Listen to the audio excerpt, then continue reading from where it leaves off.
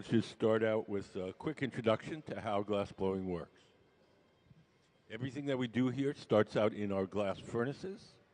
The glass furnaces are the machines where you see the doors closed. There's two of them.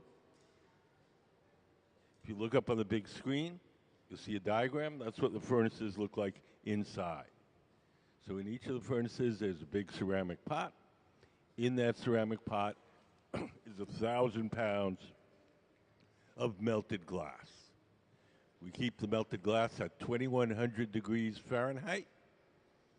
That's about as hot as the hottest volcano. At that temperature, the glass has the consistency of honey. So if you can imagine a giant crock pot full of honey, that's what our furnace is like. We want to get the glass out to make stuff. We take one of those steel pipes. Those are called blowpipes. And we dip it into the melted glass like you're dipping into a big jar of honey. We dip it in, twirl it around. A little bit of glass sticks to the end of the pipe. The pipe is hollow, so when you blow, the ball of glass blows up like a balloon. If you want to make something larger, we dip it in, blow a bubble, let it harden, and then we dip it in a second time or a third time. And we just keep building up the glass in layers. Once we get the glass out of the furnace, it only stays soft for a little while. So we do whatever shaping or blowing we can while it's hot and soft. And when it starts to cool and stiffen, we go to the second type of furnace, and those are called glory holes. Those are the round furnaces with the doors open. You can see a diagram up on the big screen. There's no glass in the glory holes. They're just a hot chamber for heating and softening the glass while we're working. So we're going to be making some jars similar to the ones that you see on the pedestals. And you'll notice that each of them has a kind of opaque band of color. That's what she's making right now. So we're going to make it in two pieces, and then we're going to join the clear and striped part with the opaque part.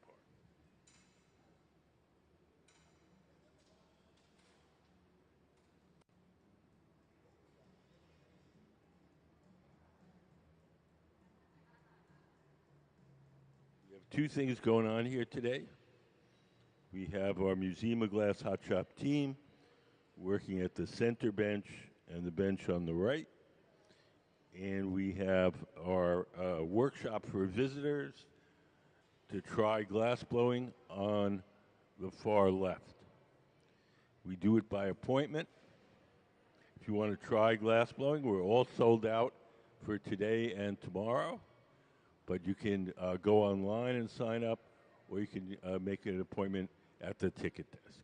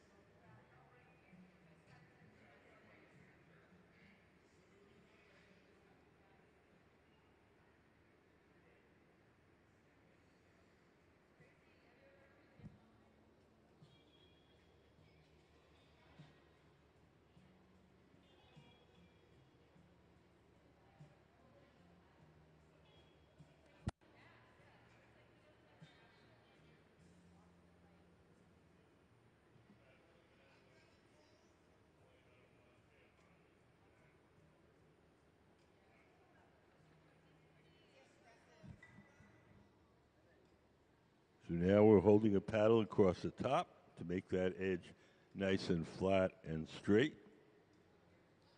And Sayuri in the center is leaning on the sides with a tool called the jacks.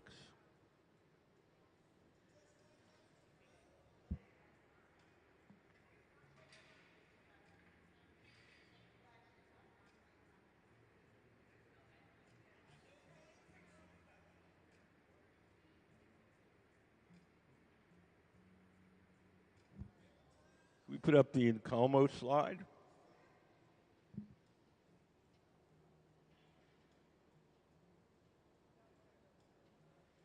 So when we make something like this, we join the two sections. We make two separate bubbles with different colors or patterns. We open them up to the same diameter, heat the edges so they're soft and sticky, and stick the two together. And that's called Incalmo, I-N-C-A-L-M-O.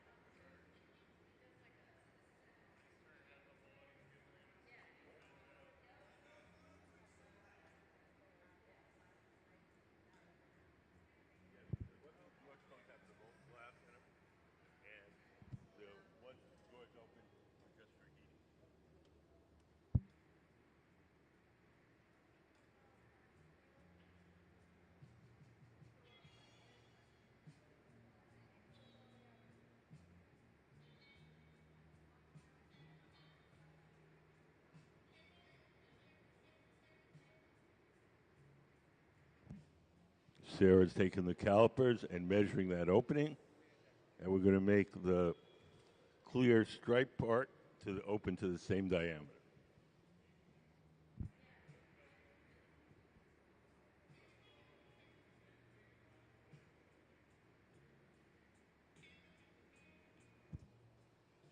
Sayuri has taken the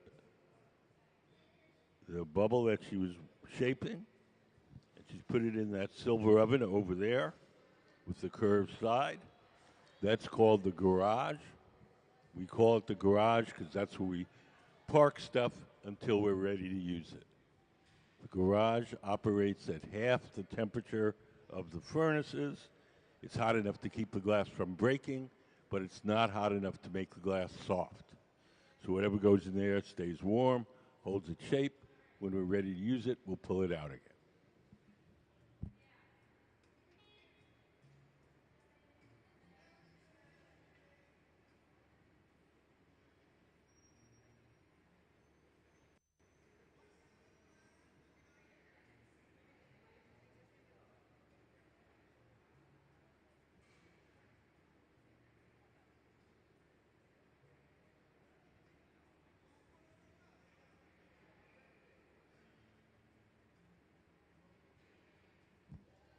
Now we're getting ready to make the other half, the other 2/3 of the jar. We want to have these spirally stripes, like you see here.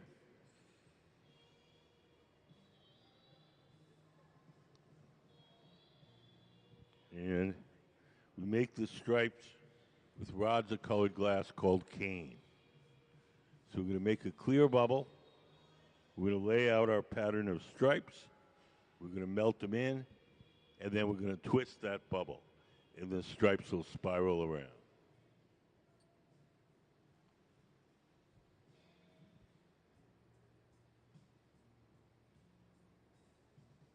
Does anybody have any questions so far?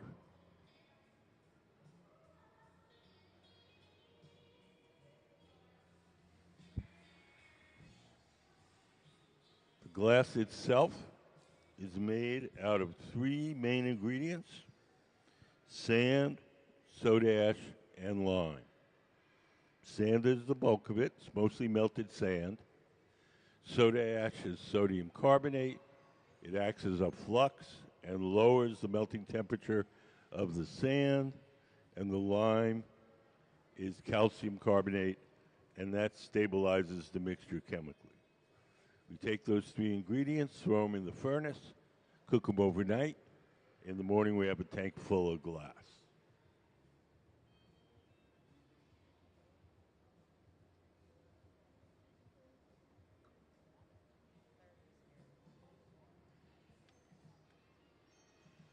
So in the center, that's Sarah Gilbert. These jars that we're making are her design. She's been with the museum for, I don't know, 18 years maybe. She's an excellent glass blower and engraver.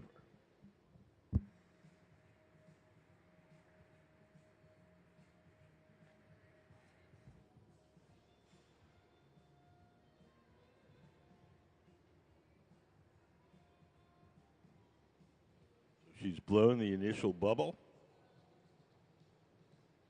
I'm going to shape that up so it's nice and even. And then we're going to coat it with more molten glass.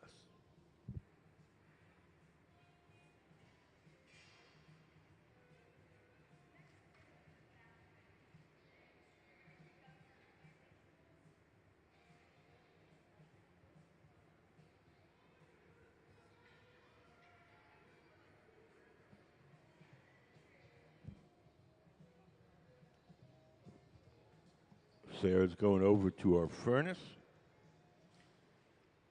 She's dipping her bubble into our big tank of melted glass. She'll come out with a fresh, hot, new coating of hot molten glass.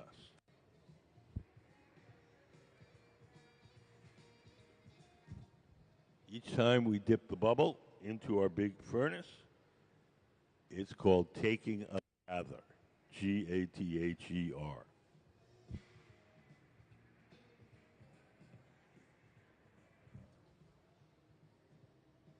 Do you guys have any questions?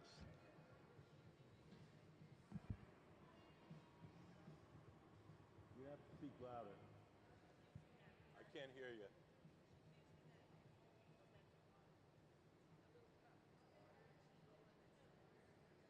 No, she's not rolling in any water. The tool is called the block. It's made out of wood. We store the tool in water, but we use it empty. There's no water in it. The tool is just damp itself. We use it as basically a half-round mold to nicely shape the bubble.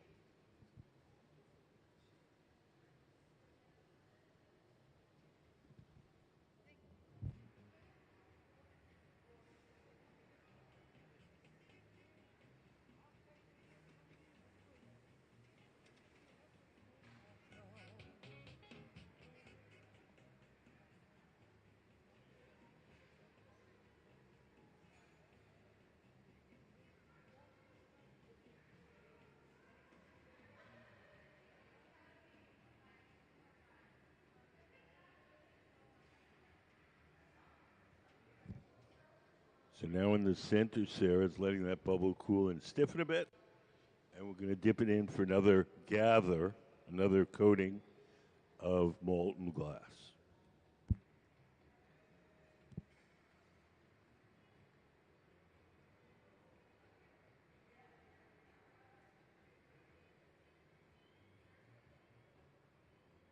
If you came in a little later, we're making these jars that you see on the lighted pedestal. We're making them in two parts. We'll make this part separately and this part separately, and then we'll join the two together.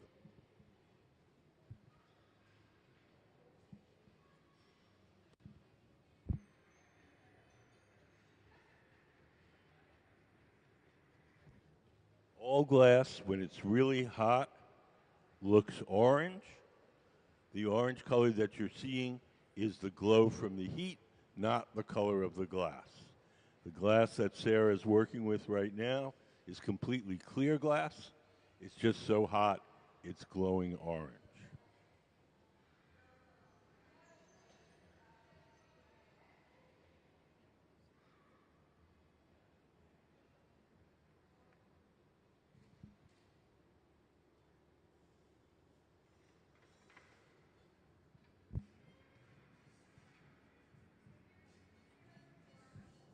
At this point, when the glass is thick and gooey, if there's anything in there that we don't want, we can yank it out and snip it off. So if there's bubbles, there's little flakes of cement from the interior of the furnace, we check it while the glass is thick and gooey. We grab it with the tweezers, pull it out, and then snip it off, and then we'll round the bubble out again and continue.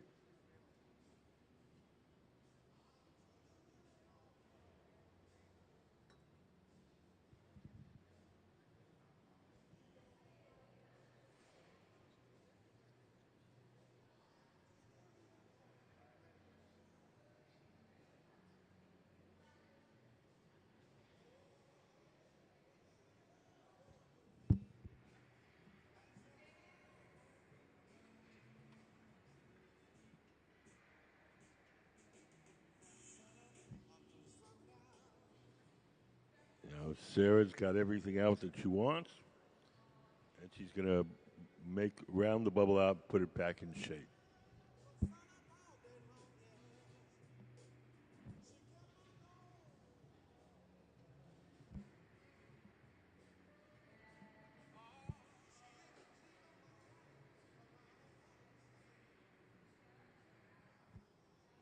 Hi, how are you guys? Good. Do you guys have any questions? Good.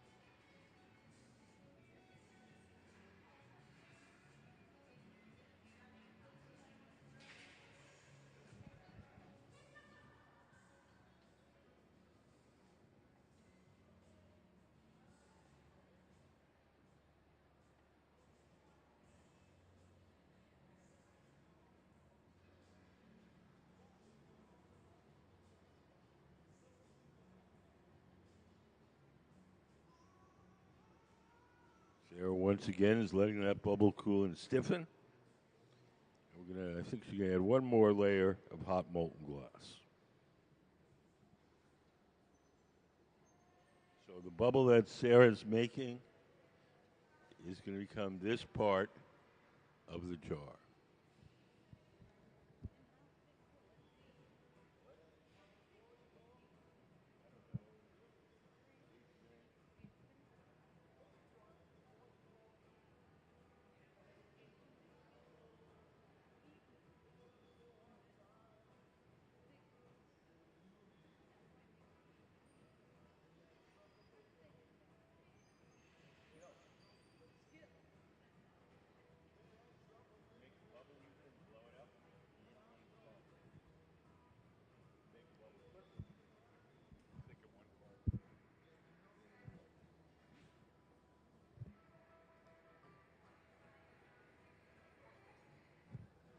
Sarah's going to drip off some of the excess glass into that steel can.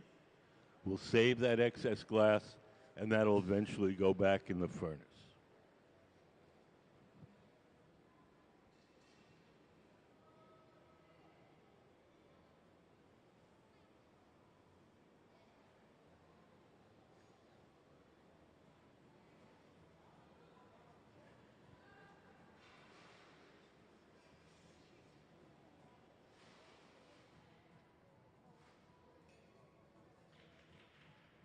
So now Sarah's going over and picking up the cane, the rods of colored glass that are going to spiral around the clear section.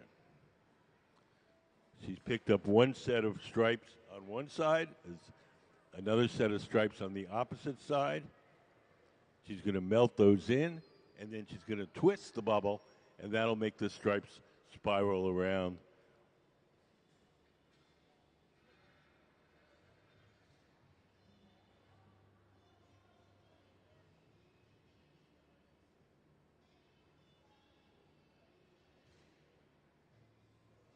Those rods of colored glass are called cane, and when we make them, that's called pulling cane. And what we do is we stretch out a rod maybe 30 or 40 feet long, and then we chop it up into little pencil-sized sections, and we use each section to make one stripe in the final piece. Can we put up picking up cane on a bubble?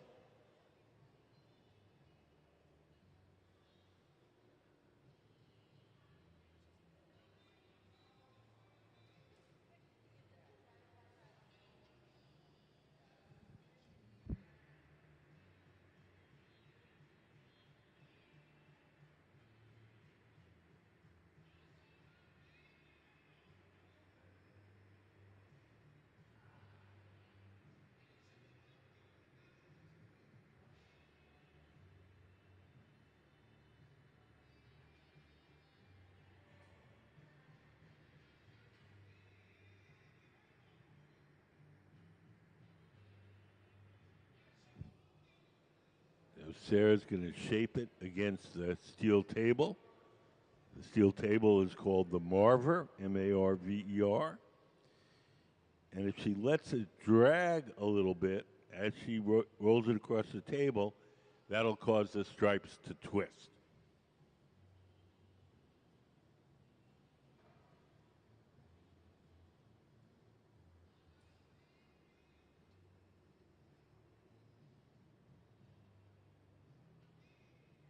So when we melted them on, they were straight. Now they're starting to twist and spiral around. Does anybody have any questions?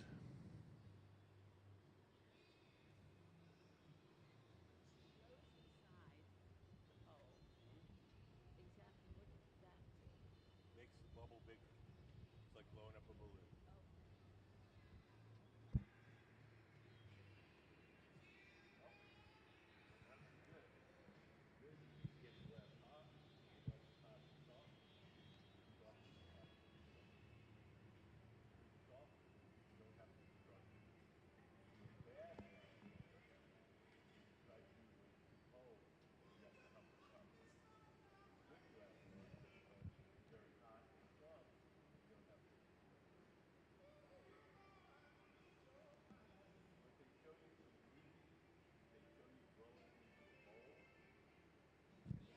You have to blow really hard into a mold so that it fills out all three pieces.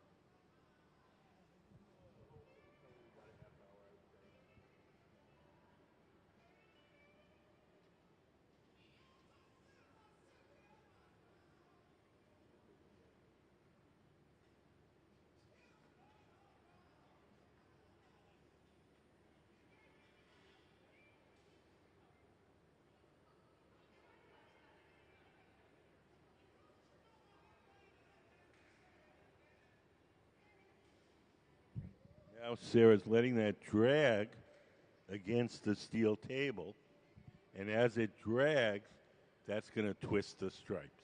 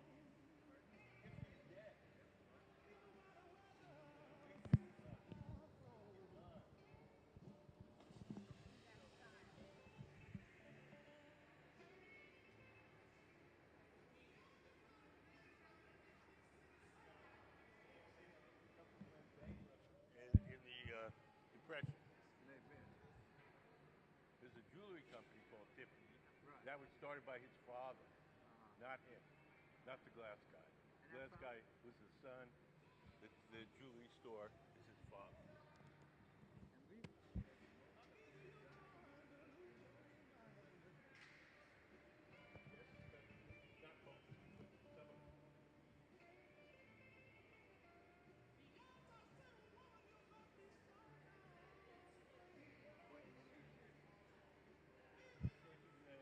The clear section of the jar.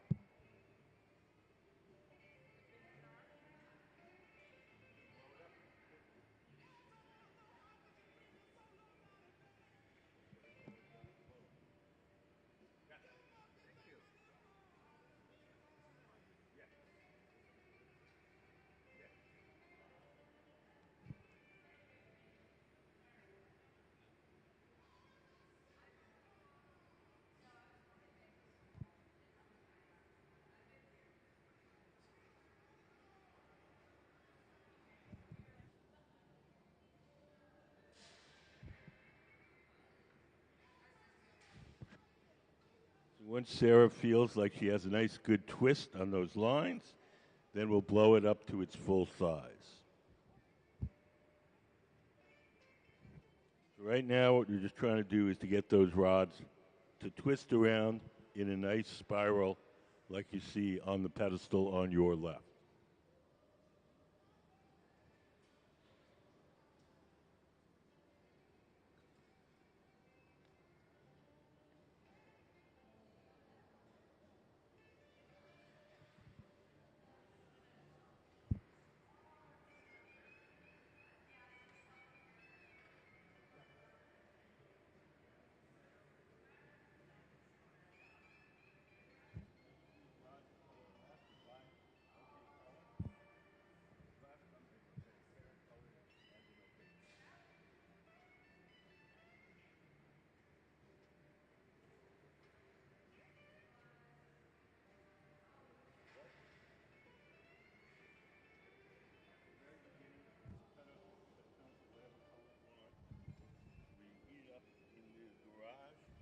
And then we pick it up and coat the initial bubble with the colored glass.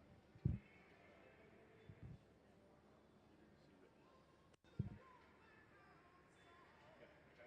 made that garage. We blew a small bubble. We heated up a chunk of the colored glass, and then we coated the clear bubble with colored glass.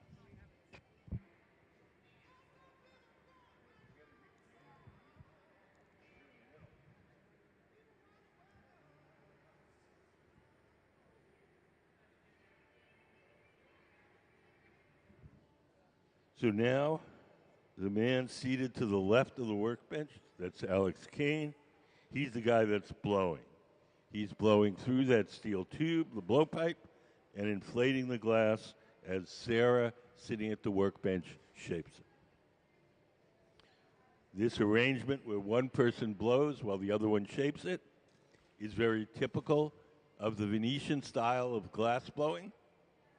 Starting 1979, a number of Venetian masters came here to the Northwest and began teaching the young Americans how to blow glass.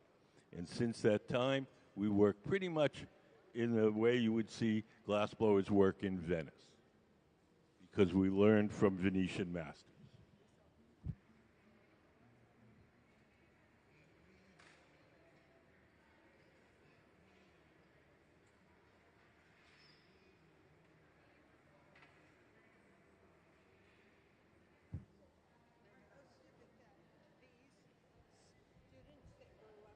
No, no, they're professionals. I know, but did they grow up through the schools here? No school here. No, no school. No, Sarah came from Rochester. I don't know where Alex is. So he already learned in Japan. Oh, okay.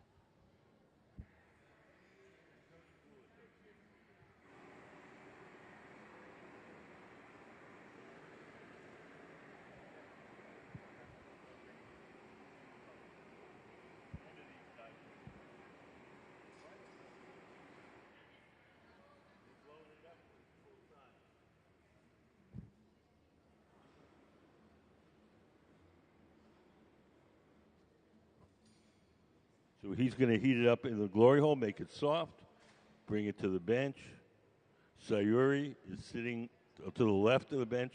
She's going to blow as Sarah, sitting at the bench, shapes it.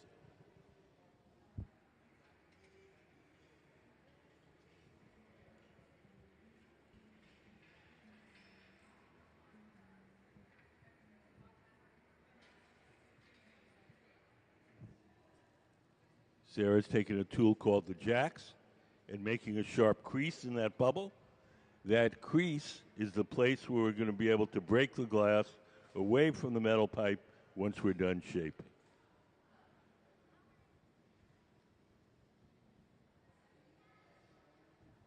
The gray pad in Sarah's hand that she's shaping the glass with is just folded up ordinary newspaper soaked in water. As long as the newspaper is wet, the paper doesn't burn too much, and it doesn't leave any marks as she shapes the glass.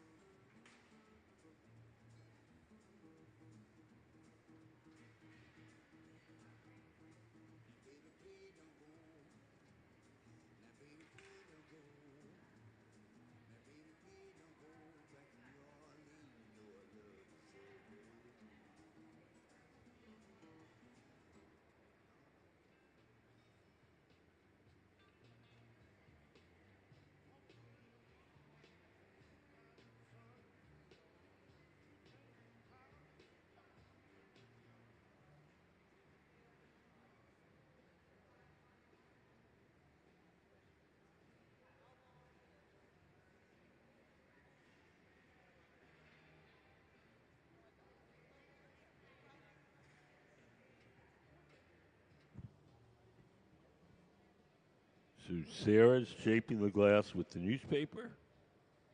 Sayuri, seated to the left of the center workbench, is the person who's blowing.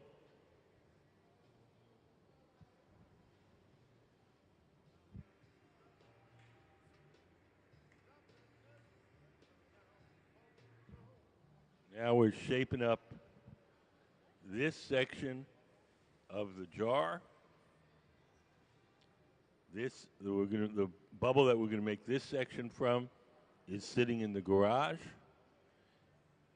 And once we get this thing blown up to size, then we'll join the two together.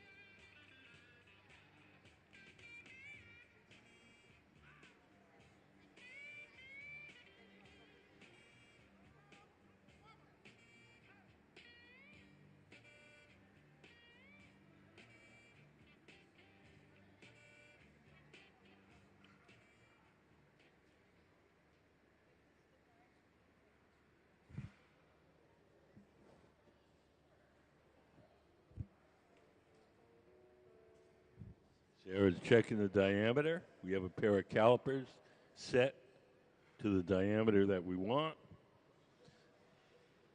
So we blow it up and we check them against the calipers. And when it's the right size, we stop inflating it.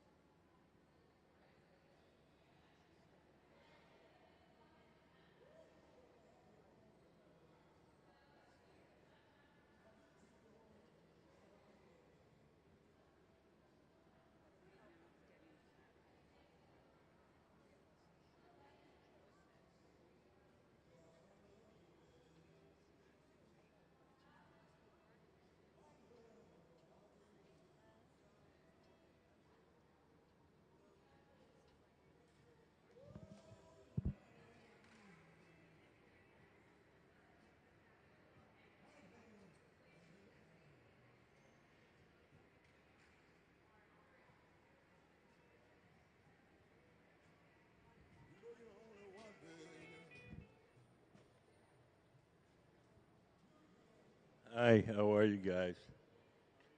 Good. You guys have any questions? There's two kinds of furnaces.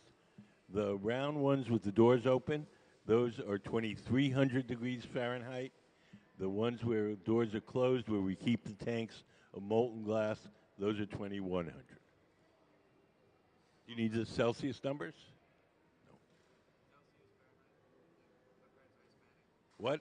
Oh, okay. Well, the round ones with the doors open are 1250 Celsius, and the furnaces, the ones with the doors closed, those are 1150 Celsius. We keep the glass hot 24/7. So, can we put up the glass furnace diagram? Oh, wait, I guess we can't. Uh, so the ones with the doors closed, behind those doors is a big ceramic tank. In that ceramic tank is 1,000 pounds of melted glass. We keep that hot all day and all night. The colors in glass come from metals dissolved in the glass when you first cook it up from scratch. Cobalt makes it blue, chromium makes it green, tin makes it white. But it's just like baking a cake. You get all the ingredients together and you bake them.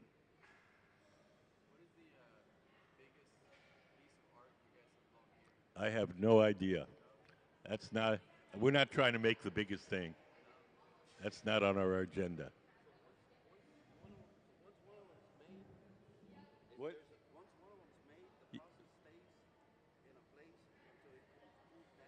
Yes, we cool it down very slowly overnight on purpose in one of these big black ovens. These are called annealers. They're an electric oven. We keep it at a constant temperature all day long. And then we put everything we make in there. And then at night, it has a little computerized thermostat that slowly turns the temperature down to room temperature overnight. If we just made these things and put them on the table and walked away and let them cool on their own, they would cool too quickly and unevenly and they would break. So everything has to be cooled slowly.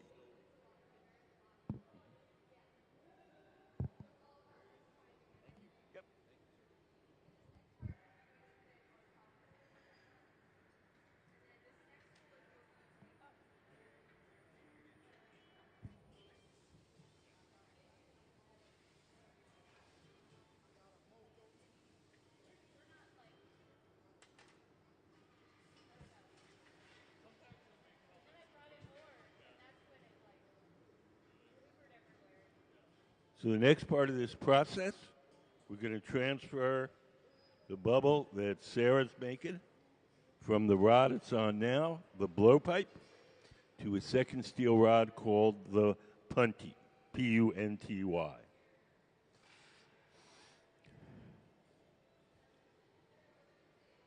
Sayuri, over on the to right of center, is preparing the punty. She's coated the end of that rod with a little bit of molten glass. We're going to attach it to the bottom of the jar, and then we're going to break the glass away from Sarah's pipe. So it'll be held from the bottom. It'll be held from the bottom, and then we can shape the top.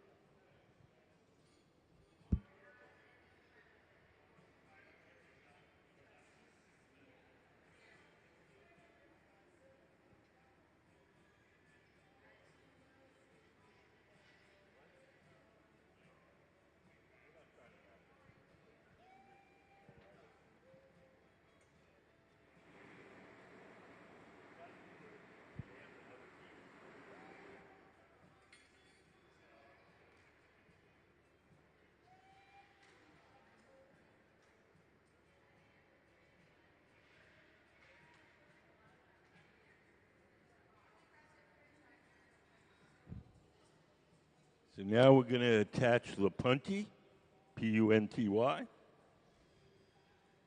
When Sarah feels that centered and strong enough connection to hold it, we'll break the glass away from Sarah's pipe. Sarah's the woman sitting in the center workbench. She'll take her tweezers, dip them in water. She'll drip a little water where she wants it to break. Give the pipe a tap, and off it comes. So now it's held from the bottom. The top is exposed.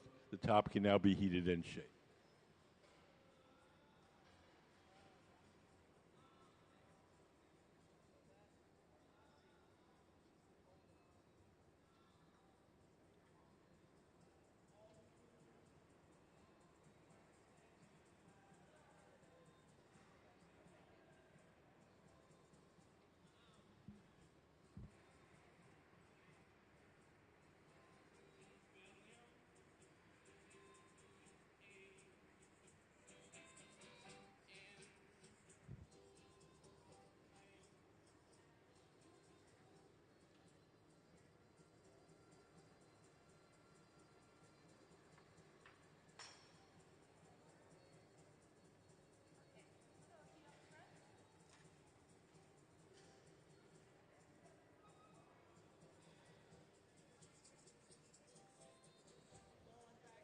So we're going to widening the opening on this bubble, and then over to the left of center, you can see Alex is warming up the bubble for the top opaque stripe.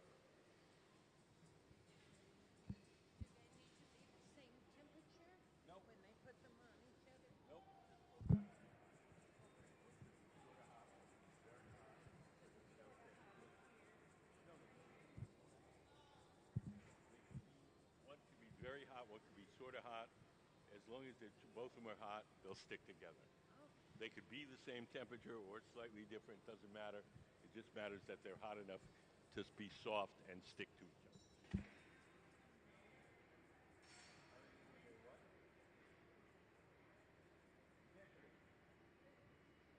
The calipers, you see, which will measure the open, we'll take it and compare it to the calipers.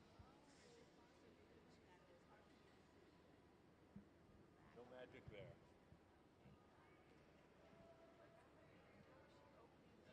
What?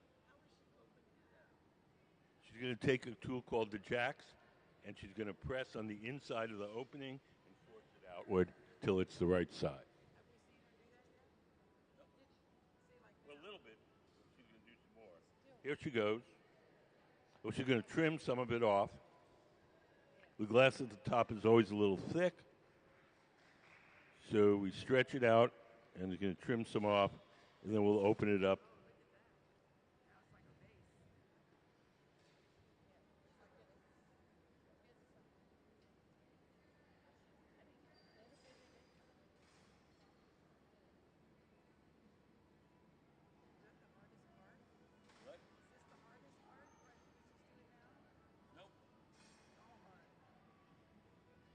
I mean, it's just standard. No particularly hard part. That's how you do it.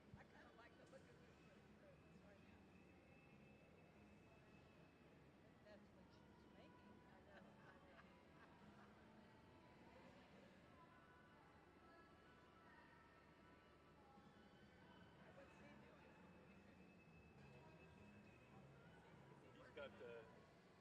What's he got?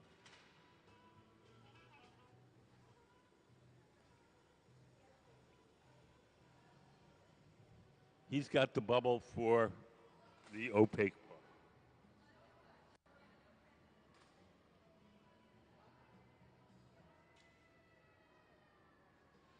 We made that earlier in the day, and we're getting ready to join the two together.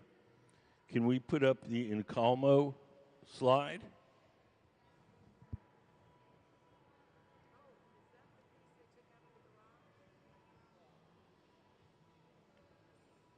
Oh.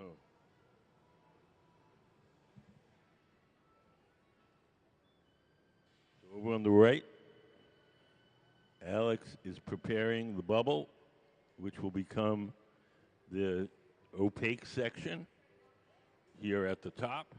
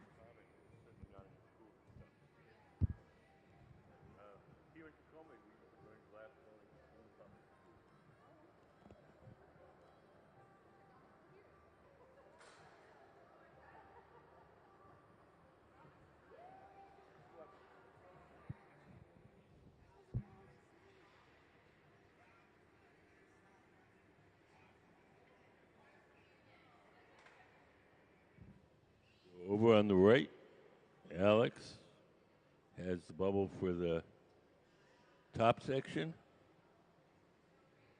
In the center, Sarah has the bubble for the main part of the jar. And we're going to join the two together.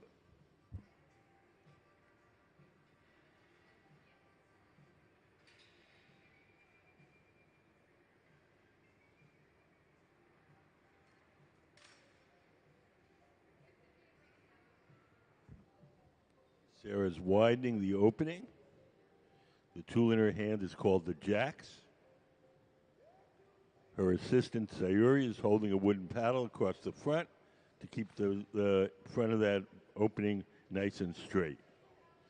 Sarah's just checked the size with her calipers. We want the opening on Sarah's bubble and the opening on Alex's bubble to be the same size, and then we can join them.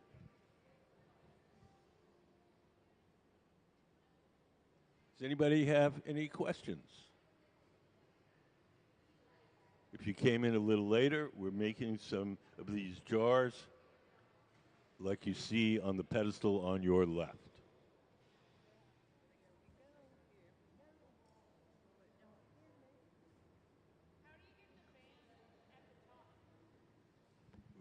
We're doing it right now. We join the two bubbles. That's called Incalmo, I-N-C-A-L-M-O. One bubble was the opaque color. The other was the clear bubble with the spiral stripes. We stick the two of them together.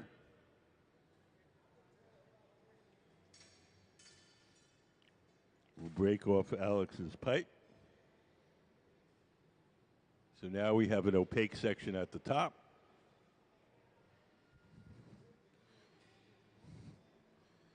And the clear and striped section at the bottom. When we join two bubbles of different colors or patterns, it's called Incalmo. It's a technique which dates back to Islamic times.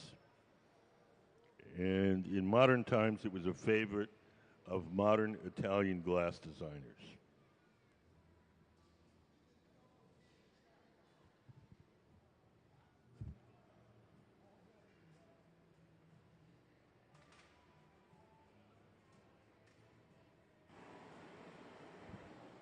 We have two ways in which we heat up the glass.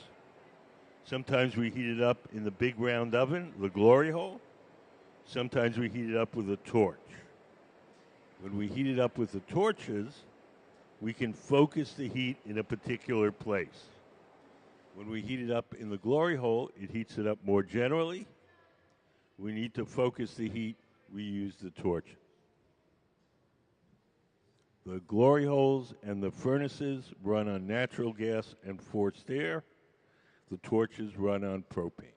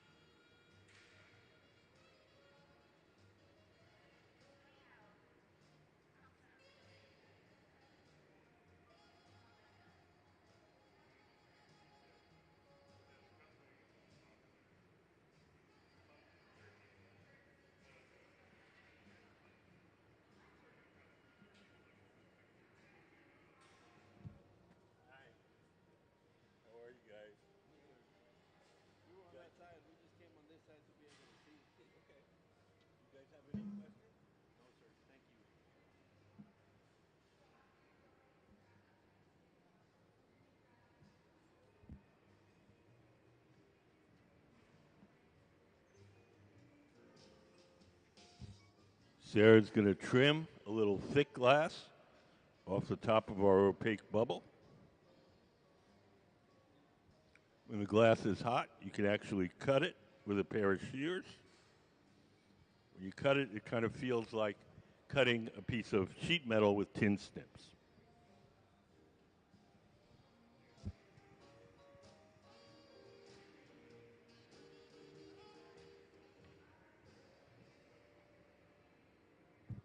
Does anybody have any questions?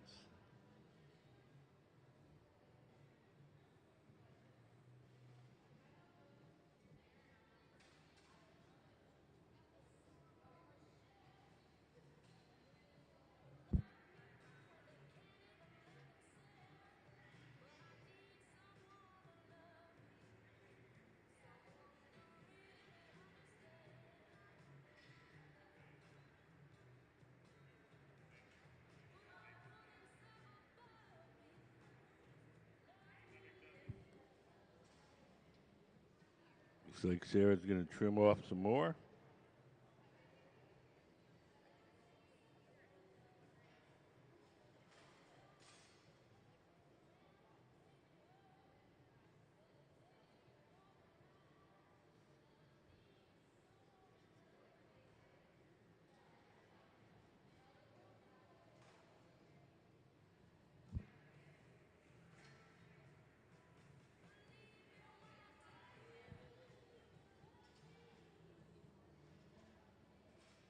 The person leading our team today is Sarah Gilbert.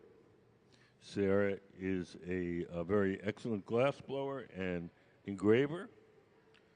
She's been here at the museum for, I think, close to 18 years.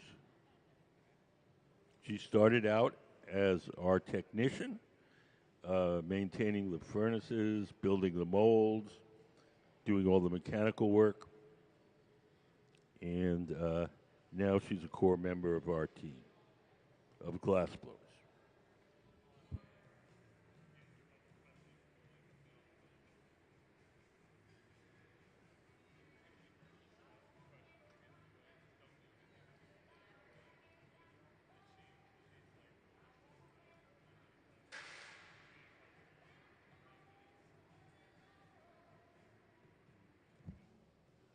She continues to trim some more off.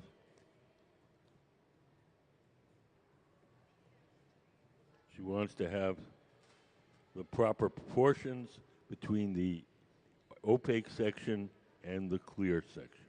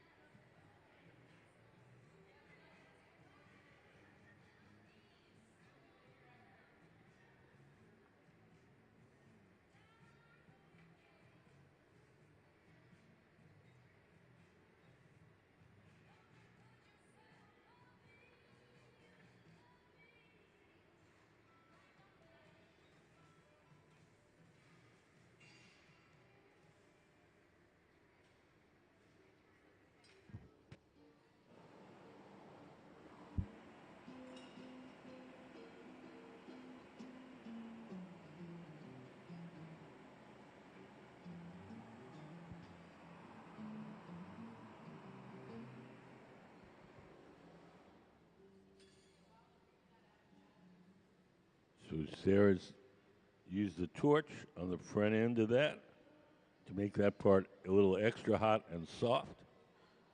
And so she's going to shape that part.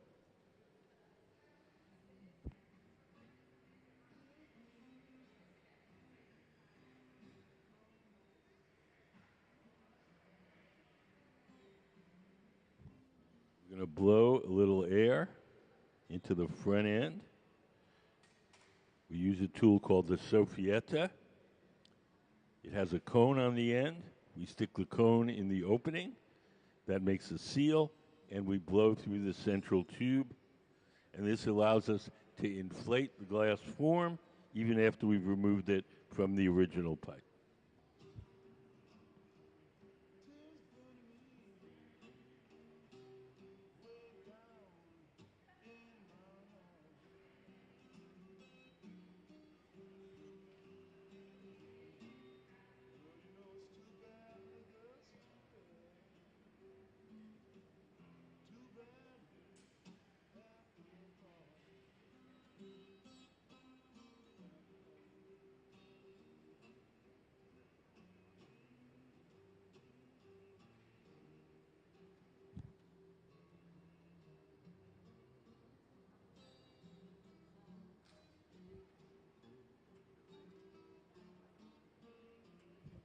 Now Sarah's widening that opening to its full diameter.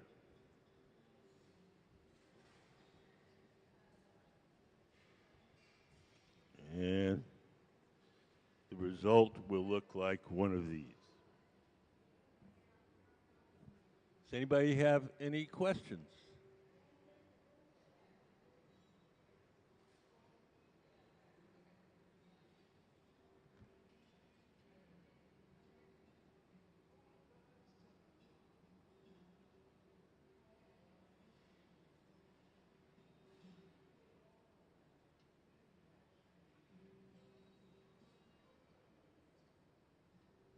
Pressing against the inside of that opening, making the opening larger, and we want to have a nice, crisp, cylindrical shape.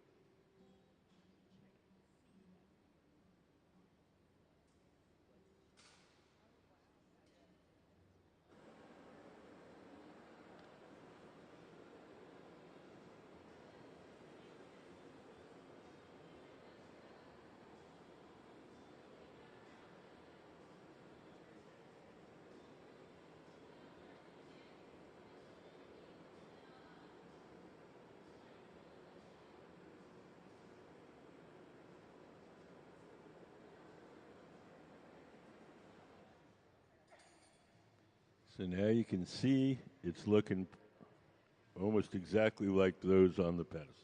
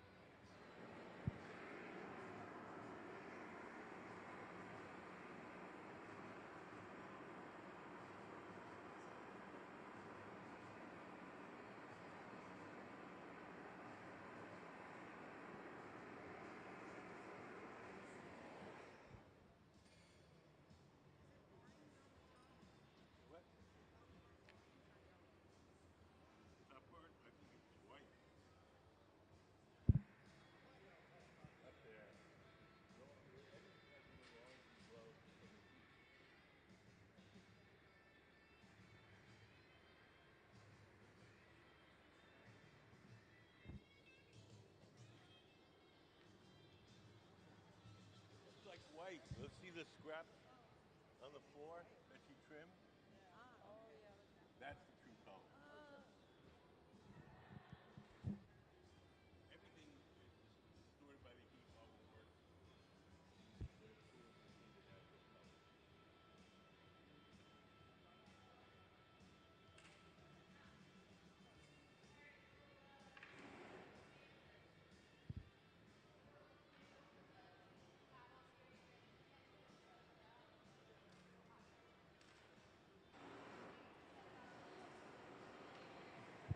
So we're getting pretty close to being done.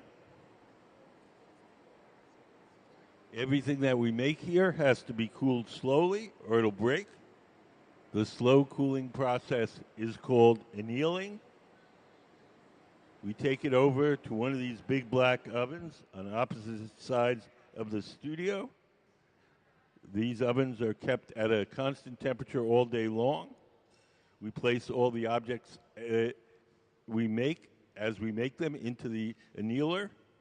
And then at night, these ovens have a little computerized thermostat that will slowly turn the temperature down to room temperature overnight.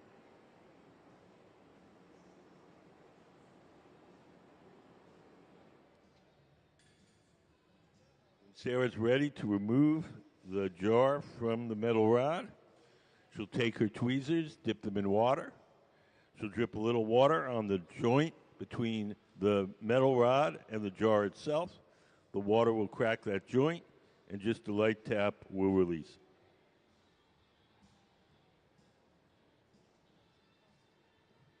Over on the right, you can see Alex in the green jacket. He's putting on some protective clothing. He's going to carry the finished jar to our annealing oven.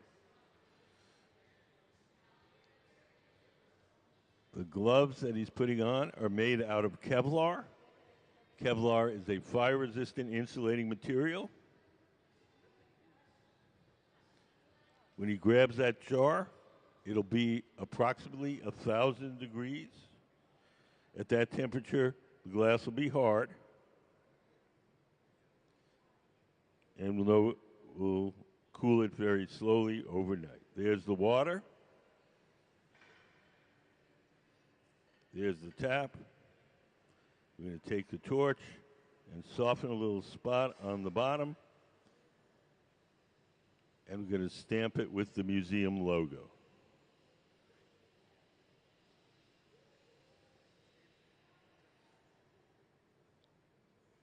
Then off to our annealing oven. We don't clap till it's safely put away. So let's have a big hand for the Museum of Glass Hot Shop team, Alex Kane, Sarah Gilbert, and Sayuri Fukuda. Does anybody have any questions?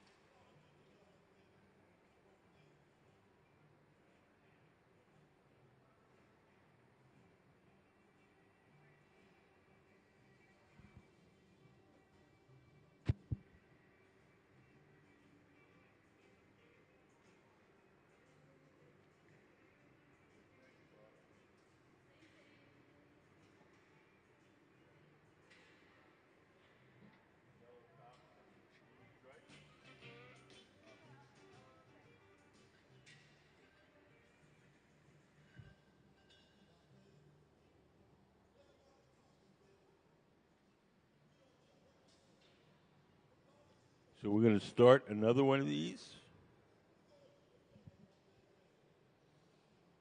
First thing we're going to do is make the bubble for the top opaque section. That would be these sections over here.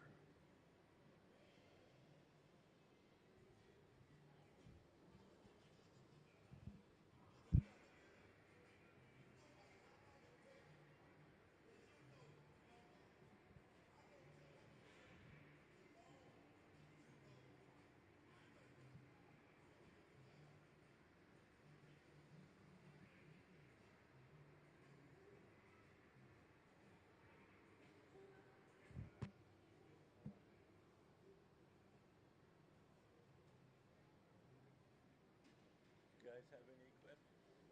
What's the price cost of something like that that she has on the table?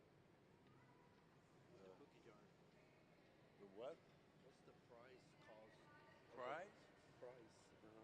What's the price? Mm-hmm. Or price? P-R-I-C-E? How much would that cost? Oh, I have no idea. I have to look at the store. Beautiful. Cookie jar. They price in the store. I don't. They do.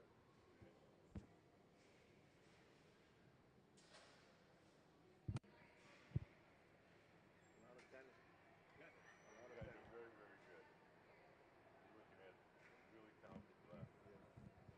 You yourself also I used to. used to.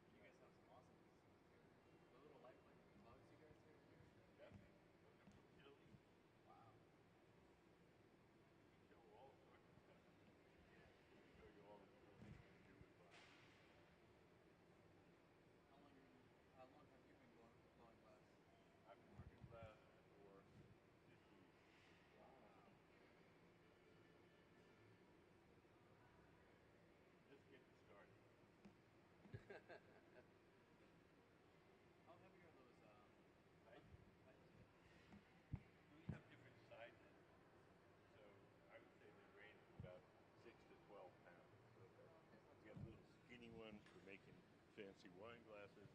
We have big fat ones for making giant sculptures. Now, the thing that weighs is that when we're making big things, all that weight is way out on the end of that pole, so it feels way heavier. It's like picking up a bowling ball with a fish. So if when you make a big thing, it feels a lot heavier than it would weigh on a scale. And so, is it just that the stick being hot enough, that's why it sticks? There's no Hot glass sticks to hot steel. The metal pipes into the molten glass, we have to heat the tips up so that the glass will stick to it. and if it gets cool, it just falls? Well, yeah. We see all the pipes that are in those metal buckets. Yeah, those we just leave them in the metal buckets, and as it cools, the glass pops off. Oh, a lot of trust. Yeah, well, people have been blowing glass for 2,000 years, so we got it figured out.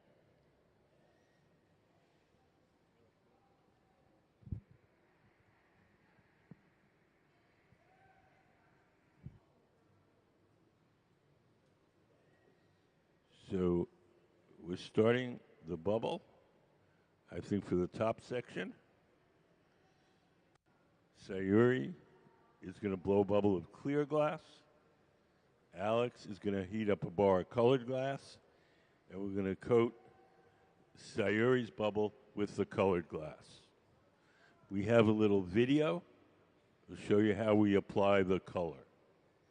Can we play color overlay?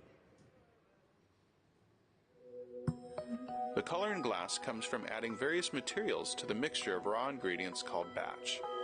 Most of the colorants are compounds containing some kind of metal. For example, adding cobalt to clear glass creates a deep blue.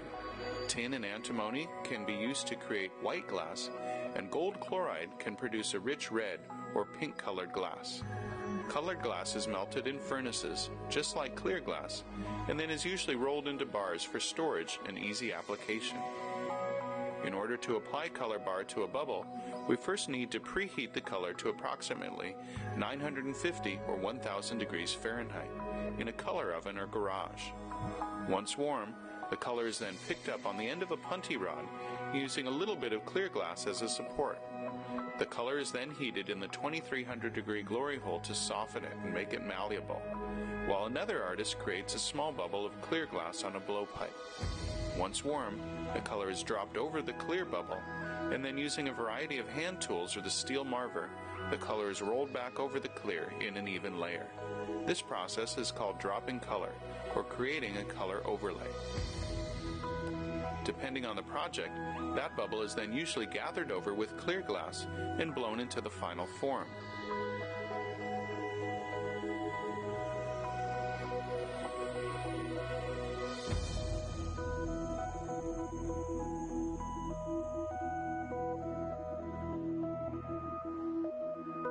The finished product may appear to be all made from colored glass, but when viewed in cross-section, we can see that there is only a thin layer of color sandwiched between many layers of clear glass.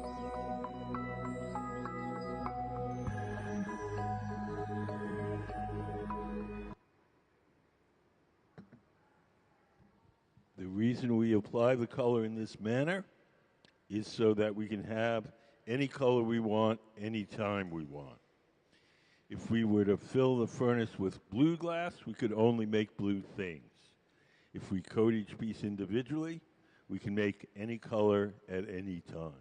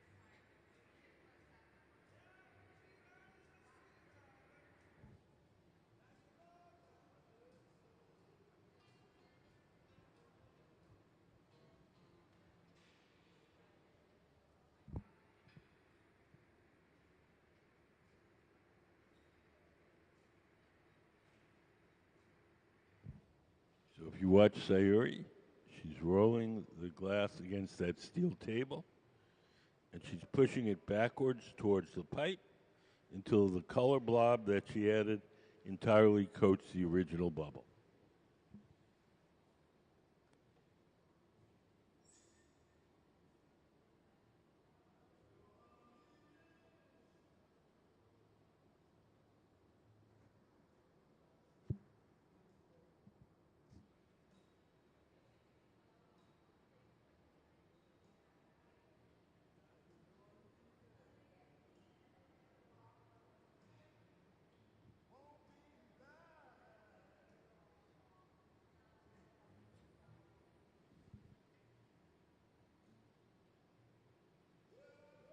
Over on the left side of the studio, we have our By the Furnace workshop, where people get to try glass blowing.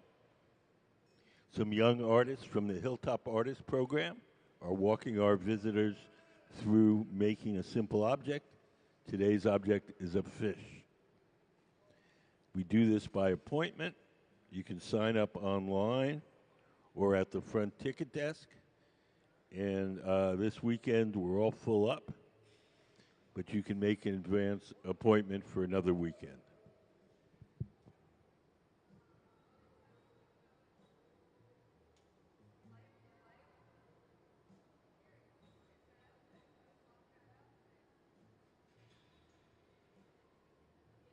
So if you've never tried glass blowing, you want to try it, this would be an opportunity.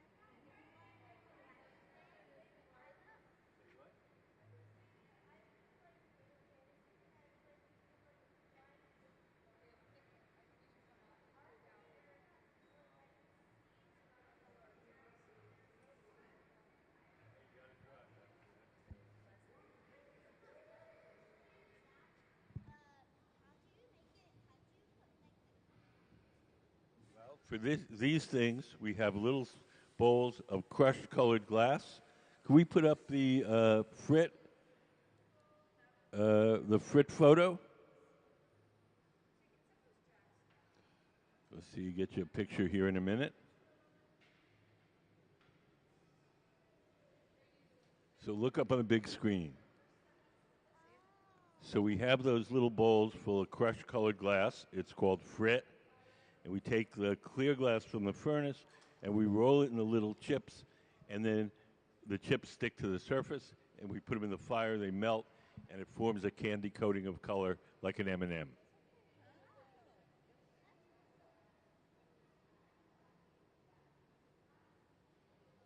If you want to enter our contest, there's a table in the lobby with drawing materials and entry forms. It doesn't cost anything. You just go there, do your drawing, and put it in the box. Make sure you fill out there's an entry form there, so we have your contact details. So if you win, we can call you up. You can bring the whole family down, and we'll make it right in front of you. Yeah, you don't have to. You could live anywhere. We've done it with kids from China and France. So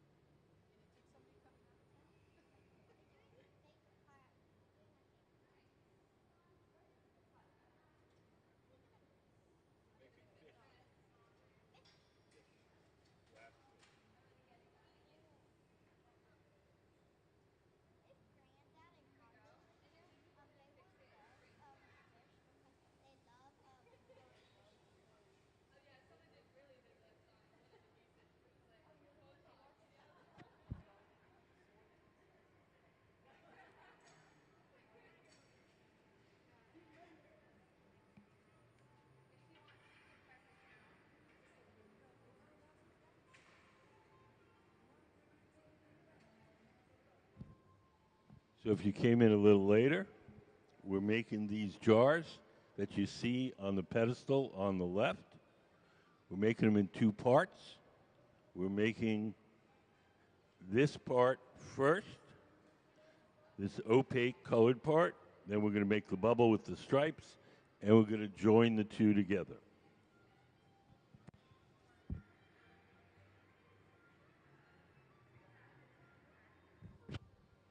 Just to get you guys started, we have some new faces. We'll give you just a very brief introduction to how glass blowing works. Everything that we make here starts out in our glass furnaces. The glass furnaces are the machines where you see the doors closed. There's two of them.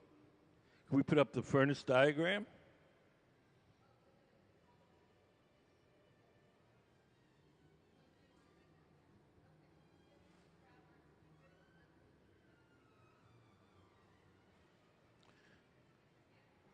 Can we put up the furnace diagram?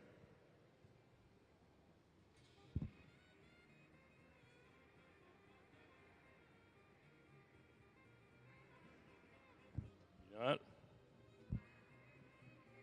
Each of the furnaces has a ceramic pot inside it. In that ceramic pot is 1,000 pounds of melted glass. We keep the melted glass at 2,100 degrees Fahrenheit, which is 1150 Celsius. At that temperature, the glass has the consistency of honey. When we want to get the glass out to make stuff, we take one of those steel pipes and we dip it into the big pot of melted glass like you're dipping into a big jar of honey. We dip it in, twirl it around. A little bit of the glass sticks to the end of the pipe. The pipe itself is hollow, so when you blow, the ball of glass blows up like a balloon. If you want to make something larger, we dip it in, blow a bubble, let it harden, and then we dip it in a second time or a third time. We just keep building up the glass in layers. Once we get the glass out of the furnace, it only stays soft for a little while. So we do whatever shaping we can while it's hot and soft. And then when it starts to cool and stiffen, we go to the second type of furnace, and those are called glory holes. The glory holes are the round ones with the doors open. Those have no glass in them. They're just a hot chamber for heating and softening the glass while we're working.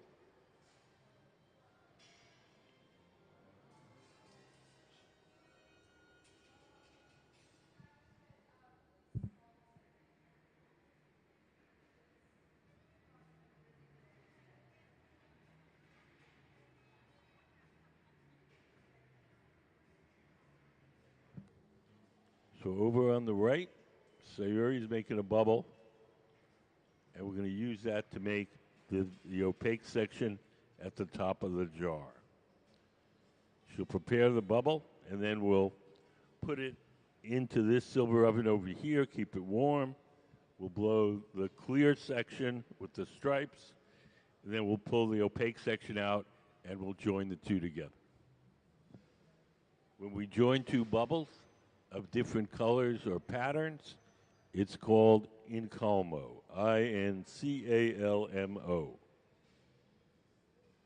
In the Venetian dialect, incalmo means to graft, like grafting in plants.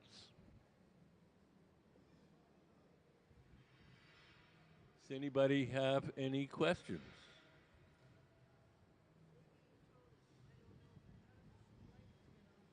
Okay, how do the stripes get on the jar? We have these rods of colored glass called cane.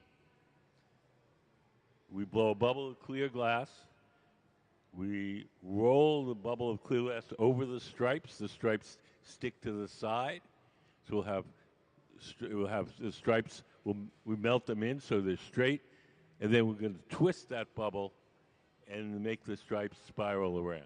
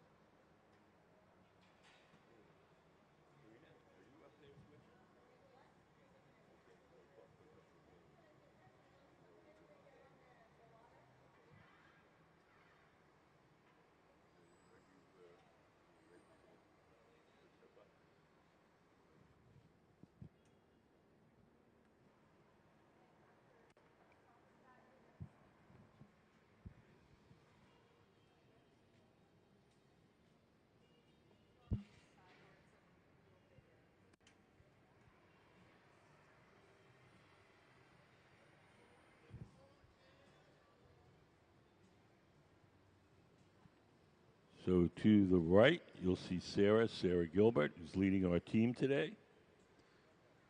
She's taken her pipe over to the pipe cooler. We have a little T-shaped trough. If the pipes get hot, we lay the pipes in that trough, and we spray water on them to cool them down and make them easier to hold.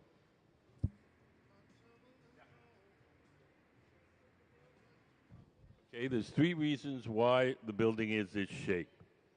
First and most important, it looks really cool.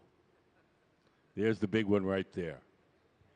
Reason number two, the building is designed to act like a giant chimney, so that like a chimney in your house. So there's a natural updraft taking the heat and smoke away from the furnaces. Reason number three, along this waterway, before the museum was here, there were a number of sawmills. The sawmills had big cone-shaped metal outbuildings where they burned the wastewood from the sawmills for power.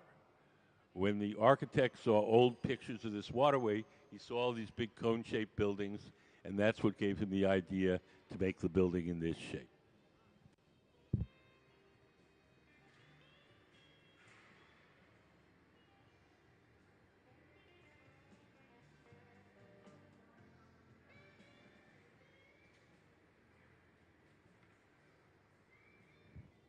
So over on the right, you'll see Sayuri laying out some rods of colored glass. These rods are called cane, and we're going to melt them into a bubble to make the stripes that you're going to see on the sides of that jar.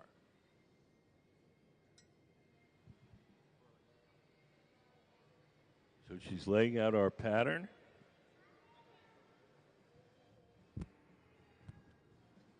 That contraption where we're laying out the pattern is called the pastorale. And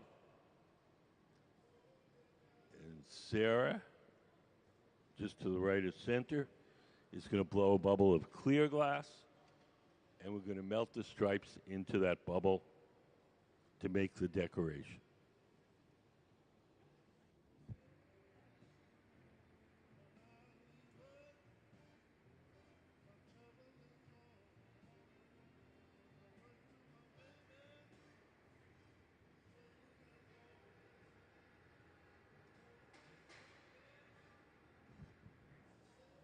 Sarah's going over to the pipe cooler again. When we reach into the furnace to get the glass out, it makes the pipes hot. So we take them over to the pipe cooler. We just spray water on the metal pipe. That cools them down and makes them easier to hold.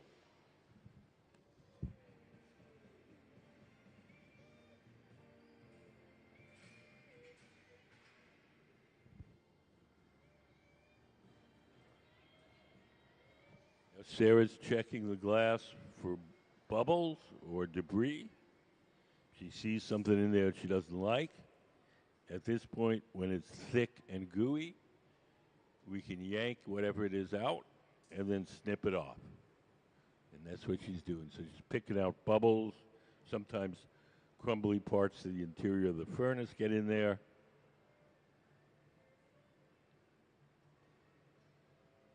So we yank them out, and then we'll heat that mass up again and round it out.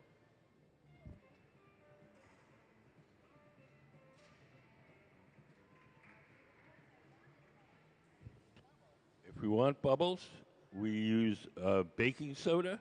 Can we put up the baking soda drawing? See, we get you a visual here.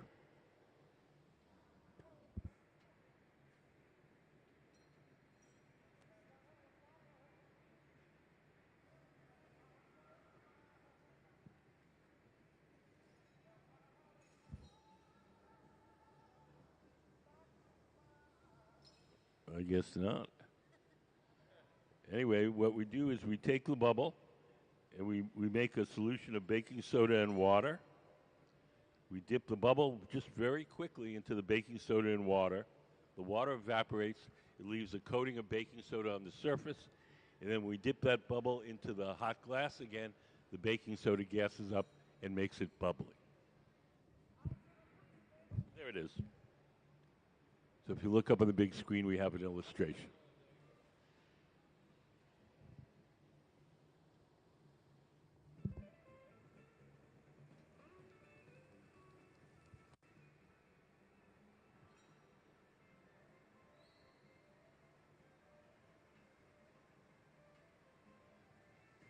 So over on your right, Alex has our stripes, our cane, C-A-N-E. Sarah's making a bubble of clear glass in the center. All glass, when it's really hot, looks orange. So don't let that orange color fool you. The bubble that Sarah's making over there is perfectly clear glass. It's just hot and glows orange temporarily. If you think about your own homes, if you have an electric stove, the burners are gray. When you turn them on to cook something, they get hot, they glow orange for a little while. Turn them off, they cool down, the orange glow disappears, and they look gray again. That's the same physics you're seeing here with the glass.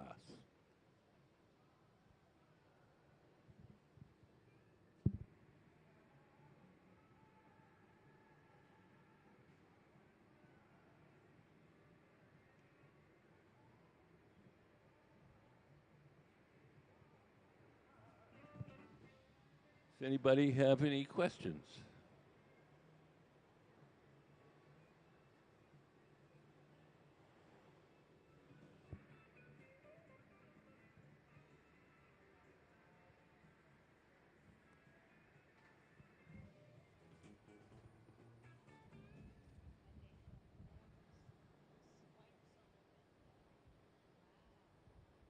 Hi. How are you guys? Yeah. You guys have any questions? Anything you'd like to know?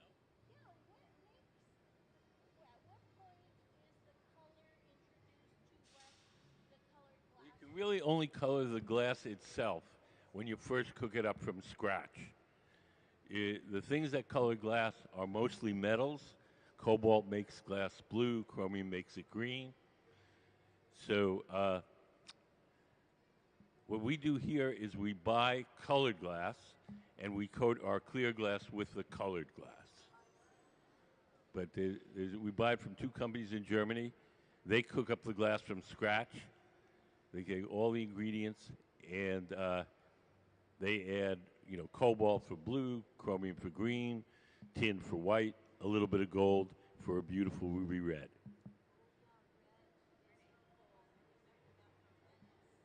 Mm-hmm.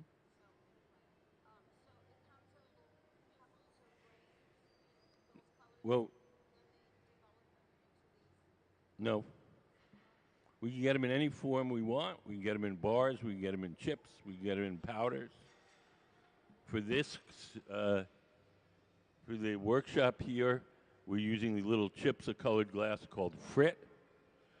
For the jars that we're making, we're using what's called color bar. And we're heating up little chunks of colored glass and coating the initial bubble with red or blue or green.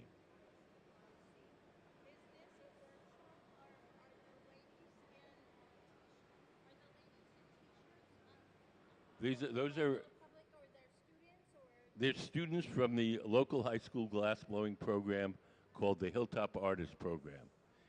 And we've hired them to run this workshop, and so that our visitors can try glass blowing. So the people in the T-shirts are walking the visitors through making a simple object. So they're mostly people who have never touched glass before. But the students are learning glass making in their own high schools and public school. The folks working on these two benches in the center and on the right, those guys are all professionals.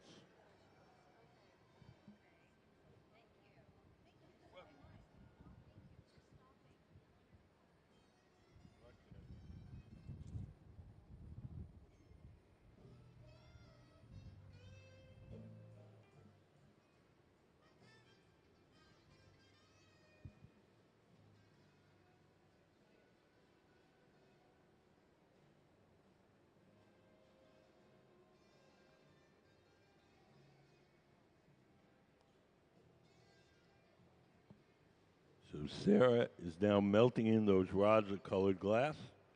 Those are called keen. When she gets them completely melted into the surface, then she's going to start to twist them. She'll roll the glass bubble against the steel table, and if she lets it drag a little bit, the canes will start to twist. And that'll give us that spiral design that you see over on the pedestal.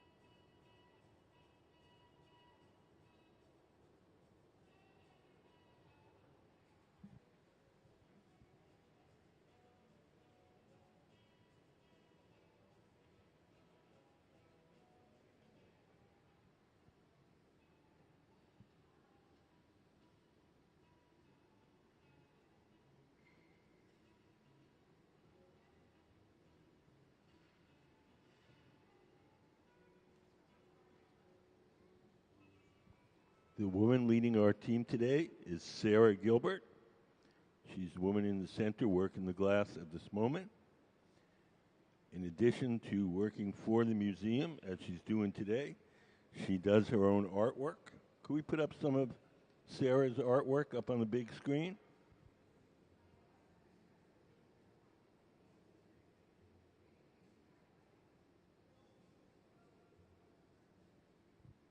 Sarah is an accomplished engraver.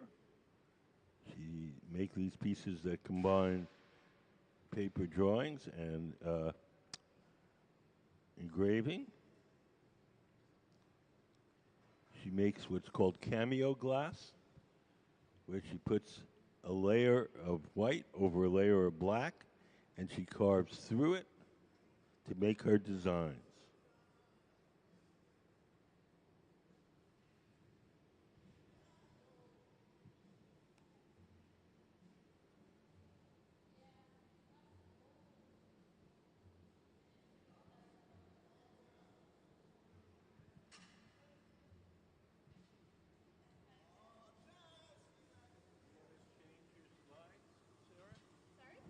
You want to change your slides? Yeah, but I need to send them different images. You want to stop showing those or just have them until you get it squared away? Get around to sending them.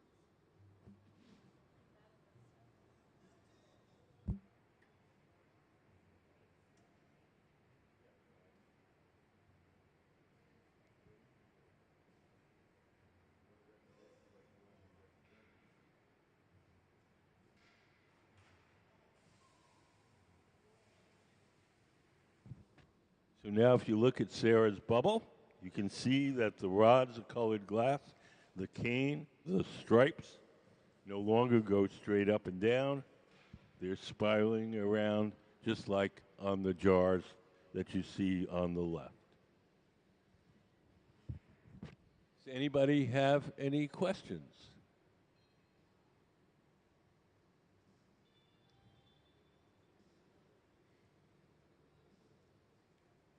Can we put up how hot is it?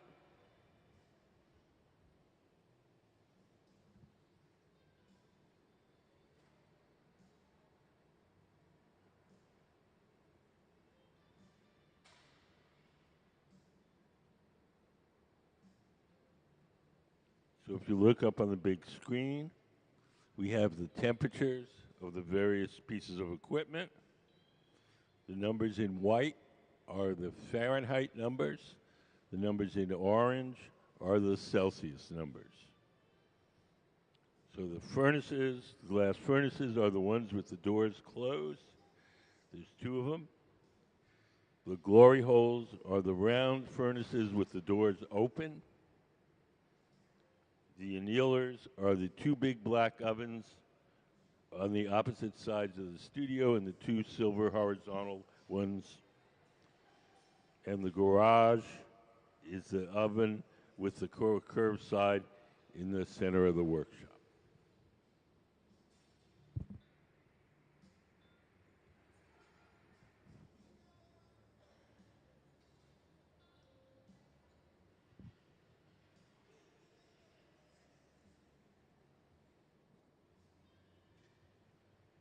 Thank you.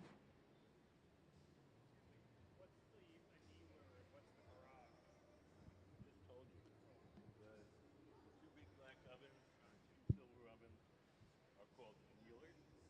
They're for cooling the glass down slowly once it's done. The garage is a silver oven with five.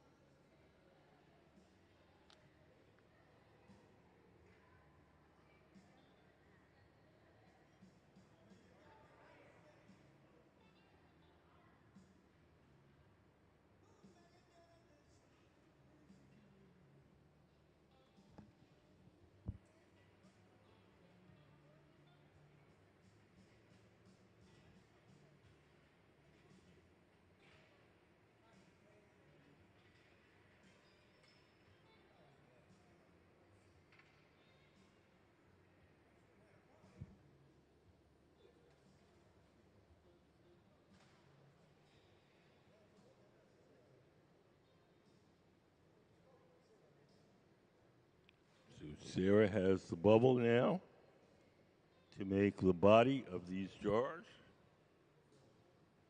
That'll be this part right here. We've made a separate bubble earlier today for this part, and we're going to join the two bubbles together.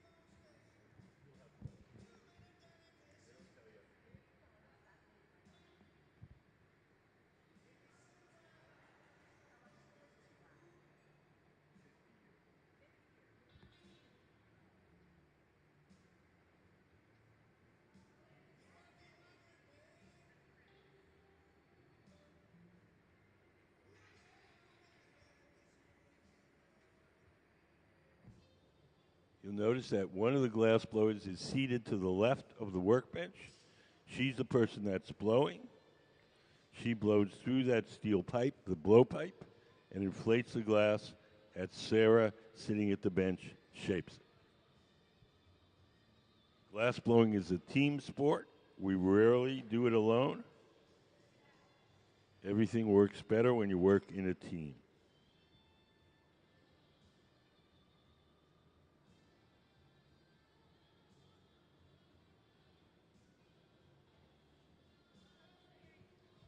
So Sayuri to the left is blowing.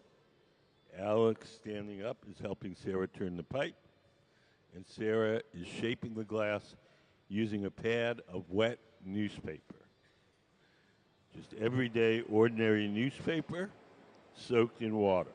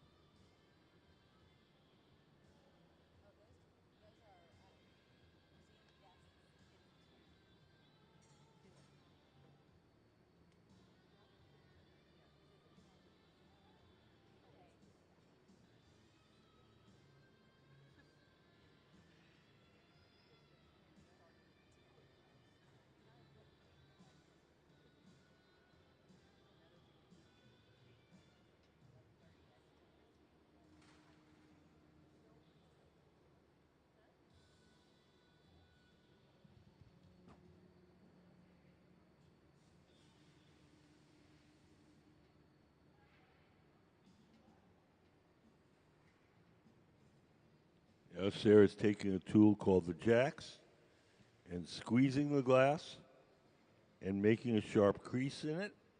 That crease is called the jack line, and that's going to be the place where we can break the glass away from the metal pipe once we're done shaping.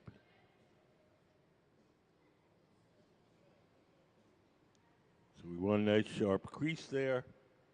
Creates a weak point in the glass, and so it'll break off even.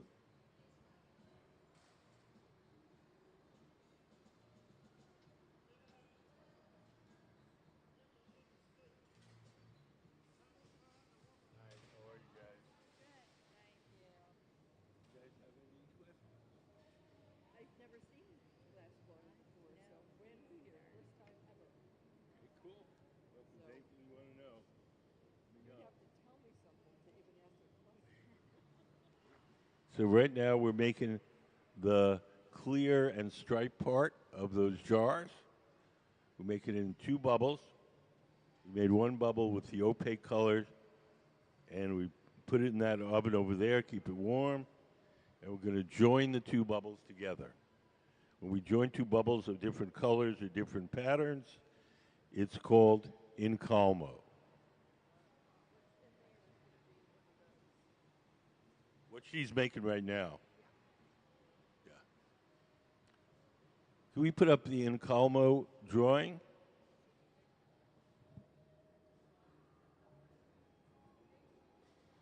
So we're going to take these 2 bubbles, we're going to open them to the same diameter, and we're going to stick the 2 together.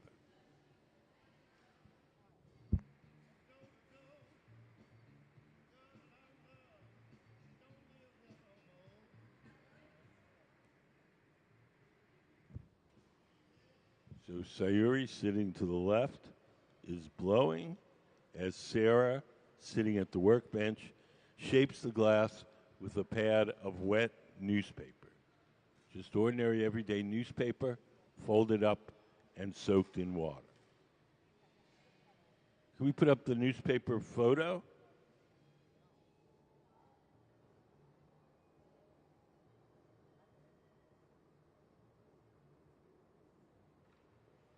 So are these just the colors that you put in the glass? These are called color bar, and this is how we get our colored glass. When we want to make a colored object, we blow a bubble of clear glass from the big furnace. We heat up a chunk of the colored glass, and then we coat the initial bubble with a layer of red or blue or green or purple.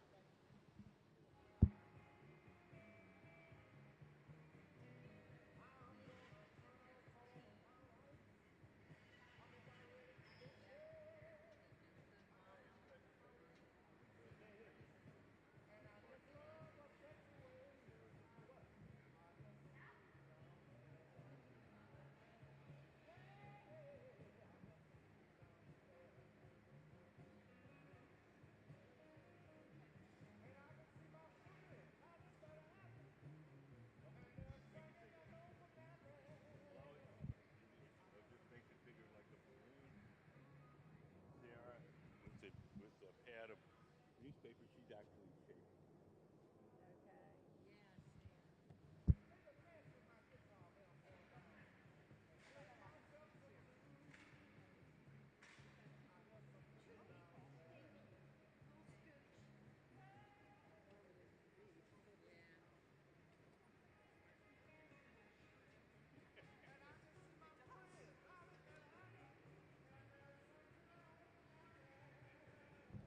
So the next thing we're going to do is we're going to transfer Sarah's bubble with the stripes from the rod it's on now, the blowpipe, to a second steel rod called the punty.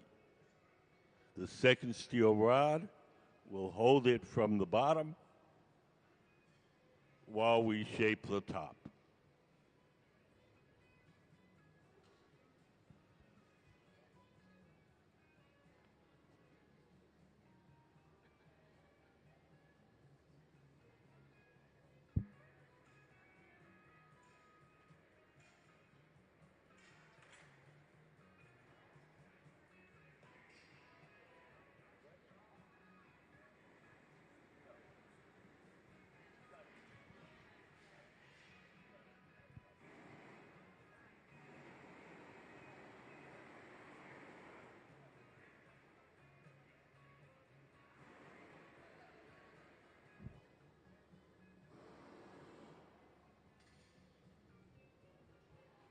Over to the right is center, that's Sayuri Fukuda, and she is preparing the punty, P-U-N-T-Y. We're going to use Sayuri's rod as a temporary handle to hold that bubble from the bottom while we shape the top.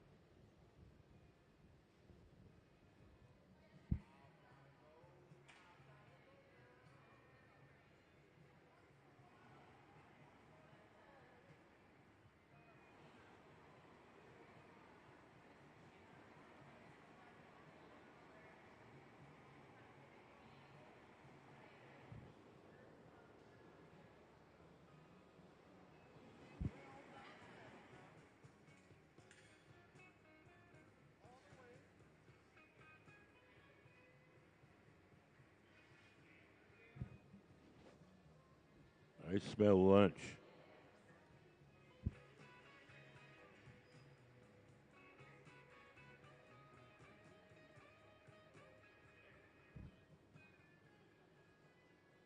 Now Sayuri's going to heat that up with just a little extra. She's going to bring it over to Sarah at the center workbench, and Sarah's going to attach it to the bottom of the jar. Once she feels that a bond is firm enough, we'll break the glass away from the original pipe. Sarah will take her tweezers, dip them in water. She'll drip a little water where she wants the glass to break. There she goes. And she'll give the pipe a tap, and off it comes. So now that's held from the bottom. The top of that bubble is exposed. The top can now be heated and shaped.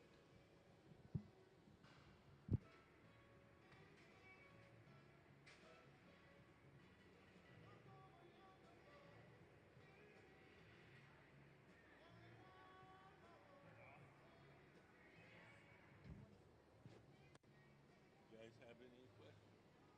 Nope, you're doing a great job.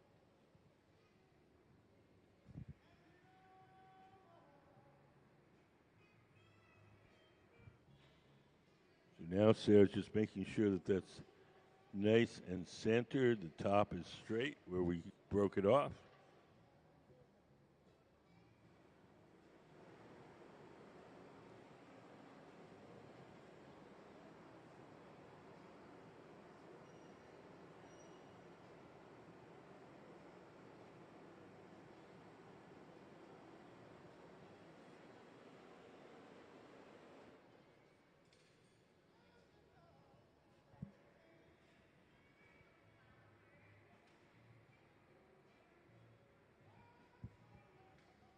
Glass out of the top of a bubble like that is always a little bit thick. So I think Sarah's going to stretch some of it out and trim some of it off.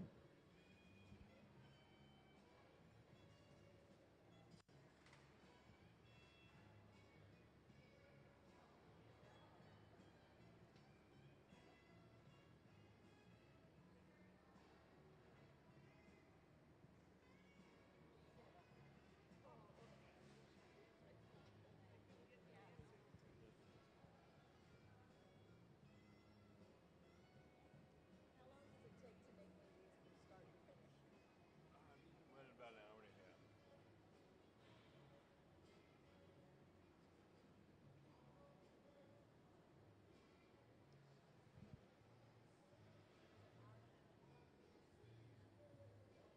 We're way into it.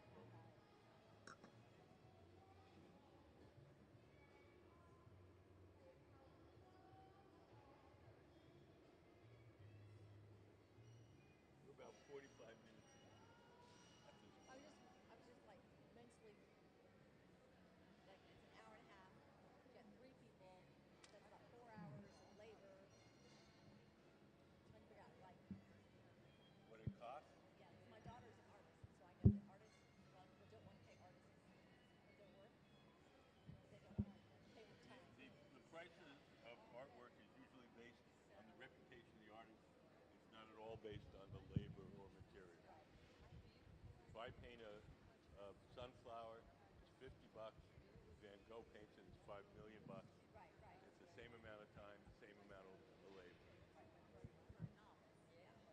People don't like to pay artists. What? People always bulk the price of handmade. So I was just wondering.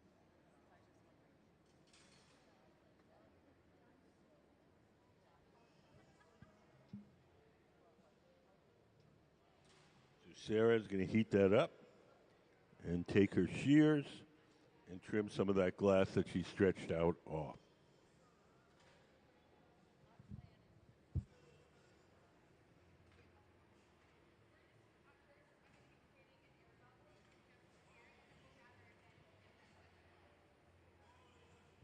We have two things going on today.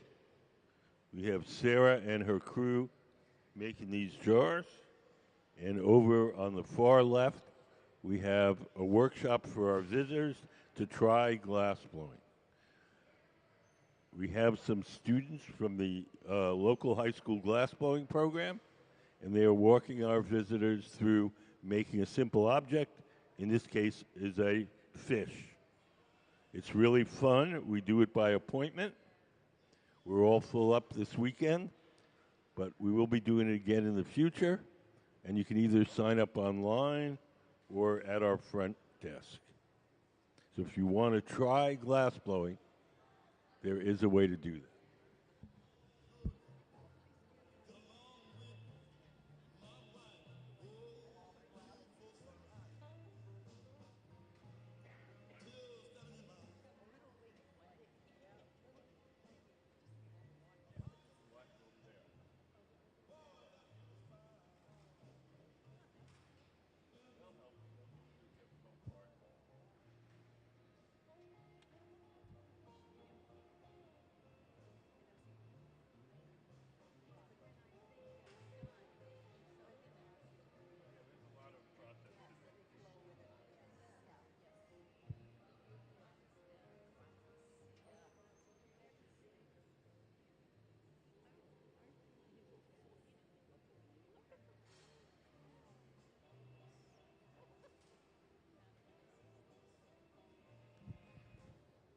So over on the right, that's Alex, and he has a bubble which is going to become the band that you see on the top of these jars.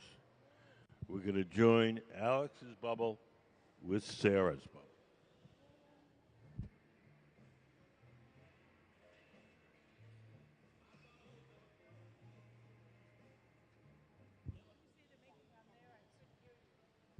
We're making the jars that you see on the.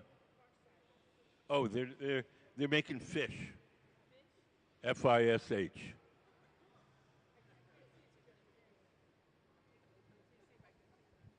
We have closed captioning. Is that working? Hello, hello, hello. Well, maybe it's not working. Yeah. Yeah. Okay. So it's very echoey in here. If you have trouble hearing, you can always read what I'm saying off the bottom of the screen.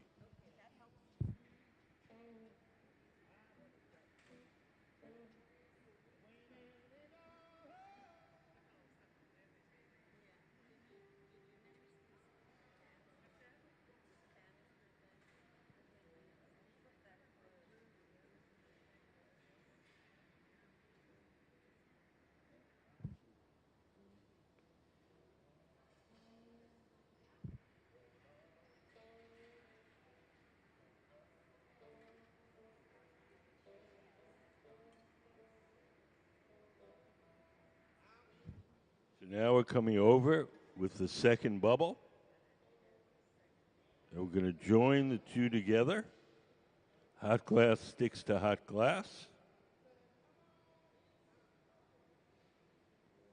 We're going to break away Alex's pipe. The man standing up. We'll take the tweezers, drip water on it. Give the pipe a tap.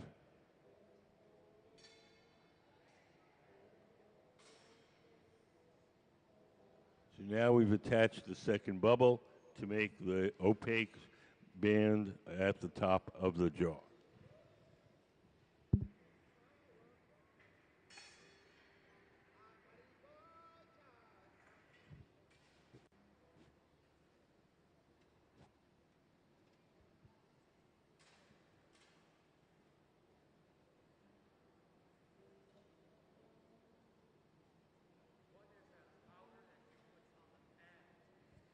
There is no powder, it's water.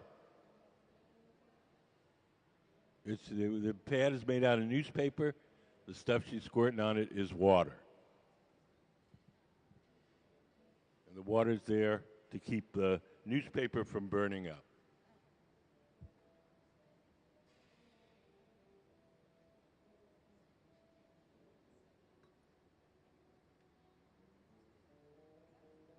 It's amazing how glass blowing is still going pretty much the same as it is. Yeah, no, Like really cool.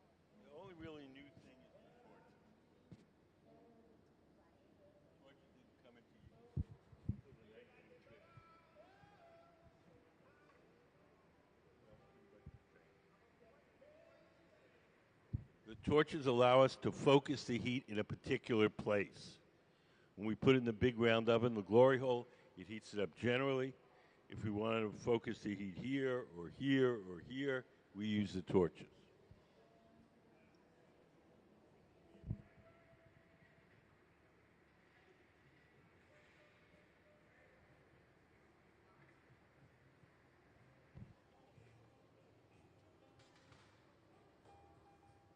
We're going to blow a little air into the open front end of that bubble to make the shape a little fuller and rounder at the very top.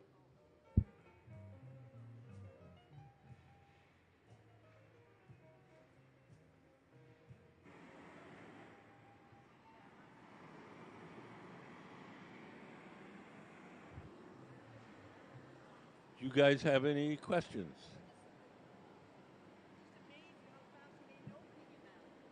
We're going to make it bigger. Well, it was attached to the pipe. It was always open. We broke it off. There was a little opening there. Now we're making it bigger.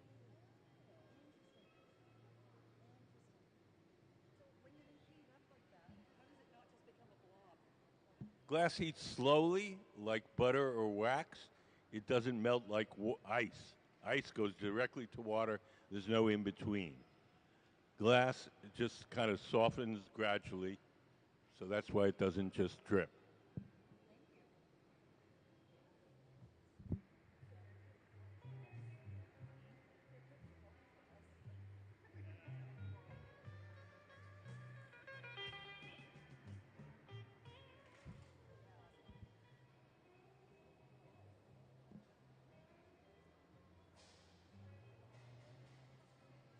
So now Sarah's widening that opening.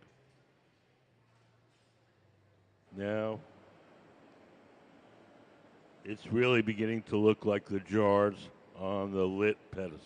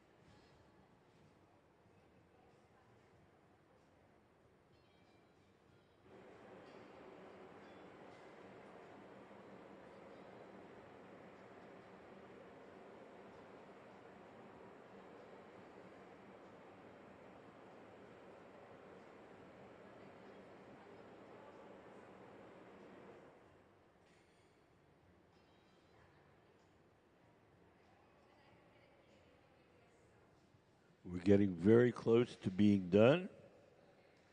Everything that we make here has to be cooled slowly or it'll break. So we're going to take it off the metal rod. We're going to place it in an oven called the annealer, where it'll be cooled very slowly overnight. If we didn't do that, if we were just to put it on the table and let it cool on its own, it would cool too quickly and unevenly, and it would break.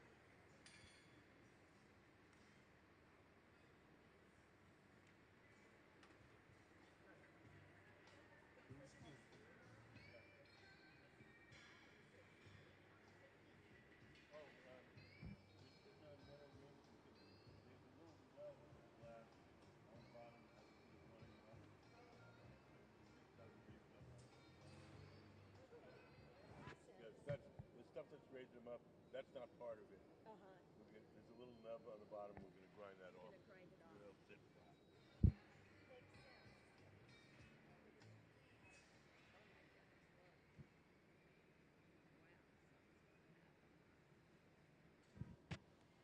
So one of the glass blowers has put on some protective clothing. The gloves that he's wearing are made out of Kevlar. Sarah's going to drip a little water on the joint between the metal rod and the jar. A little tap releases it. We'll take a torch and soften a little spot on the base, and we're going to stamp it with the museum logo. And over to our annealing oven, where it'll be cooled slowly overnight. So let's have a big hand for the Museum of Glass Hot Shop team, Alex Kane, Sarah Gilbert, and Sayuri Fukuda. Now, do you wear so much protective gear because that's the most likely time for it to crack?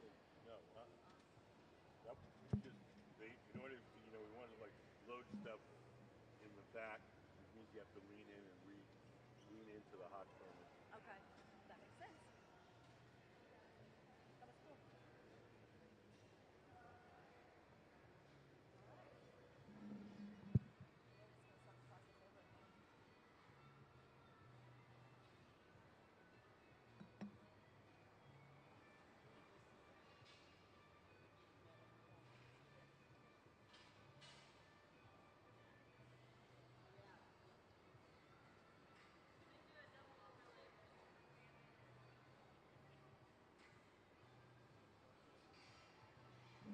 So we're going to switch gears a little because of our time. We have about a half hour till lunch. So we're going to make a bowl. It's going to be called a double overlay bowl. We're going to put two colors on the bubble. One you'll see from the inside of the bowl.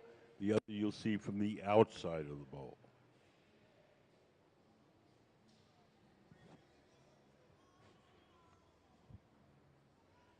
We'll be taking lunch when we finish this, which should be in about 30 minutes.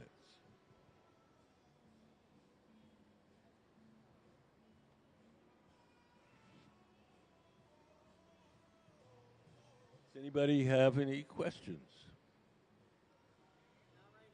Okay.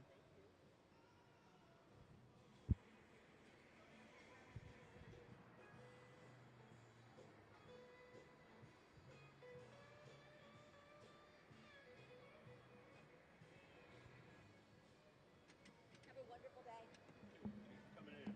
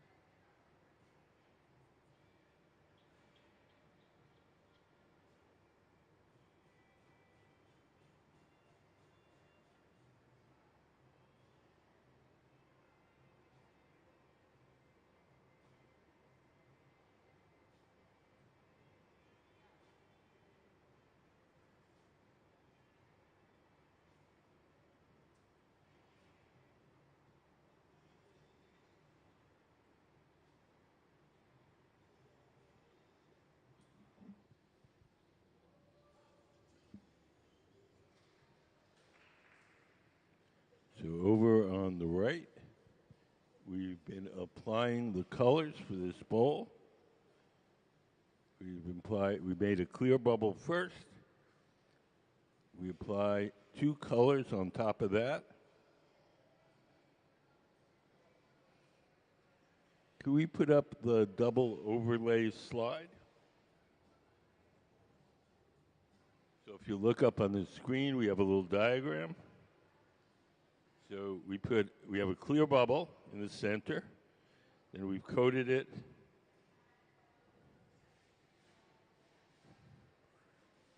so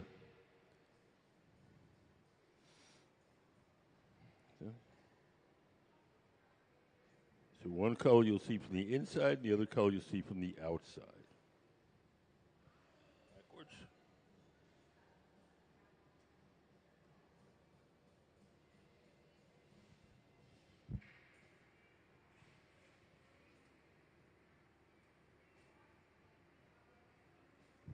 Thank you.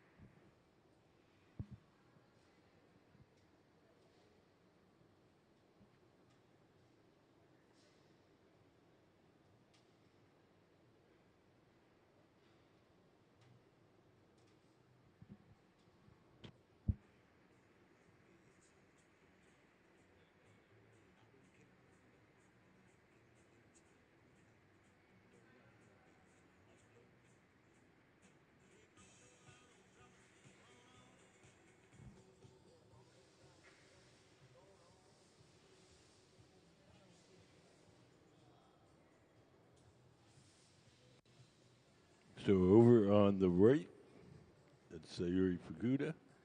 She's prepared a bubble. She blew a bubble of clear glass, and it's been coated twice with two different colors.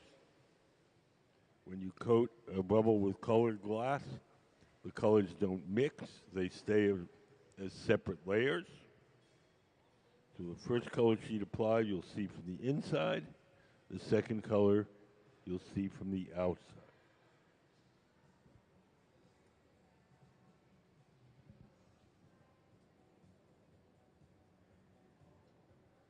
Right now, she's just letting that bubble cool and stiffen a bit before we immerse it in our big tank of molten glass to get more mass. Anybody have any questions? Yeah. About 5 minutes ago, the guy was spraying something into the furnace. About 5 minutes ago, the guy was spraying something into the furnace. Yeah, that's water. No, that's, well, it does cool it down a bit, but it's to pop bubbles on the surface of the molten glass. To pop bubbles on the surface of the molten glass. It's all clear glass in the furnaces. We buy our colored glass separately in the form of these bars. We buy it like an artist buys paint. We blow a bubble of clear glass from the big furnace. We heat up a chunk of the colored glass, and then we coat that original bubble with whatever color we want the object to be. We have a little video show you how that's done. Could we play color overlay?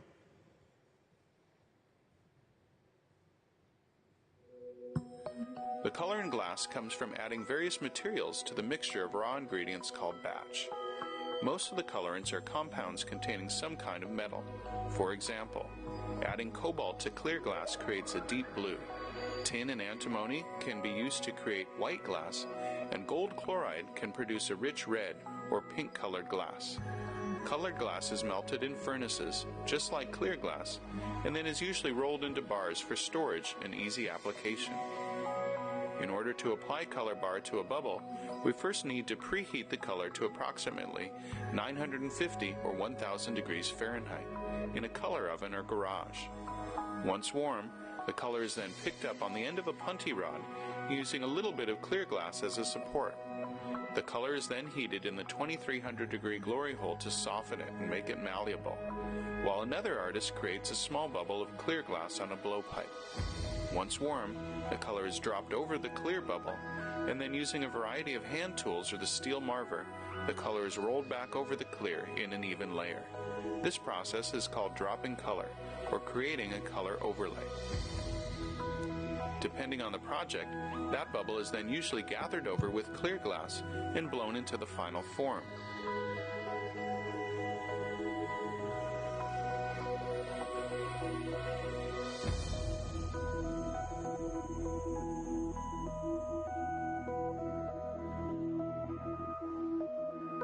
The finished product may appear to be all made from colored glass, but when viewed in cross-section, we can see that there is only a thin layer of color sandwiched between many layers of clear glass.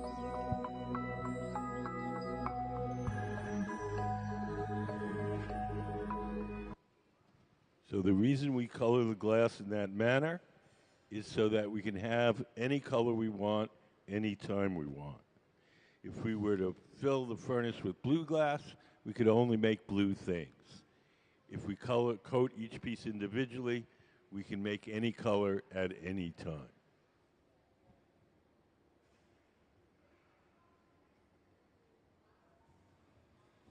Does that answer your question?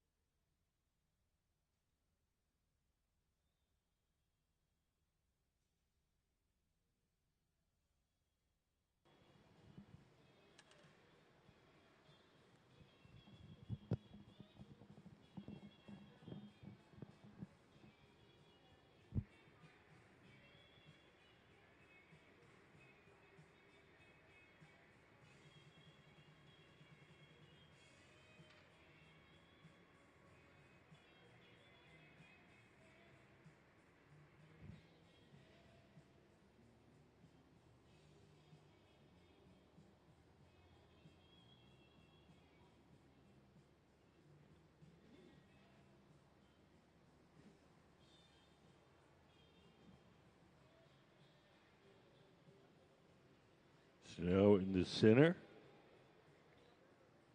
Alex is standing up there, heating up the glass for Sarah. Sarah is going to shape the glass using a pad of wet newspaper. And Sayuri is seated to the left of the workbench. She's the person that's going to be blowing. She's going to blow through the pipe at Sarah's command and inflate the glass like blowing up a balloon.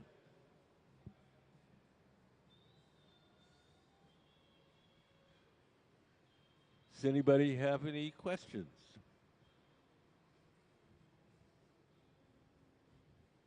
Yes. We're making a bowl.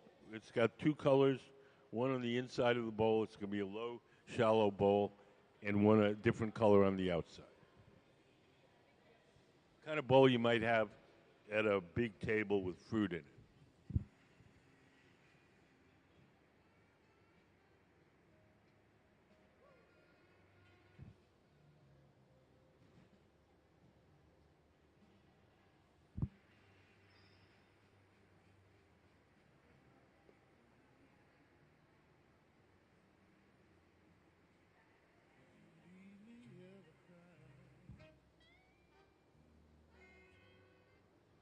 So Sayuri is blowing, inflating the bubble as Sarah shapes it with the wet newspaper.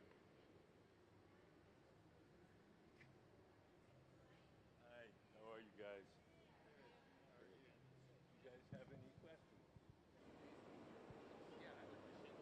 Is there like does everyone specialize in something different? Nope.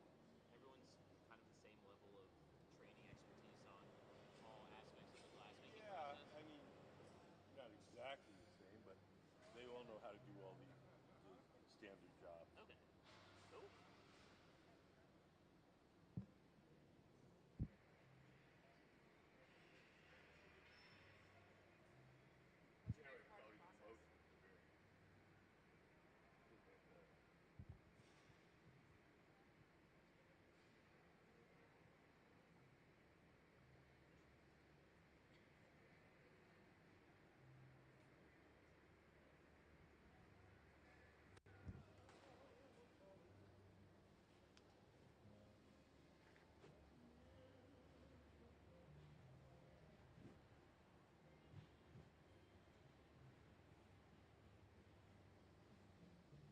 The shape that we're shooting for, a wide, shallow bowl, is actually a pretty hard shape to make.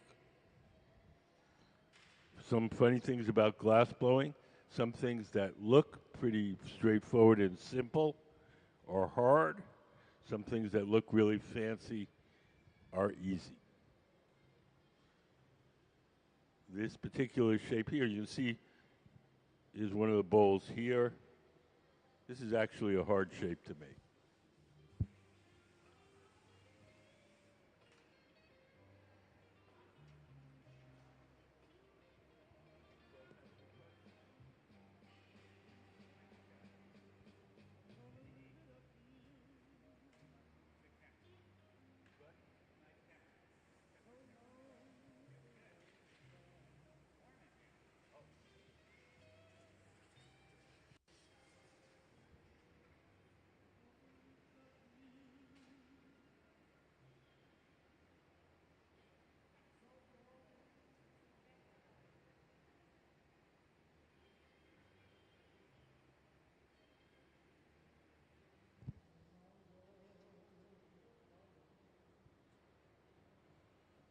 Sarah holds the bubble up in the air like that. It makes the bubble shorter and wider.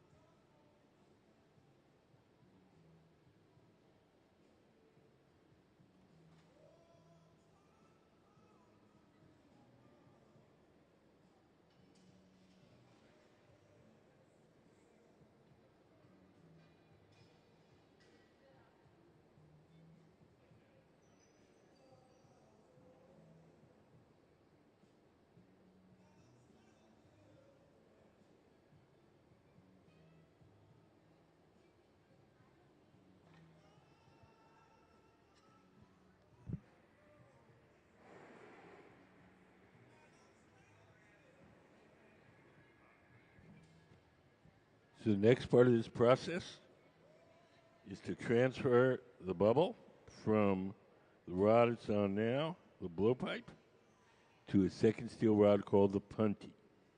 The second steel rod will hold the bowl from the bottom while we shape the top.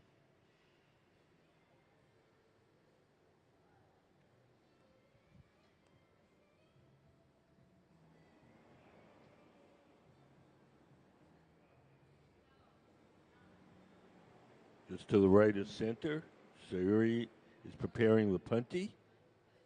She's coated the end of that steel rod with a little bit of molten glass. That'll make it sticky.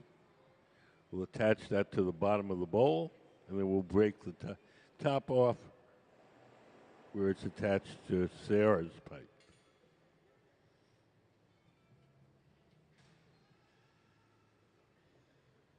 Has anybody got any questions?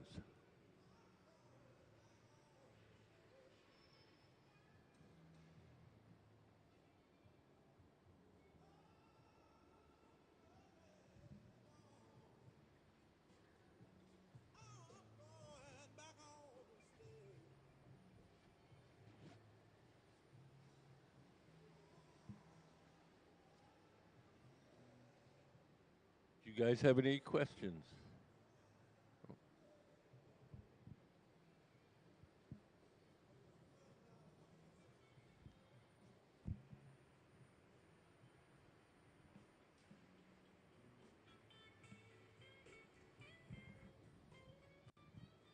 So we've attached the punty. Now Sarah's going to drip some water where she wants it to break away from her pipe. Here she goes. A little tap, and off it comes. So now the top of the bowl is exposed, and that part can be heated and shaped.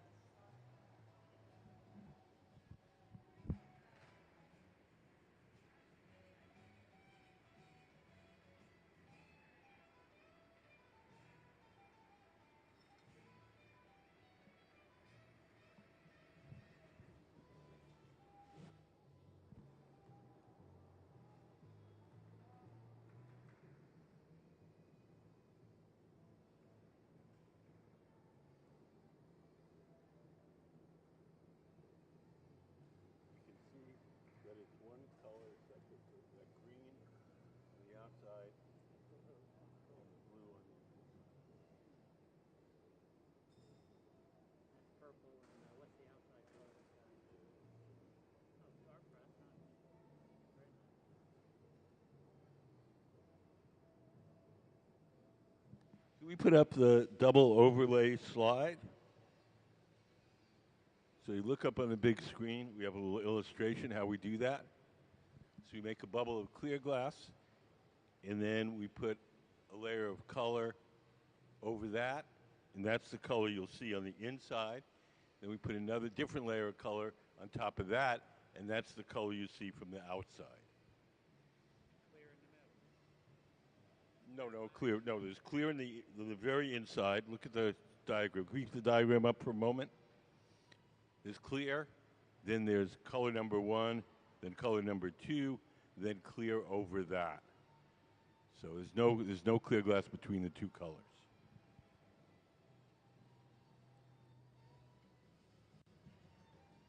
Thank you.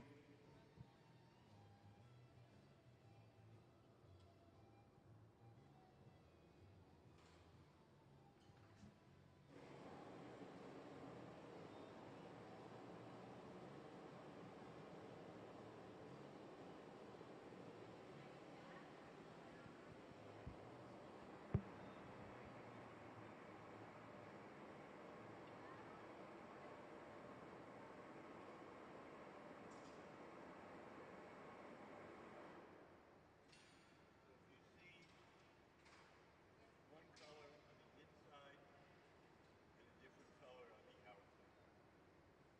That's called the double overlay.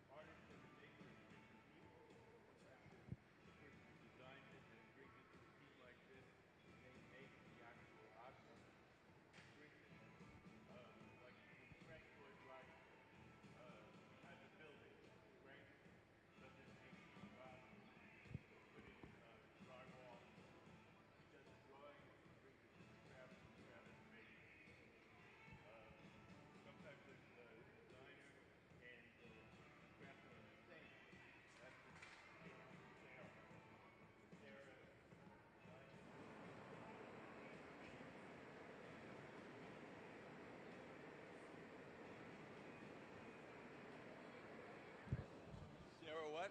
Sarah's at her work right now. Yeah. That's sitting at the workbench. That's Sarah Gilbert. She's one of our core team of glass blowers. Do most people learn this through an apprentice program, or do they learn it through? It's all over the map.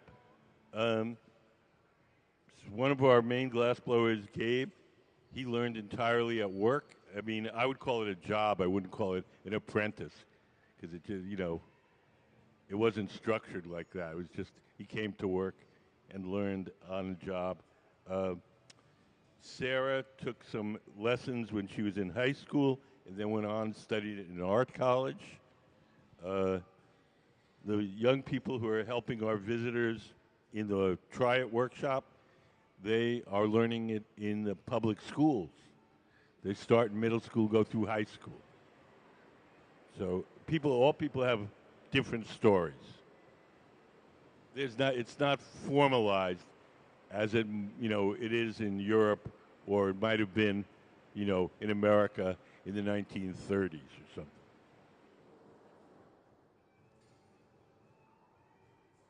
Are there still a lot of glass blowing jobs out there, or is most of them moved to like Not a a lot, factory? but there are some. It's like music. People love it. It's hard to make a living with it, but it's not impossible.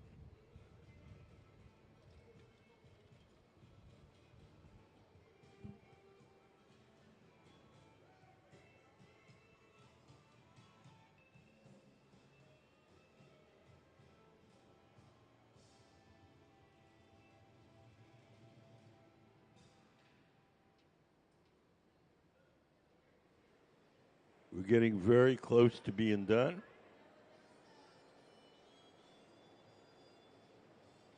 Everything that we make here has to be cooled slowly or it'll break. The slow cooling process is called annealing. We'll take the bowl off the metal rod. We'll place it in one of these ovens here. And we'll slowly turn the temperature down overnight.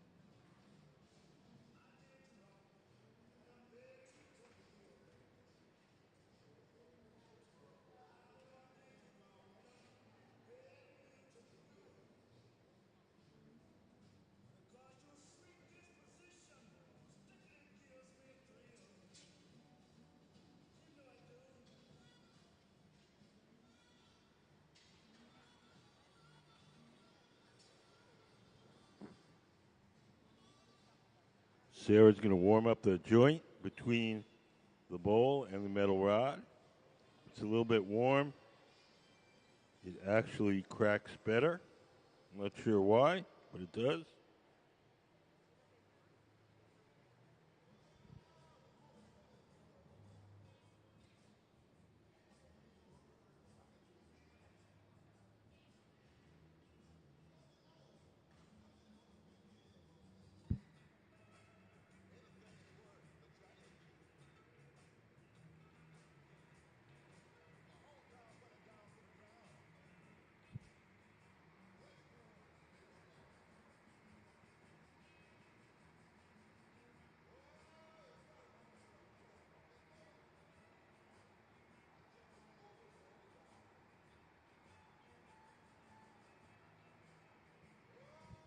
can see Sarah's warming up the punty, the tip of the metal rod, and that joint.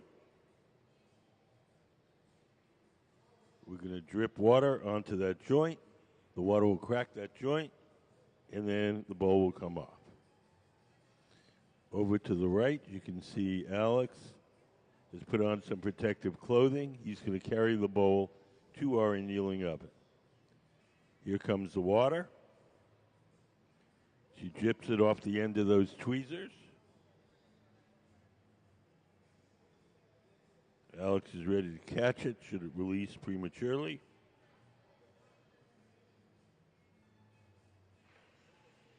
A little tap. We'll take a torch and soften the spot on the base, and we're going to stamp it with the museum logo.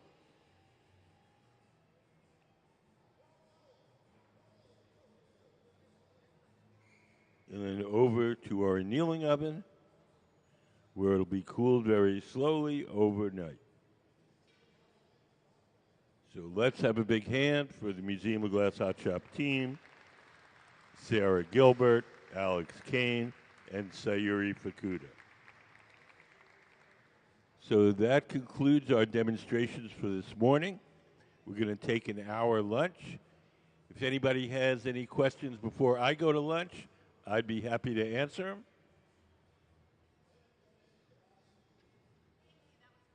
Oh, thank you. Thank you. Thanks for coming in, guys.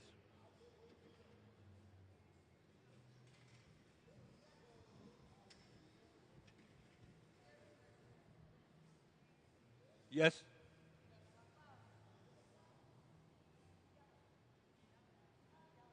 I can't hear what you're saying.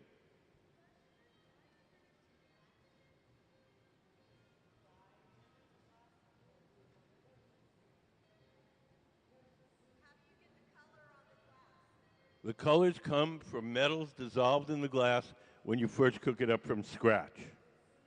Cobalt makes it blue, chromium makes it green, tin makes it white. What we do here is we buy colored glass in various forms, and then we coat our clear bubble with the colored glass. Does that answer your question?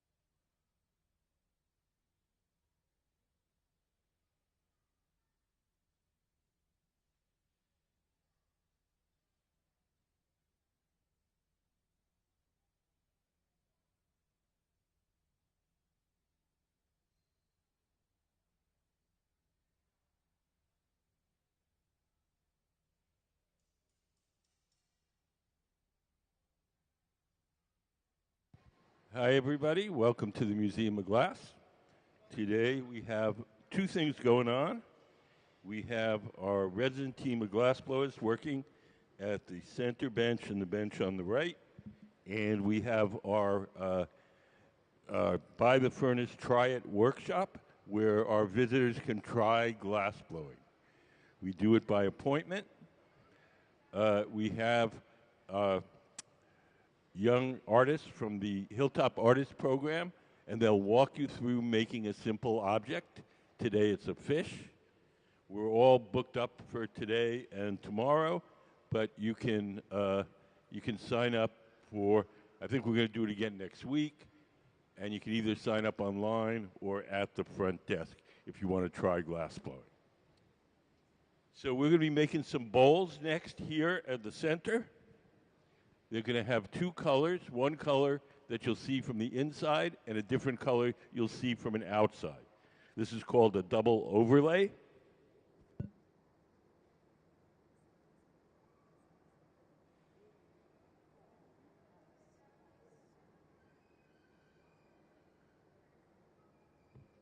I'll explain to you how that happens.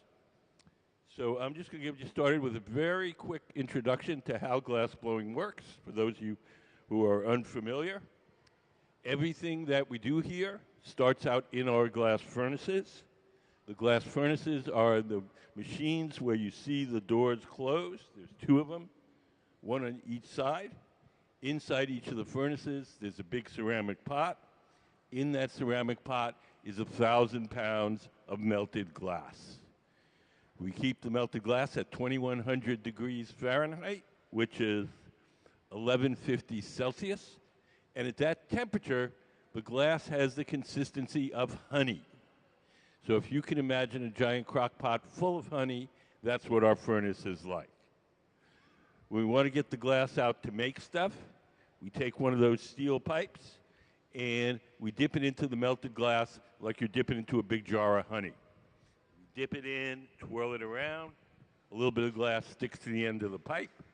The pipe itself is hollow, so when you blow, the ball of glass blows up like a balloon. If you want to make something larger, we dip it in, blow a bubble, let it harden, and then we dip it in a second time or a third time. And we just keep building up the material in layers. Once you get the glass out of the furnace, it only stays soft for a little while. So we do whatever shaping or blowing we can while it's hot and soft. And when it starts to cool and stiffen, we go to the second type of furnace, and those are called glory holes. The glory holes are the round ones with the doors open. Those have no glass in them. They're just a hot chamber for heating and softening the glass while we're working. If you've ever seen anyone work at a forge, making swords or horseshoes or knives, they take the metal, put it in the fire, soften it, they work on it a little bit, then back in the fire, soften it again, work on it a little more. That's basically the same routine you're going to see here. All the glass in those furnaces is clear glass. It has no color. We buy our colored glass in the form of these bars. We call them Color Bar. We buy them from two companies in Germany, and they have, I'd say close to 200 different colors. If we want to make a colored object, like all these things, we blow a bubble of clear glass from the furnace, we heat up a small chunk of the colored glass, and then we coat that original bubble with blue or green or red, and then more clear glass over that. And when we blow it up, that colored layer lines the object with color.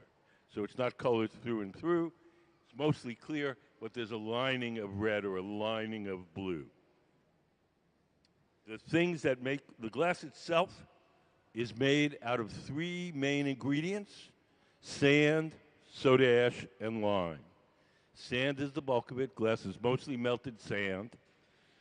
The soda ash is sodium carbonate. It acts as a flux, and it lowers the melting temperature of the sand. It makes it easier to melt. And the lime is calcium carbonate, and that stabilizes the mixture chemically. If we cook all those three things together, we get clear glass. If we wanted to make colored glass, we add some kind of metal. So if we take sand, soda ash, lime, and cobalt, we get blue glass. If we take sand, soda ash, lime, and chromium, we'll get green glass. But it has to be added when you first cook the glass up from scratch. But we don't cook up our own colors. We buy them commercially the way an artist would buy paint at the art store. We just buy colored glass at the glass store.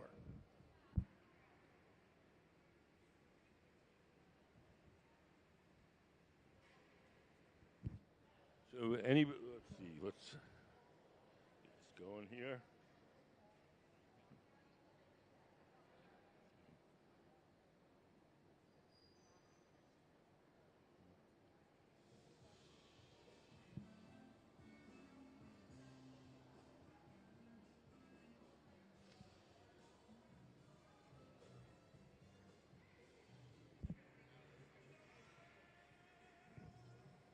Could we play color overlay? We have a little video show you how we apply the color.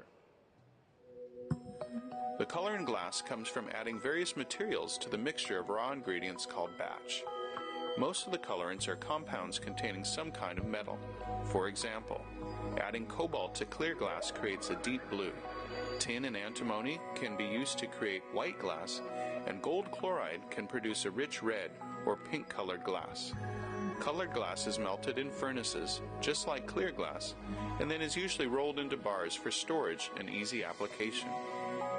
In order to apply color bar to a bubble, we first need to preheat the color to approximately 950 or 1000 degrees Fahrenheit in a color oven or garage.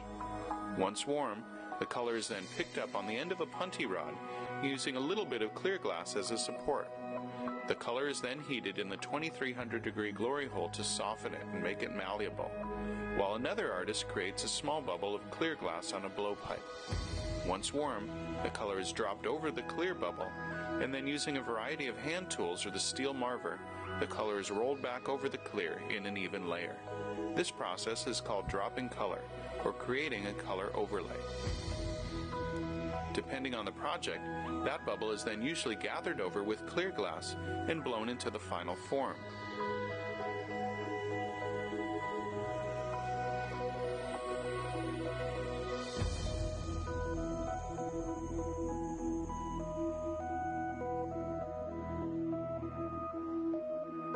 The finished product may appear to be all made from colored glass, but when viewed in cross-section, we can see that there is only a thin layer of color sandwiched between many layers of clear glass.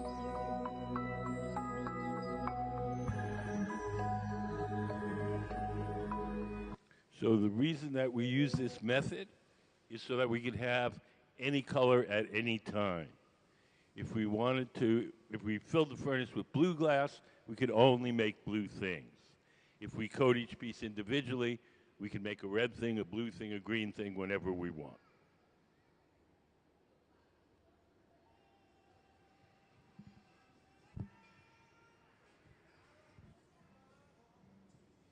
So that's what they're doing. They're doing the color overlay over on the bench on the far right. Your right, not my right. Does anybody have any questions so far?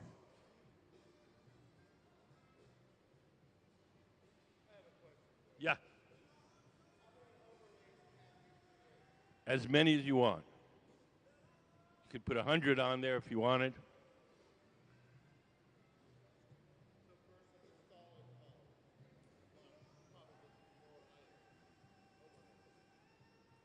You lost me there.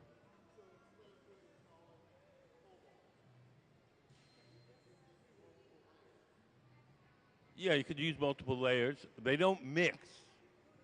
When we put a layer of color on there and then another layer of color on top, they stay as separate layers. They don't mix. But you could put a blue down, and then you could put a transparent yellow over that, and the thing would kind of look green. But we can't mix them like paint.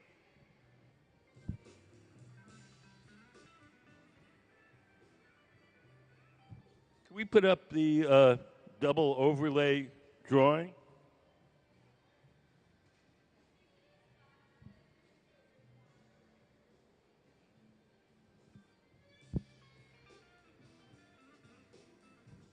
Nope. The double overlay.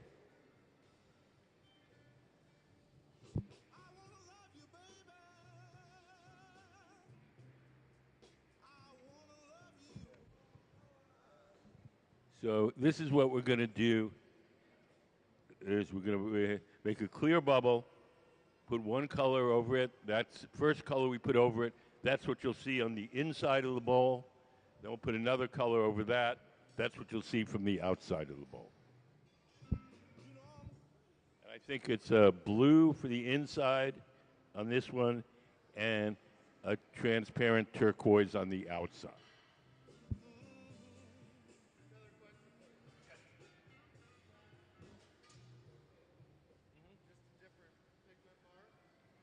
Why the difference between the transparent and the opaque?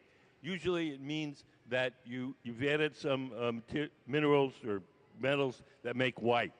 So if I put cobalt into my mixture of glass, cooked it up, it would be transparent blue. If I put tin, which makes white, and cobalt, then I get an opaque blue. Yeah, these are all have some kind of opacifier, something that makes white.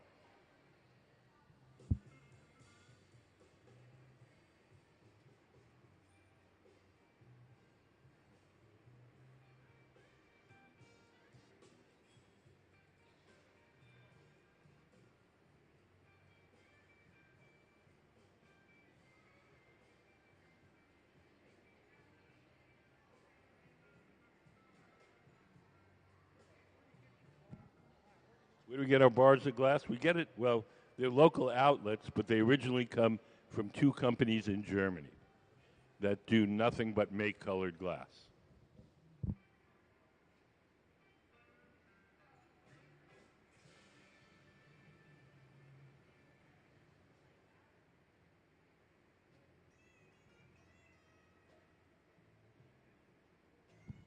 A lot of the colors that we use were originally made for the glass button industry. So they would take these bars and they'd put them in the fire and they had a little press and they'd squeeze out buttons. And so the button manufacturers would not have their own furnaces. They just buy these bars. And the reason we have so many colors is because they had to match fashion. They had to match fabrics or, you know, they were fashion colors. It had to be just the right blue or just the right green. How much is a bar? They run, I'd say, roughly $20 to $30 a pound.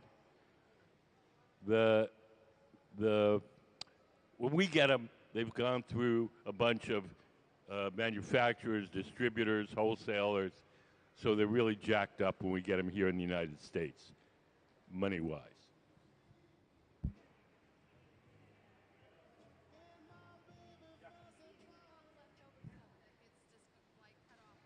What do we do with all the leftover stuff? If the glass is clear, we can recycle it. We can chop it up, wash it, get it, throw it back in the furnace. We don't have a good way of recycling our colors because the big furnace where we melt stuff is all clear, and we can't throw bits of blue and red and purple in there. Have we used them in other projects? Every once in a great while, we can get together with an artist who will come and pick up some of the scraps and maybe use it in a mosaic, but we haven't been able to establish anything ongoing and permanent. Usually they come, pick stuff up for a couple of weeks, and then they flake out.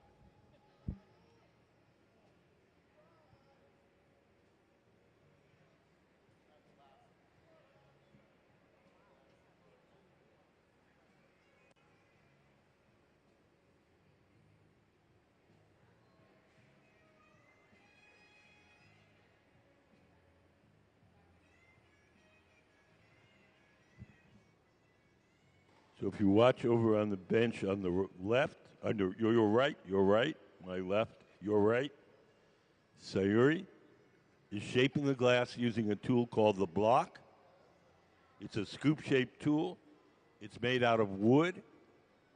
It's stored in a bucket of water. As long as the wood is wet, the tool doesn't burn, and it doesn't leave any marks as she shapes the glass. And even though it looks like a scoop, we don't scoop up any water in it. We use it empty. We just want the wood itself to be wet so it doesn't burn.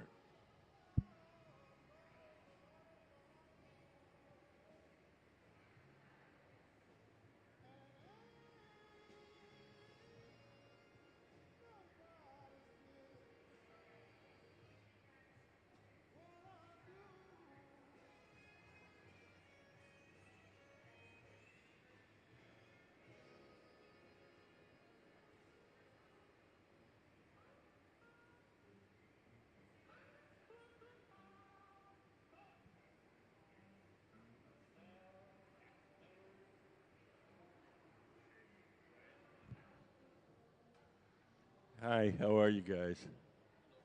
Do you guys have any questions?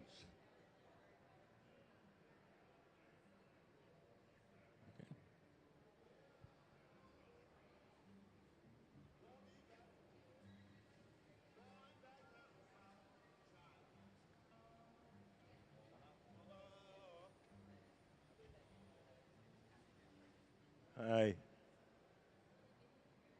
Do you guys have any questions over here? Nope.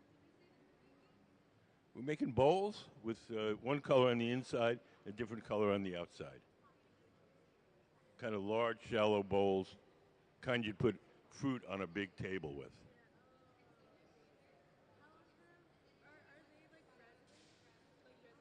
There's Sarah's who's leading our team today.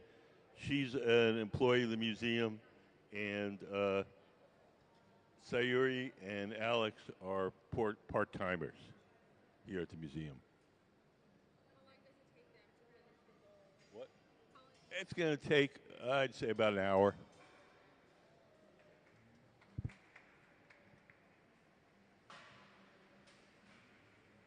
Maybe less.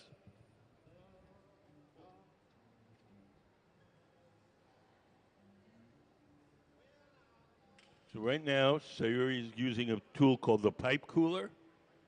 She lays the steel pipe in that trough, and we just spray water on the metal pipe. That cools it down, makes it easier to hold.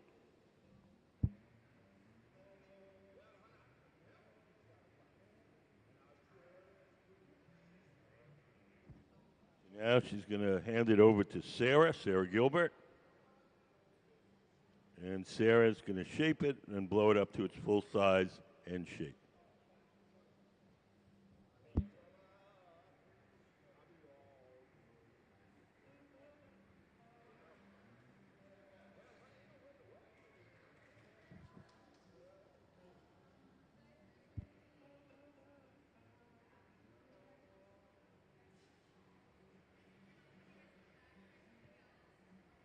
So most of the action from this point on will be at the center workbench, with Sarah leading the team.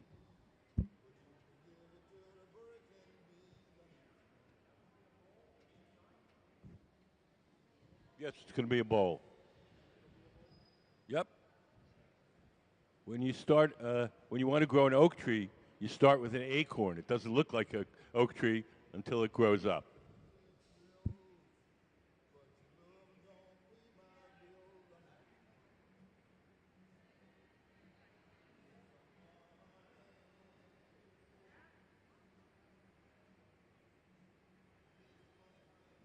Notice that one of the glass blowers is seated to the left of the workbench. She's the person that's going to be blowing. She's going to blow through that steel tube, the blowpipe, and inflate the glass as Sarah, sitting at the workbench, shapes it.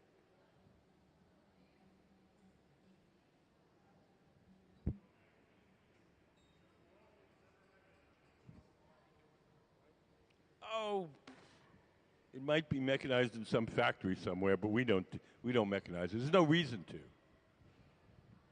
You don't need a machine. Your mouth is fine.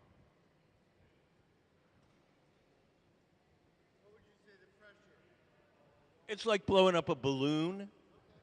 So there's a little resistance, but any average person could do it. If you get the glass hot, and the glass will be soft. If it's soft, it's easy to blow. What? Yeah, it's like blowing up a balloon. So there's a little resistance when you blow up a balloon, but not anything an average person couldn't do. With you see it in the movies. They show you blowing into molds where you have to blow hard to fill out the mold. But that's 99% of glass blowing is not like that. If somebody's huffing and puffing a lot, it just means they suck as a glass blower.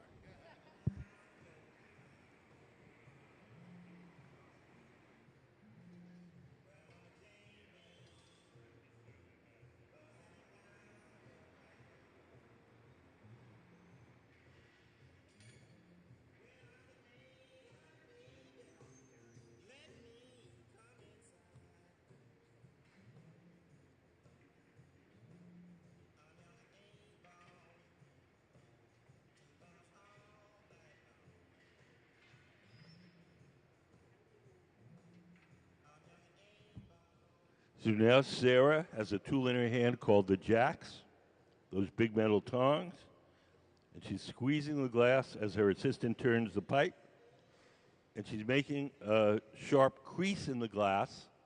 That crease is the place where we'll be able to break the glass away from the metal pipe once we're done shaping.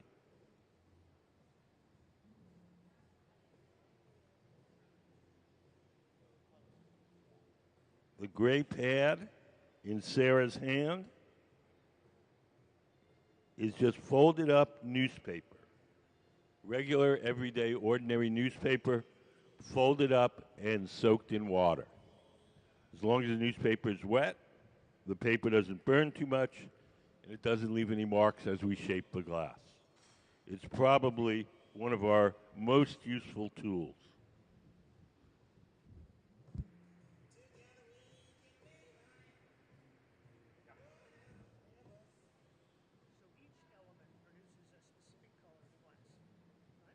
It's a little more complicated than that.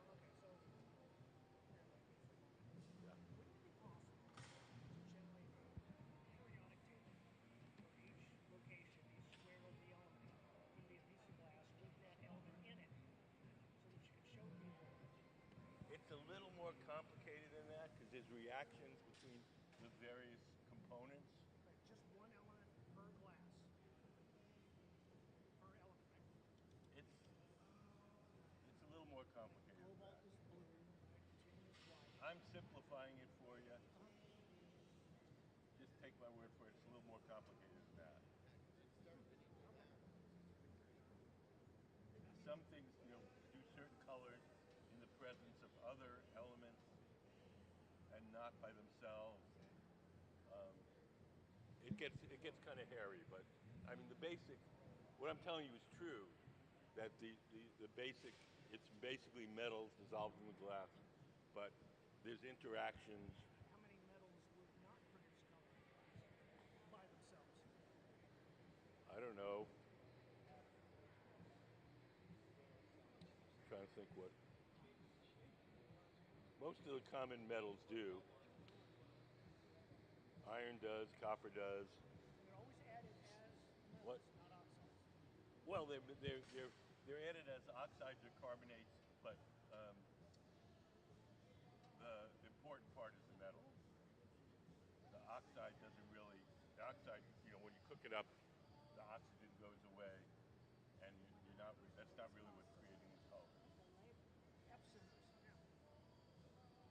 Good fun to make. Just to see what would happen. What? Good fun to make, just to see what would happen. Uranium. Uranium produces a yellow green. Fiestaware.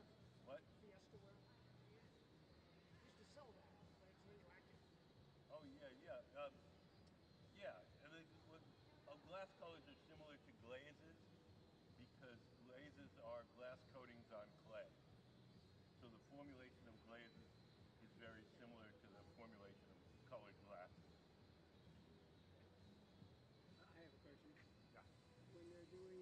very elegant artistry where they're using a real tiny fine thin line of Yes. contrasting color.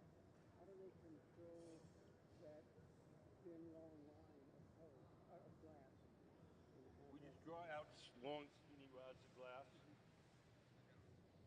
But to keep them liquid,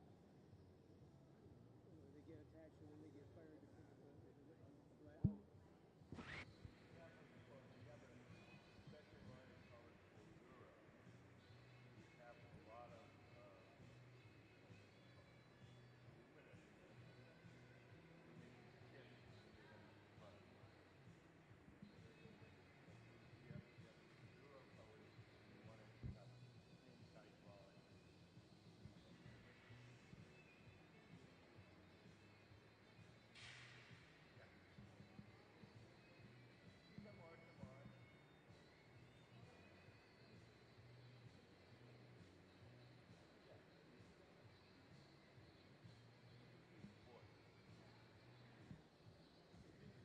Alone, but I compare it to being like a one-man band where the guy's got the drum on his stomach and the cymbals on his head.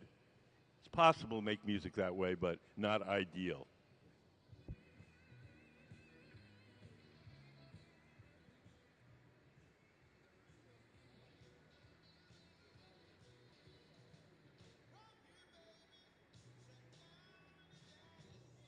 What's the average size team that makes a product?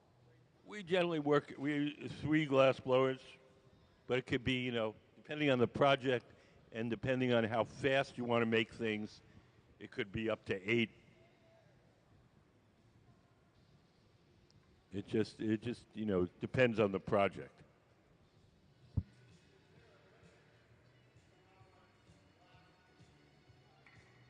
Is there a limit to how much glass? Depends how strong you are and what you can get through the door. It's just like your house. If you can't fit the couch through the door, you can't have the couch in your living room.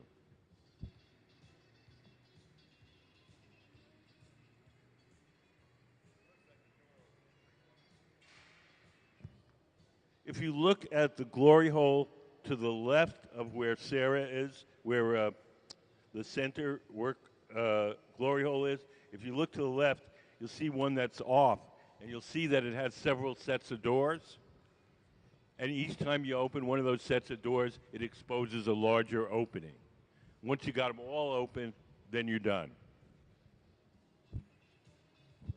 We don't, I mean, the purpose of the shop is not to make the biggest thing possible. That's not our goal.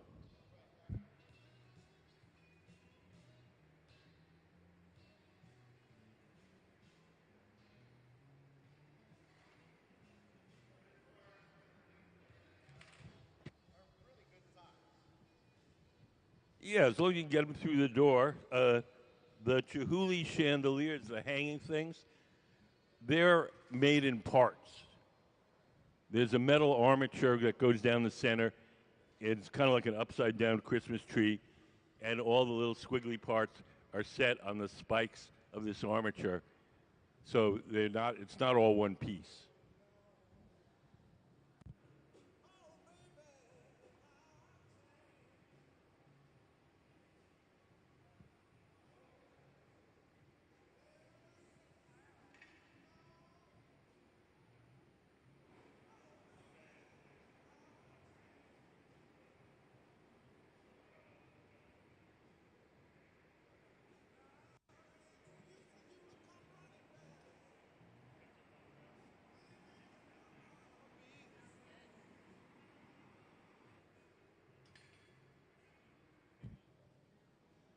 Do you guys have any questions?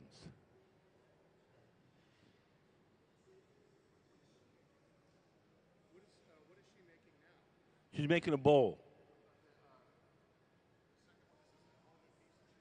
No, she's making what's called the punty.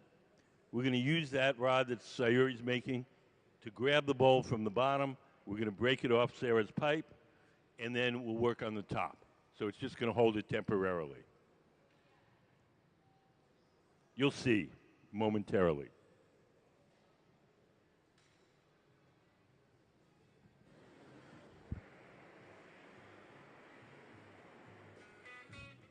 So the top of the bowl, the part you put the fruit in, is still attached to the metal pipe. So we're going to grab the bowl from the bottom, break it off Sarah's pipe, and then we're going to open up the top.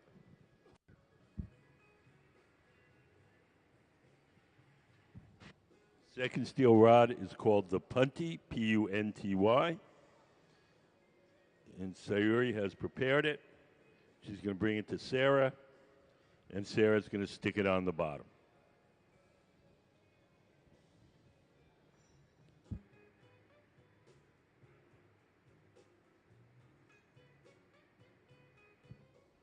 When she feels that the bond is strong enough, we'll break the glass away from Sarah's pipe. Sarah is the woman sitting at the center workbench.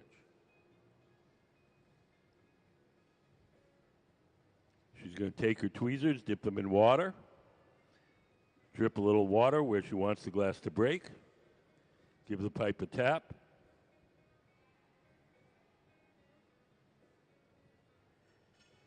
and off it comes. So now the bowl is held from the bottom, the top is exposed, the top can now be heated and shaped.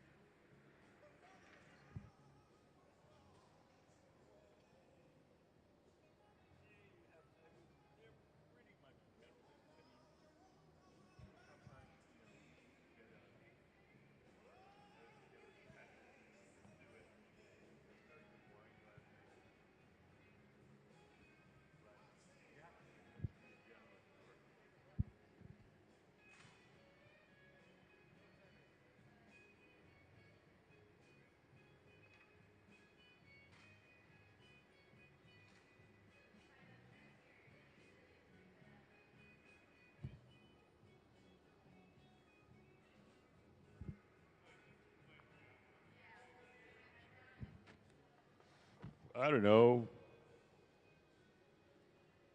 6, 8.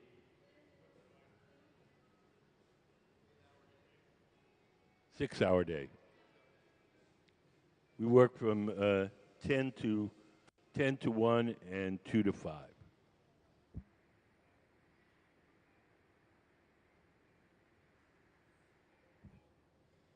The kind of stuff we're doing here, we want to do the most interesting, the most artistic stuff.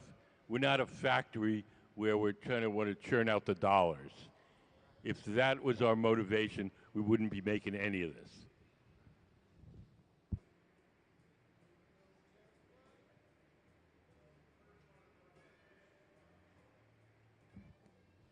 I don't know.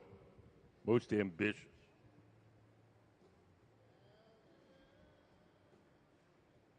I don't know, maybe the sculpture in the fountain out front. Yep, that was done here.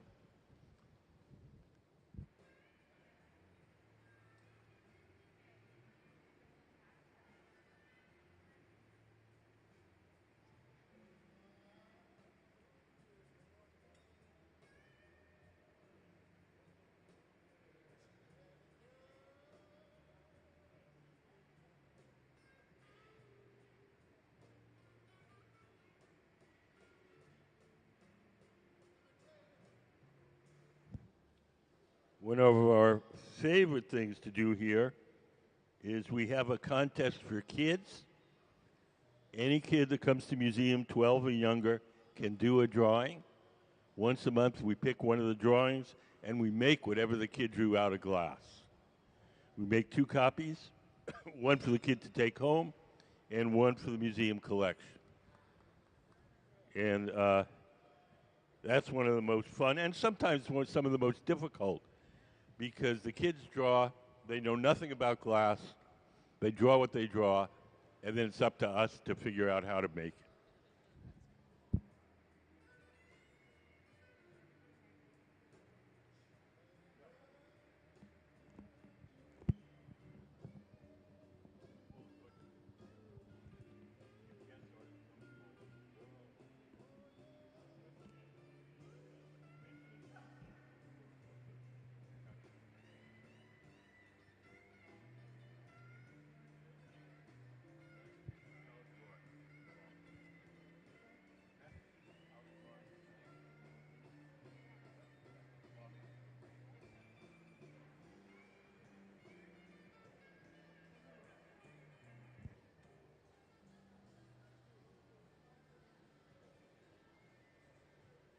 So Sarah is spinning it now.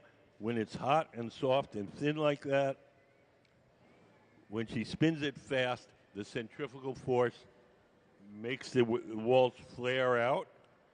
And so she's just holding the jacks against the walls to keep them in check.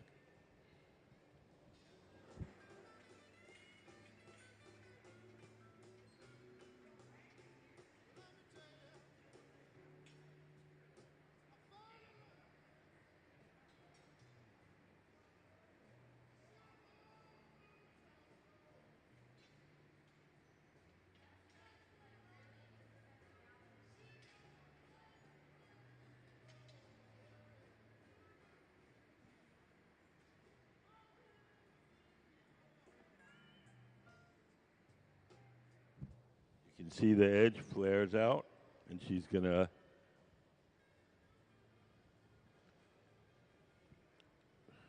rein it in a little bit by leaning the jacks on the outside.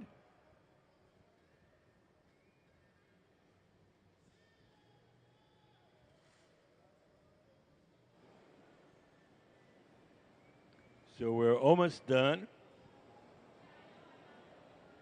Everything that we make here has to be cooled slowly or it'll break. The slow cooling process is called annealing. We have 4 annealing ovens on the floor, the 2 big black ones and the 2 silver horizontal ones. They're electric kilns. We keep them at a constant temperature all day long. We place all the objects we make during the day in there, and then at night they have a little computerized thermostat that automatically slowly turns the temperature down to room temperature overnight. As things get thicker, we have to cool them for longer periods. But things like bowls, glasses, vases, they're usually just overnight.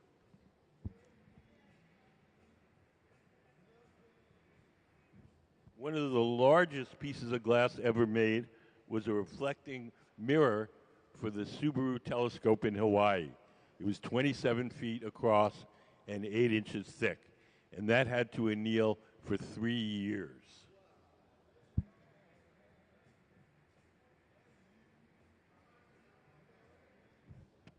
I don't know, a lot. Glass is, glass weighs 2.5 times as much as water. And you know how heavy a bucket of water is. Double that and then some. A block of glass, 3 feet long, 2 feet wide, and 1 foot thick, weighs 1,000 pounds.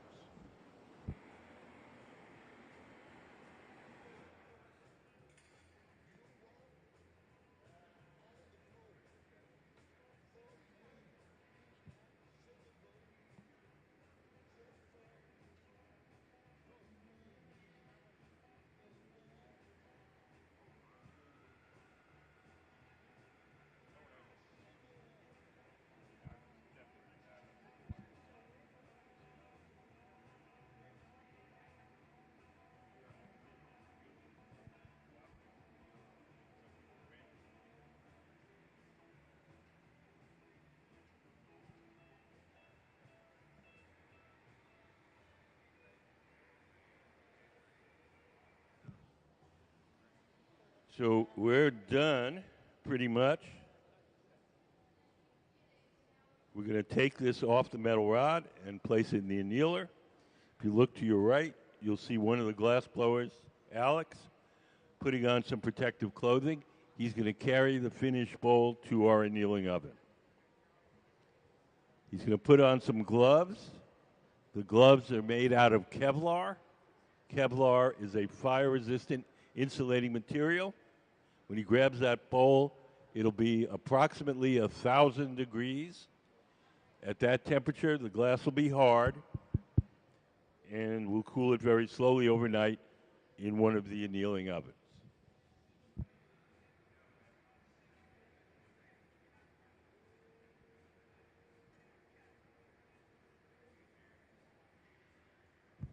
We use water to get the glass off the metal rod.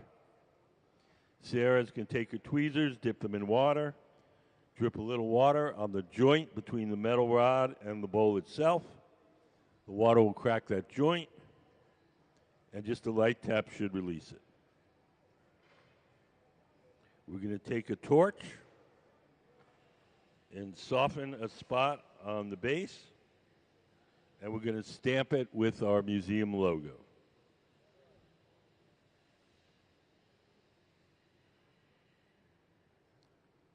And into the annealer to cool slowly overnight.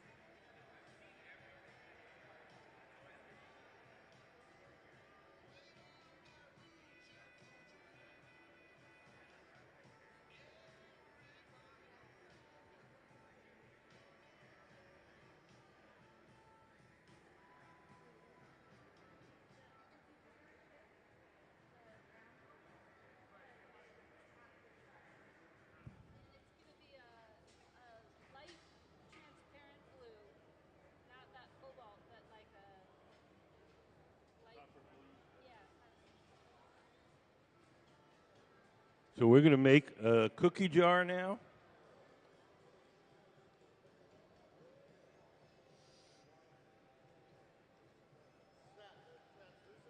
What? Yeah, similar to this one, only smaller.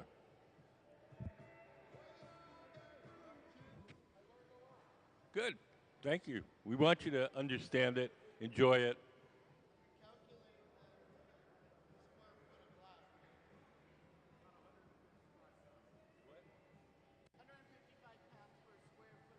Yes, that's pretty close. Yeah. Okay. Yeah, this glass is. Yeah, so it's basically 2.5 times, roughly.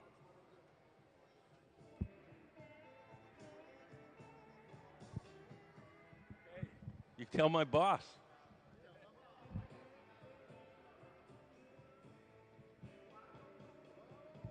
Yeah, these things with these bowls and stuff we're making for the store. And if you got your heart set on the one that you saw being made, you can make arrangements with the store and ask for Shane. Sometimes people want to buy the exact one that they saw being made.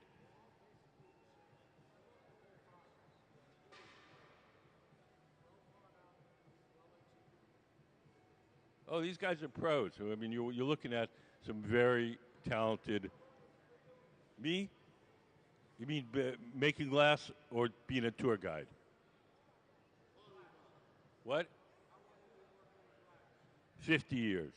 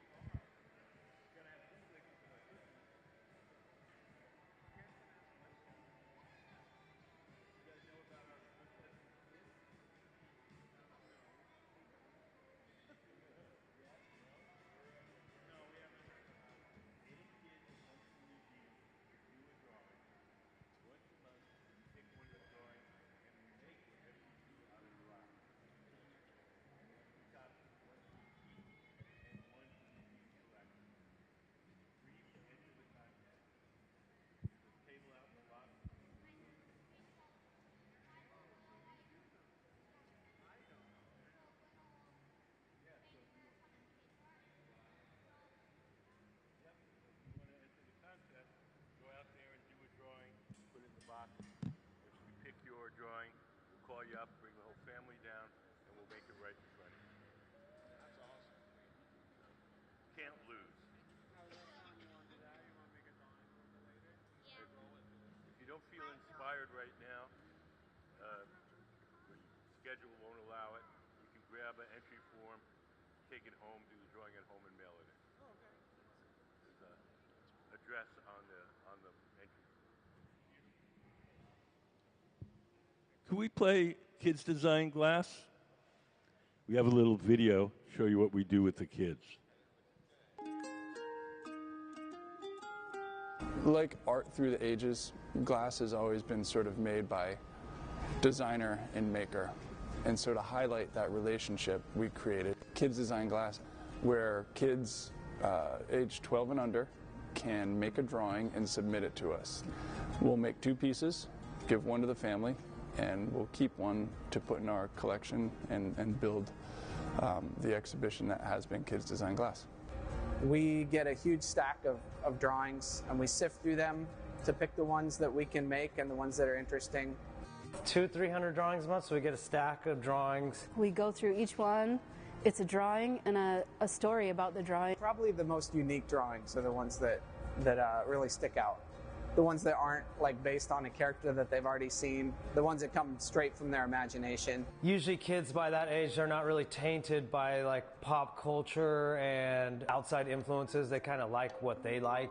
My original idea for the rainbow marshmallow, when the marshmallow melts, what comes out are their tears.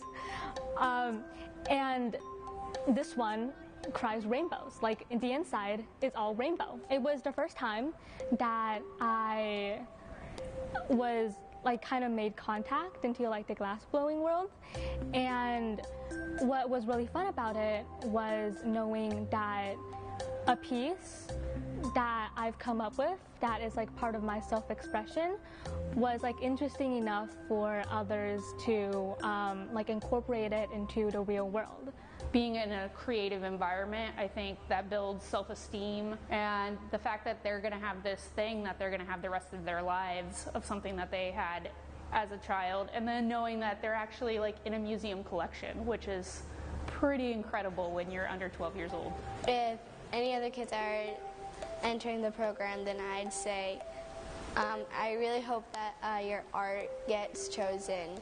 It is really mesmerizing to see the details being put on. I was just very happy that the Hot Shop team actually chose my art. Who knows, maybe if you're timing it just right, you could actually get up there when your art is like being displayed up there.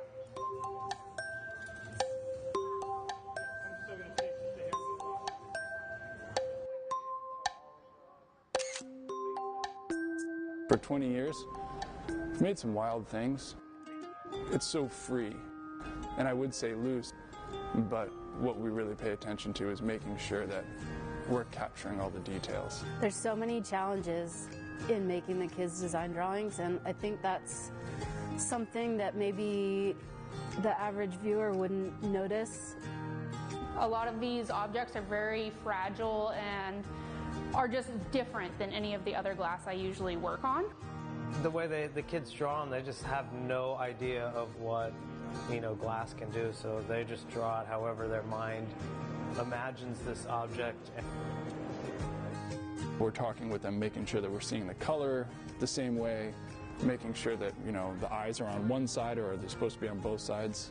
Appendages and weird helmets, they're all great challenges and things that we wouldn't necessarily run into without this program. I think it's inspiring for us as glassmakers, and I hope it's inspiring for the kids doing the drawings. I hope the kids kind of see that their creativity is this muscle that they need to exercise.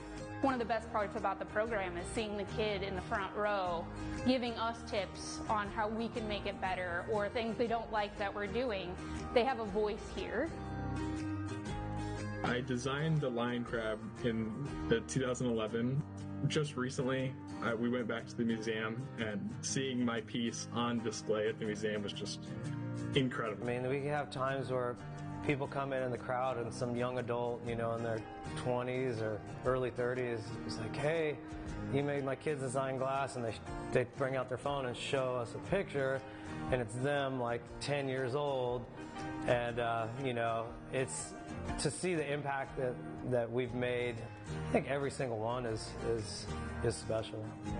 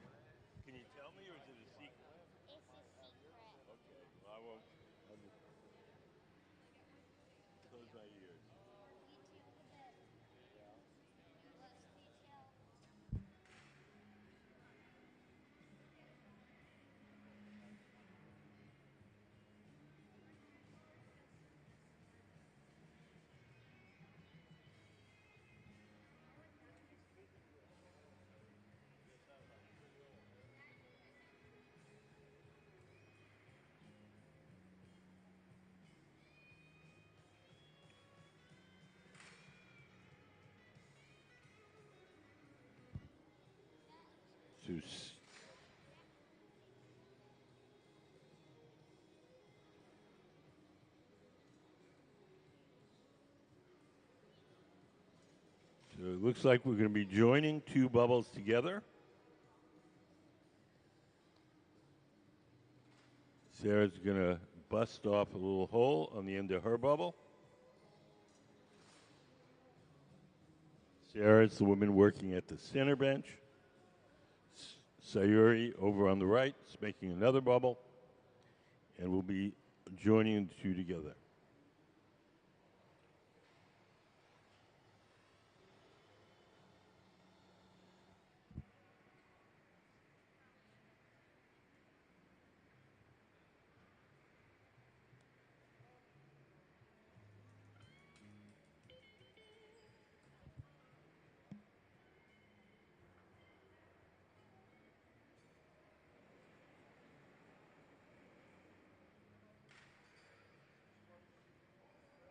Make a cookie jar like that one on the textbook. The blue one. That's pretty cool. So it'll get a lot bigger than that. What? It'll get a lot bigger than that. No, it's going to be fairly small. Or she just has to blow in it, huh? Yeah, we're going to blow it up a little. We're going to join the two bubbles, and then we're going to blow it up a little. How much air do you got to really put to it? It's like blowing up a balloon. Oh, okay. So there's a little resistance, but you know, something anybody can do. Oh, okay. It doesn't require any expense.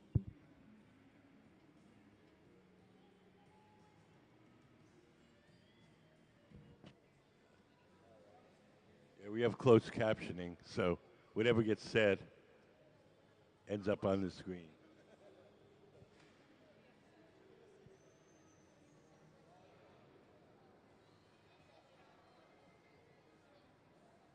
Do you want to say something? Have it appear on the screen? What? Do you want to say something into the mic and have it show up there? Say, my name is Atlas. My name's Atlas. Oh, didn't pick it up.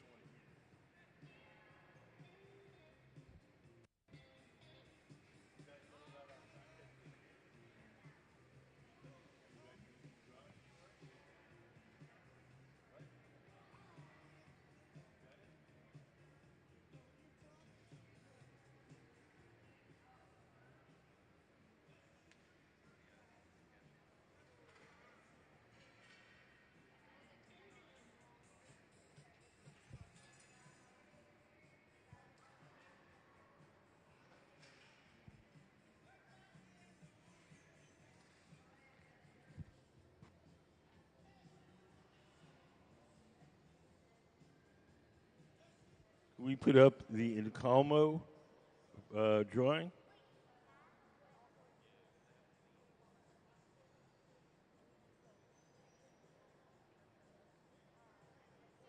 So we're going to join these two bubbles together. We're going to open them up so that they're the same diameter.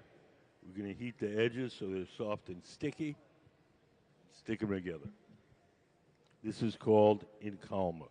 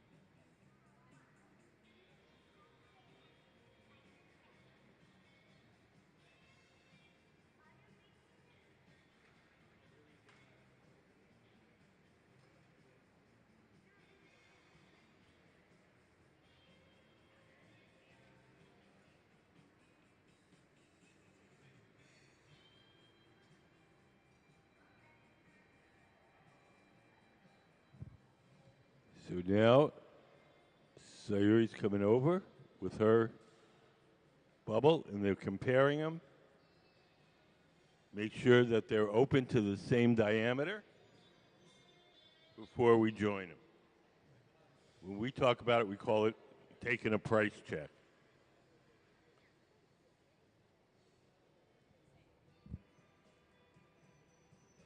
Anybody have any questions? Yes.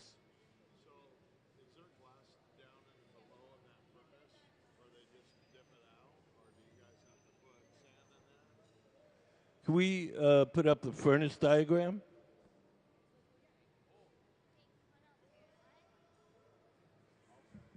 So that's what that furnace looks like inside. The bottom half, there's a big ceramic pot. In that ceramic pot is 1,000 pounds of melted glass. And it has the melted, yeah, it's like the melted glass has the consistency of honey. It's like dipping into a big jar of honey. And so if we want to make something large, we dip it in, blow a bubble, let the bubble harden, and then we dip it in a second time or a third time. We have to just keep building it up in layers.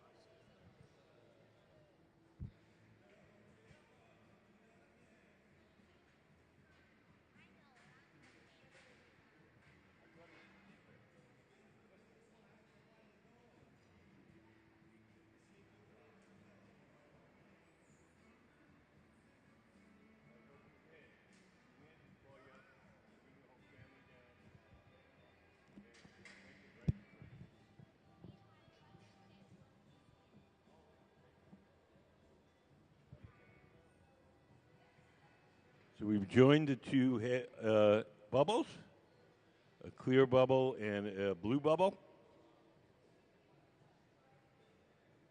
All the colors you see while we're working are distorted by the heat. The orangey glow, that's the glow from the heat. How do you make different colors of glass? When you first cook up the glass, you add different metals to make different colors. So if you cook up the glass with a metal called cobalt, it becomes a dark blue. If you cook it up with a metal called chromium, it becomes green. If you cook it up with uranium, it turns a funny yellow-green. So different metals make different colors.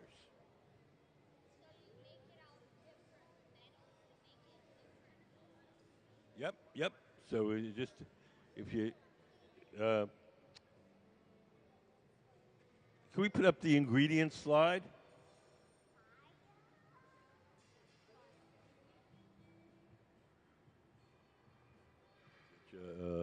Little visual here.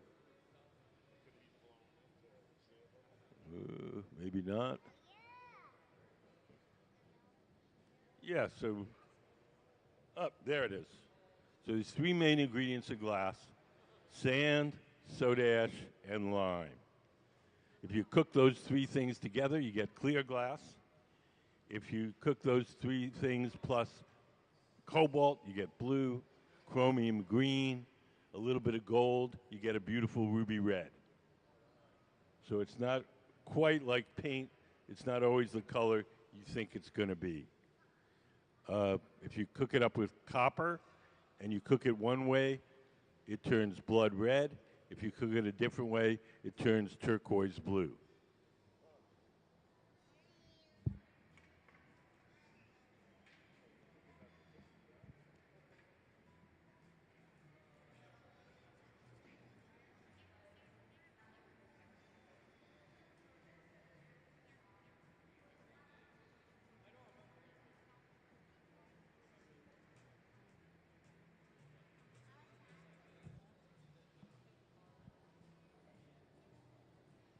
So Alex, seen to the left, he's the guy that's blowing.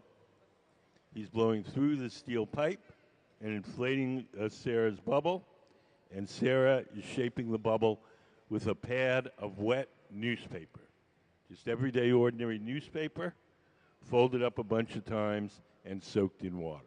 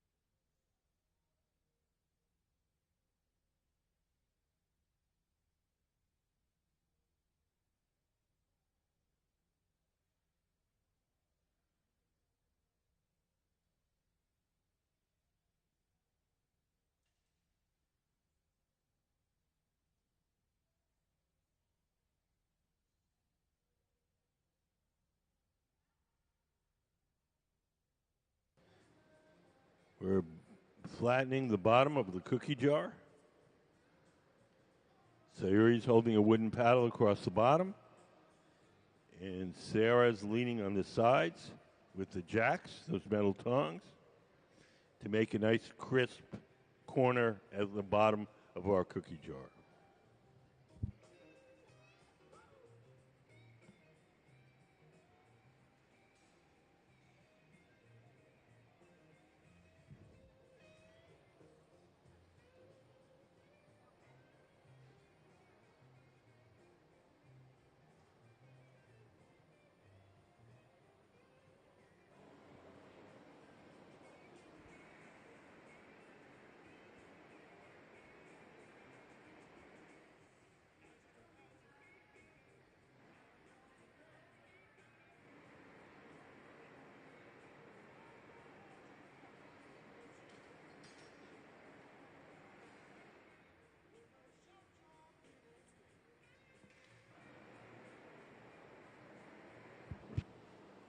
So we've got the general shape. Next thing we're going to do is transfer the cookie jar from the rod it's on now, the blowpipe, to a second steel rod called the punty. The second steel rod will hold it from the bottom while we work on the top. Alex, to the right of center, is preparing the punty, the second steel rod. He's coating the end of that steel rod with a little molten glass to make it sticky. And he's going to bring it to Sarah. Sarah's going to attach it, and we'll break the glass away from Sarah's pipe.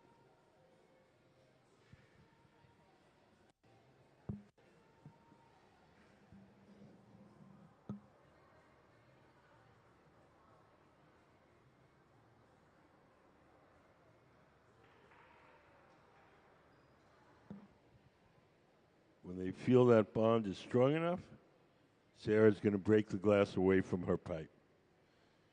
So use water. Take the tweezers, dip them in water.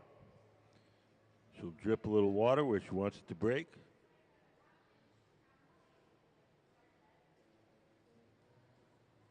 There's the water. She's dripping off the end of those tweezers.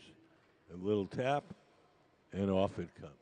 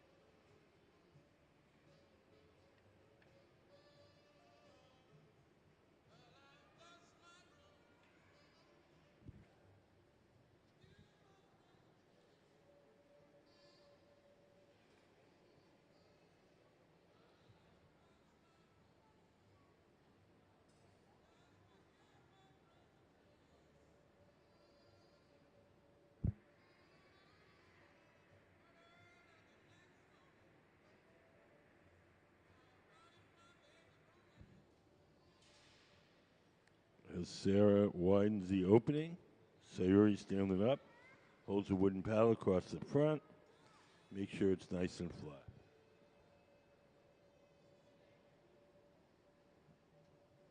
Does anybody have any questions?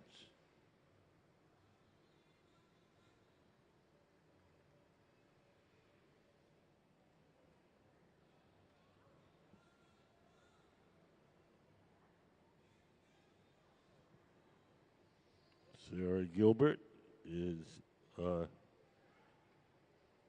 leading the team today. Sarah's been blowing glass for almost 25 years now. She's a very talented glass blower and engraver. The jars that you see on the pedestals are all her design and made by her. Glass blowing is a team sport. We rarely work alone. But usually there's one glass blower in charge, and they're called the gaffer. And Sarah is our gaffer today, and also all the work that we're making are her designs.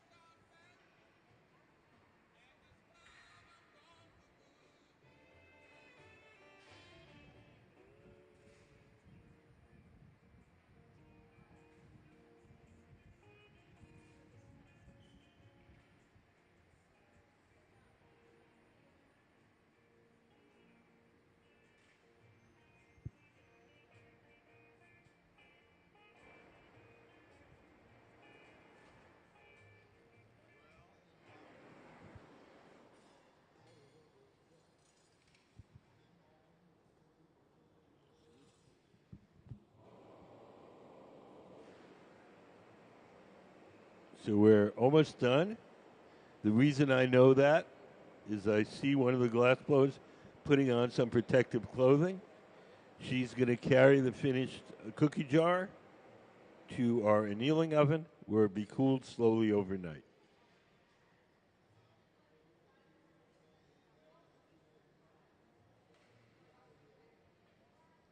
She's going to put on some Kevlar gloves to protect her hands when she grabs the glass piece.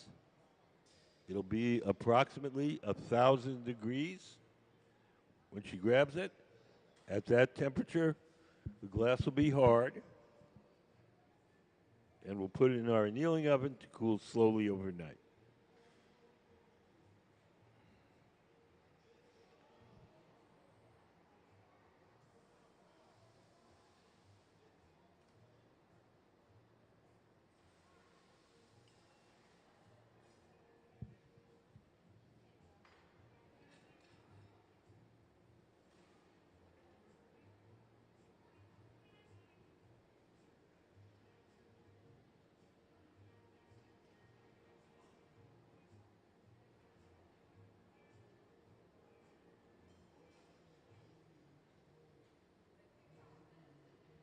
Sarah will take the tweezers, dip them in water, drip a little water on the joint between the cookie jar and the metal rod. The water will crack that joint, and a light tap will release it. And we'll take it to our annealing oven, where it'll be cooled very slowly overnight. So let's have a hand for the Museum of Glass Hot Shop team, Sarah Gilbert, Sayuri Fukuda, and Alex Kane.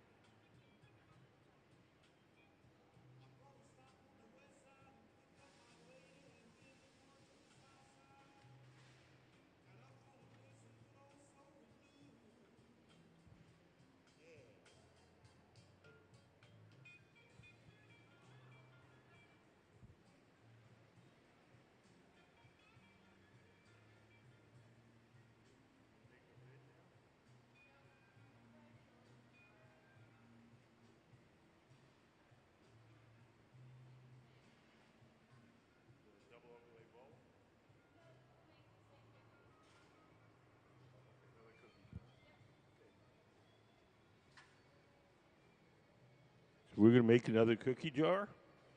And in the Calmo cookie jar, and Calmo means that we blow two separate bubbles of different colors or patterns, and we join them together. Can we put up the Encalmo drawing? So if you look up on the big screen, we're going to make two different bubbles. We're going to open them up to the same diameter, heat the edges up so they're soft and sticky, and stick them together.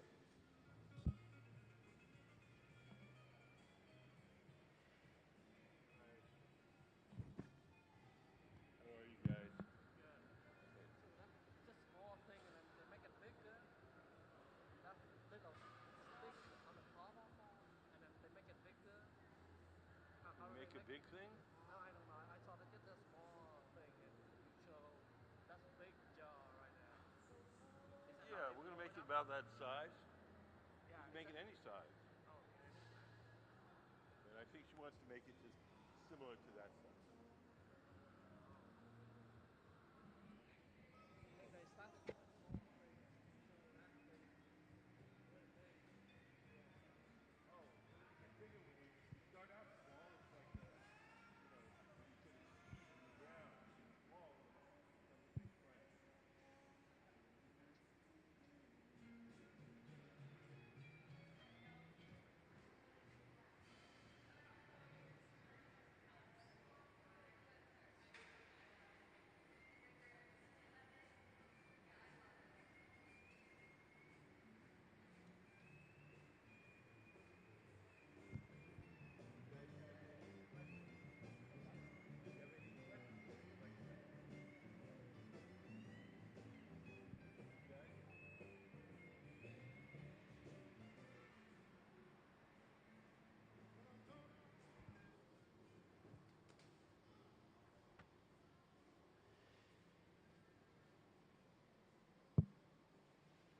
I actually have a question. Okay, good. So, is it scary doing Is this? it scary? No, I mean, at first, when you first try it, yes. But once you get used to it, no. Because you guys are getting so close to all the awesome. We're used to it. Sarah's been doing it for 25 years. I've been doing it for 50. Wow. Yeah, so it's like. We don't think about it, no. Just be careful. We get burned, I would say, like you might if you worked in a kitchen. Every once in a while, grab something hot. Yeah. But other than that, no. The real danger in this shop is not what you think. It's not getting cut. It's not getting burned. It's not breathing chemicals. It's the repetitive motion injuries from the constant turning of the pipe. Yeah, like carpet tunnel? Yep, things like that. That's what gets the old glass blowers. It's not the fire, it's not the chemicals, it's not the sharp glass.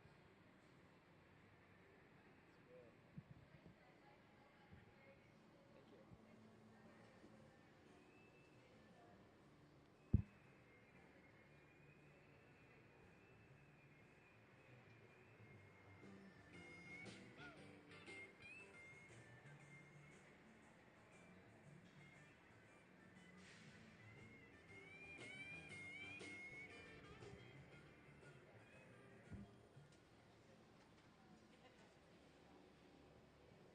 Hi. How are you guys? Great. Good. You guys have any questions? Anything you want to know?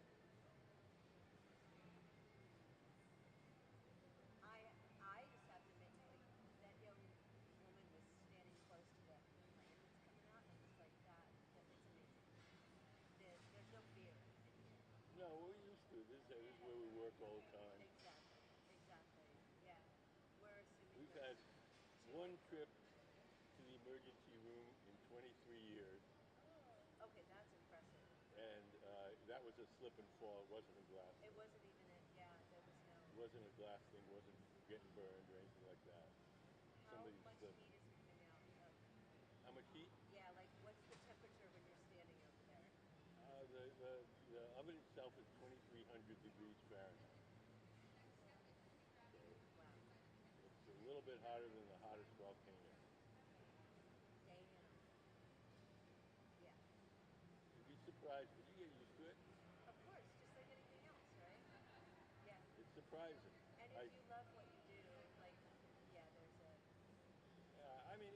know, it's work. Don't Oh, no, over there's romanticize it. No, no, no. I was watching some show and the physical work alone. I mean, this is not. Yeah, not just anybody's going to come along and do this. How long have you been? 50 years. 50 years. Wow. I'm old. And we all are. Some of us older than I'm others. coming up on a birthday that's I'm like, what? How'd that happen?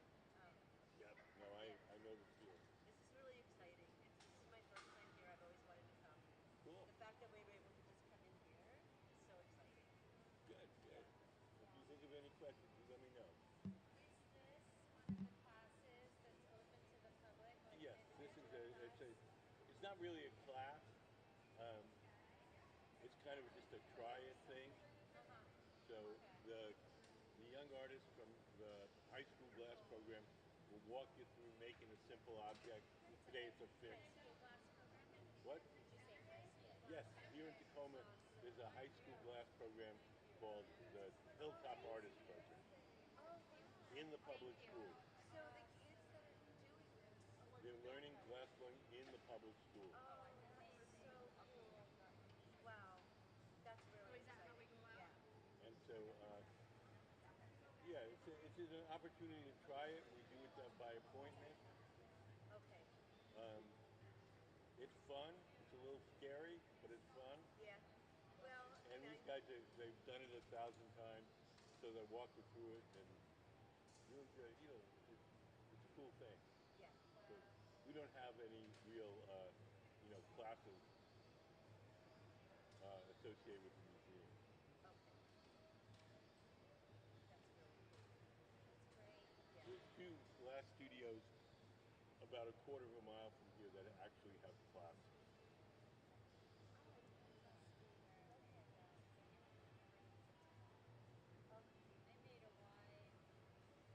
goblet, if you will, in a class, like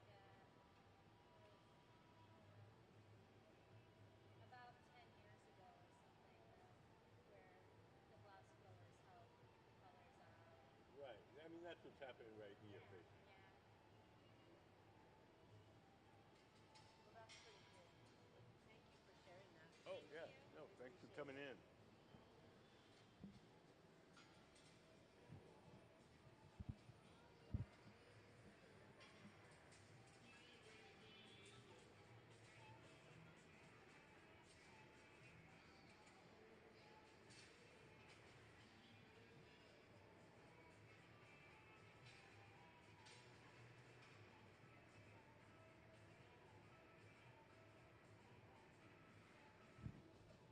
So if you came in a little later, we're going to make a cookie jar like this one here. Making 2 bubbles of different colors. We're going to join them together.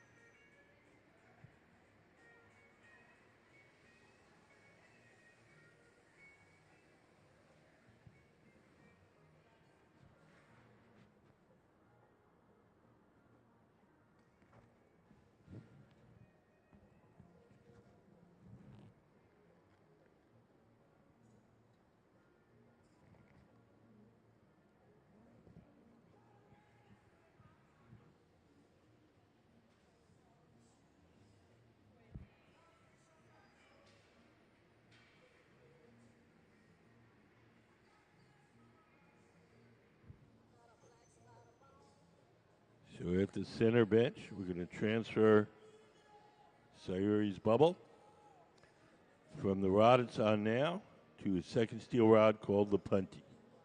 The second steel rod will hold it from the bottom while we shape the top.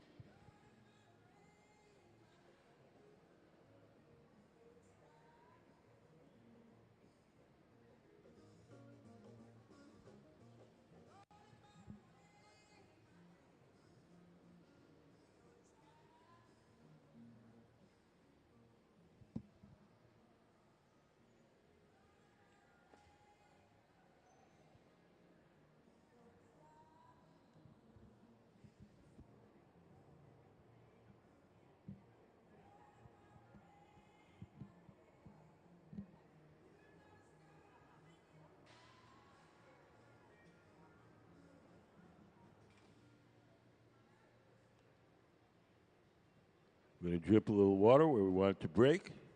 Give the pipe a tap. And off it will come.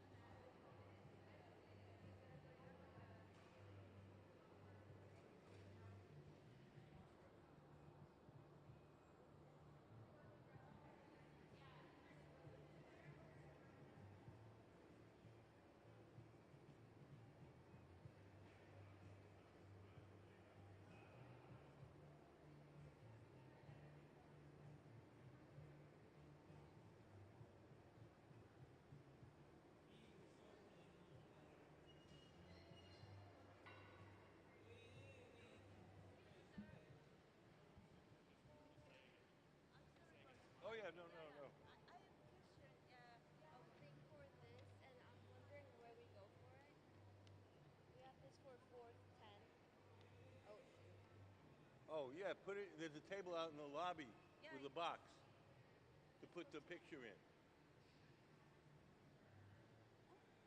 It's out in the lobby, the main area. There's a table that has all the drawings, and you put it in there. Really? Yes, really. You don't see where the table? I'll meet you up there. I'll show you where it is.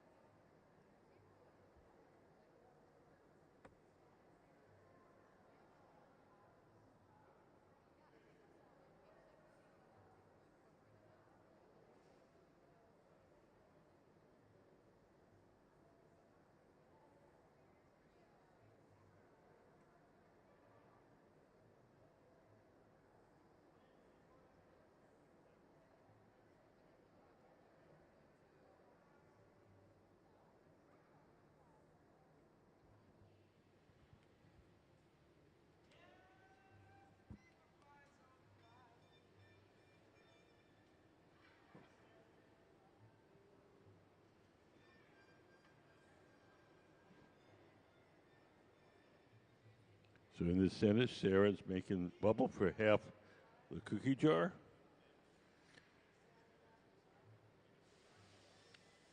She's going to poke a hole in the bubble. She's going to stretch it out, make it a little pointy.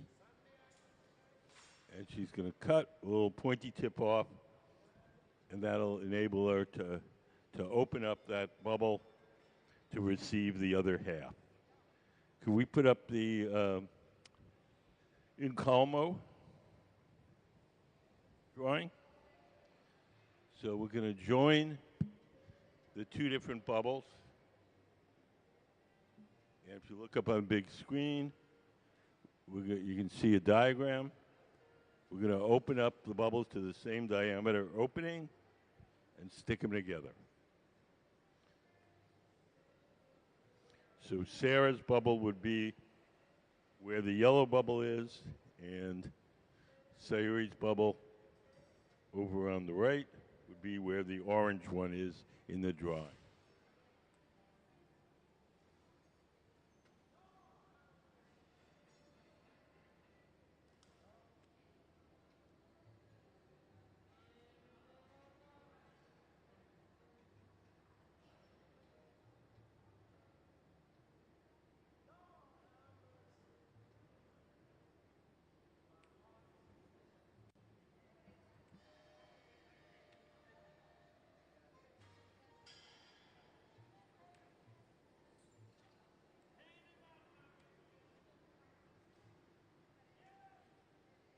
So Sarah's squeezing down the end of that bubble, and we'll knock that little knob off.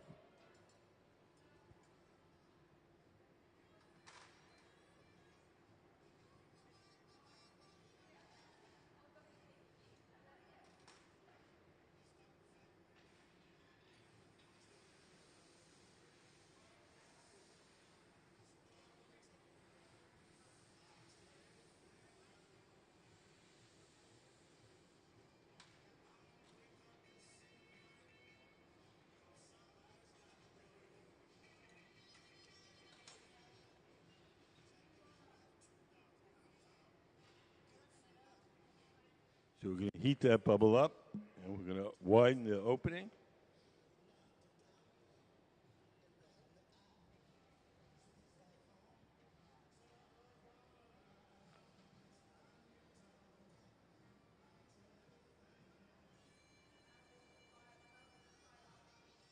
So we put the other half of the bubble in the garage, the silver oven with the curved side, to keep it warm.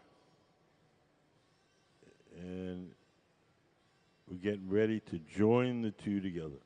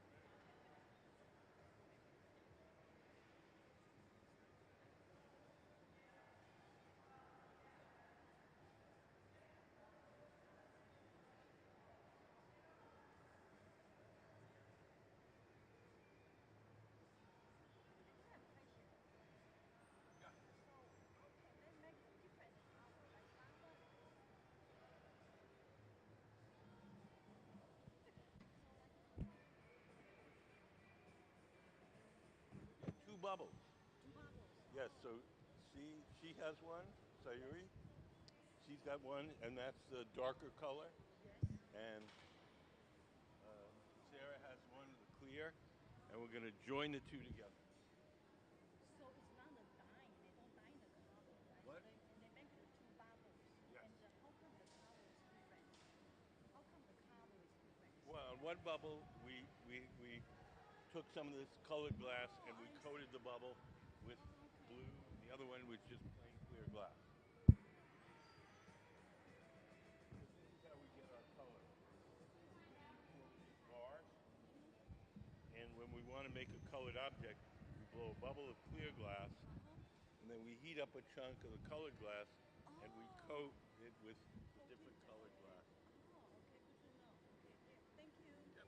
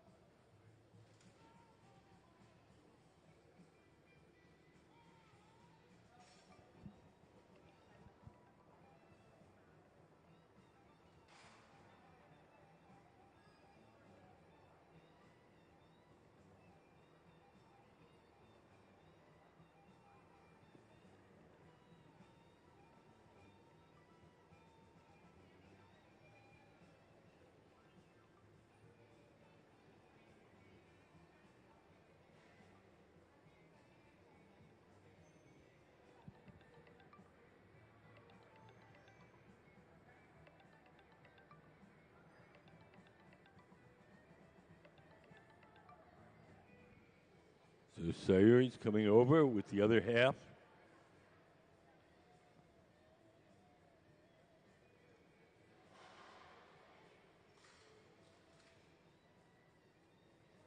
We're going to join the two bubbles together. One colored, one just clear.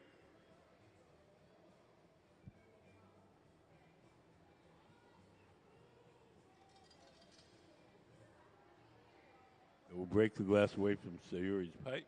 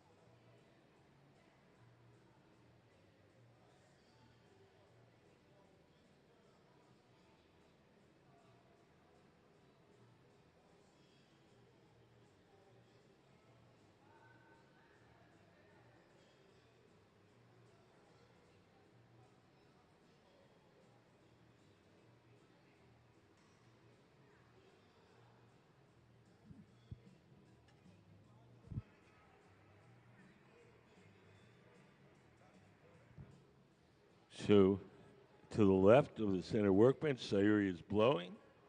So we've sealed these two bubbles together, and they're going to make the body of our cookie jar.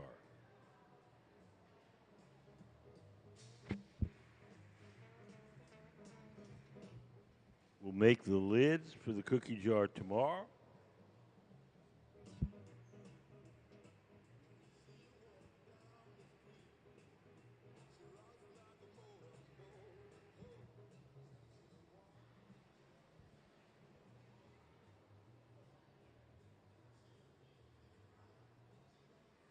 So I just want to give you guys a heads up.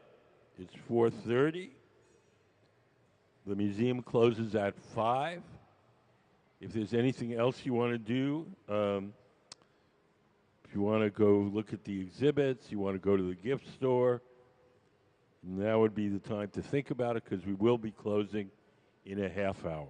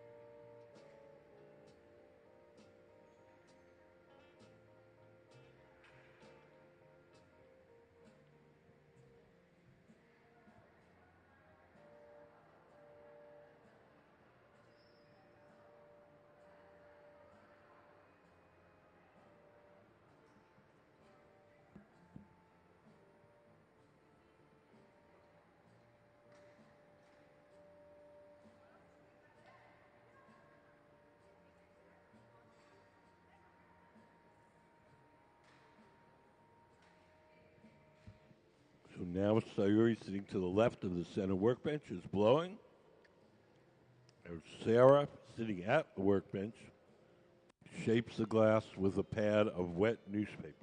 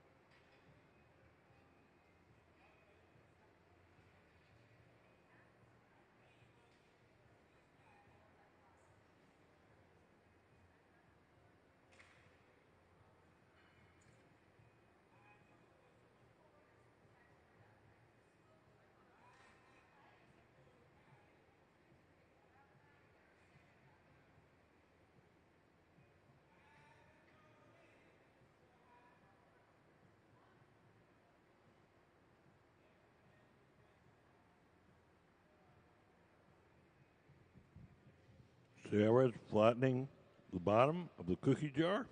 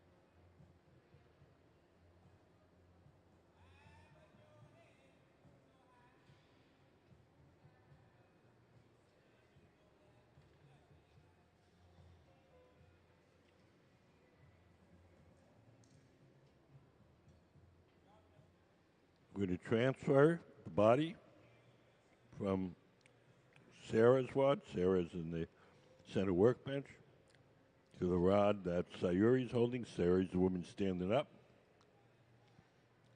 We'll break it off of Sarah's pipe.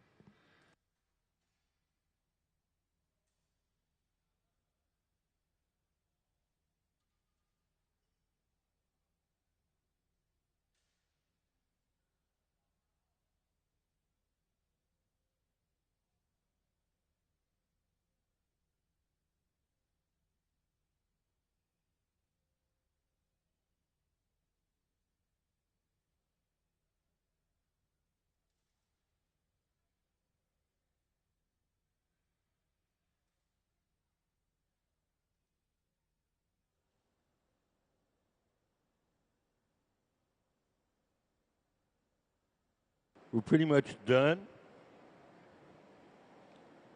We're going to take the cookie jar off the metal rod. We're going to place it in an oven called the annealer, where it'll be cooled slowly overnight. If we didn't do that, if we just set it on the table and let it cool on its own, it would cool too quickly and unevenly, and it would break.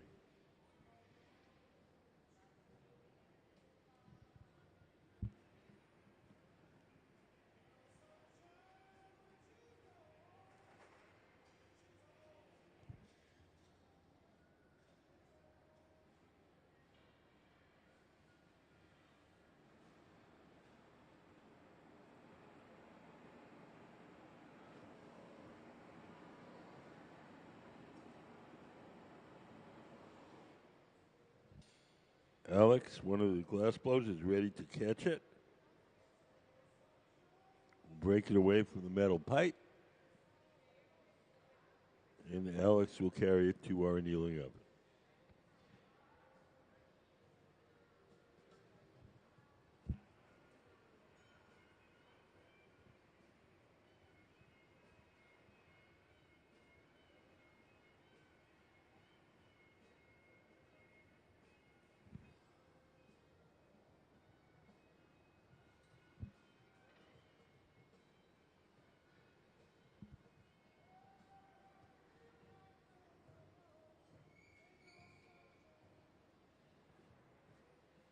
And there we go. We'll stay in that oven overnight and cool slowly.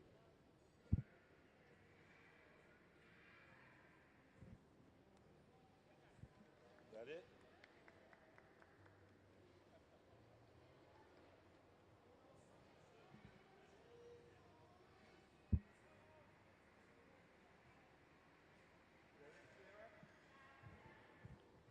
So that concludes our demonstrations for today. If anybody has any questions, I'd be happy to answer them. Yeah. Yes, I think they do. Thank you.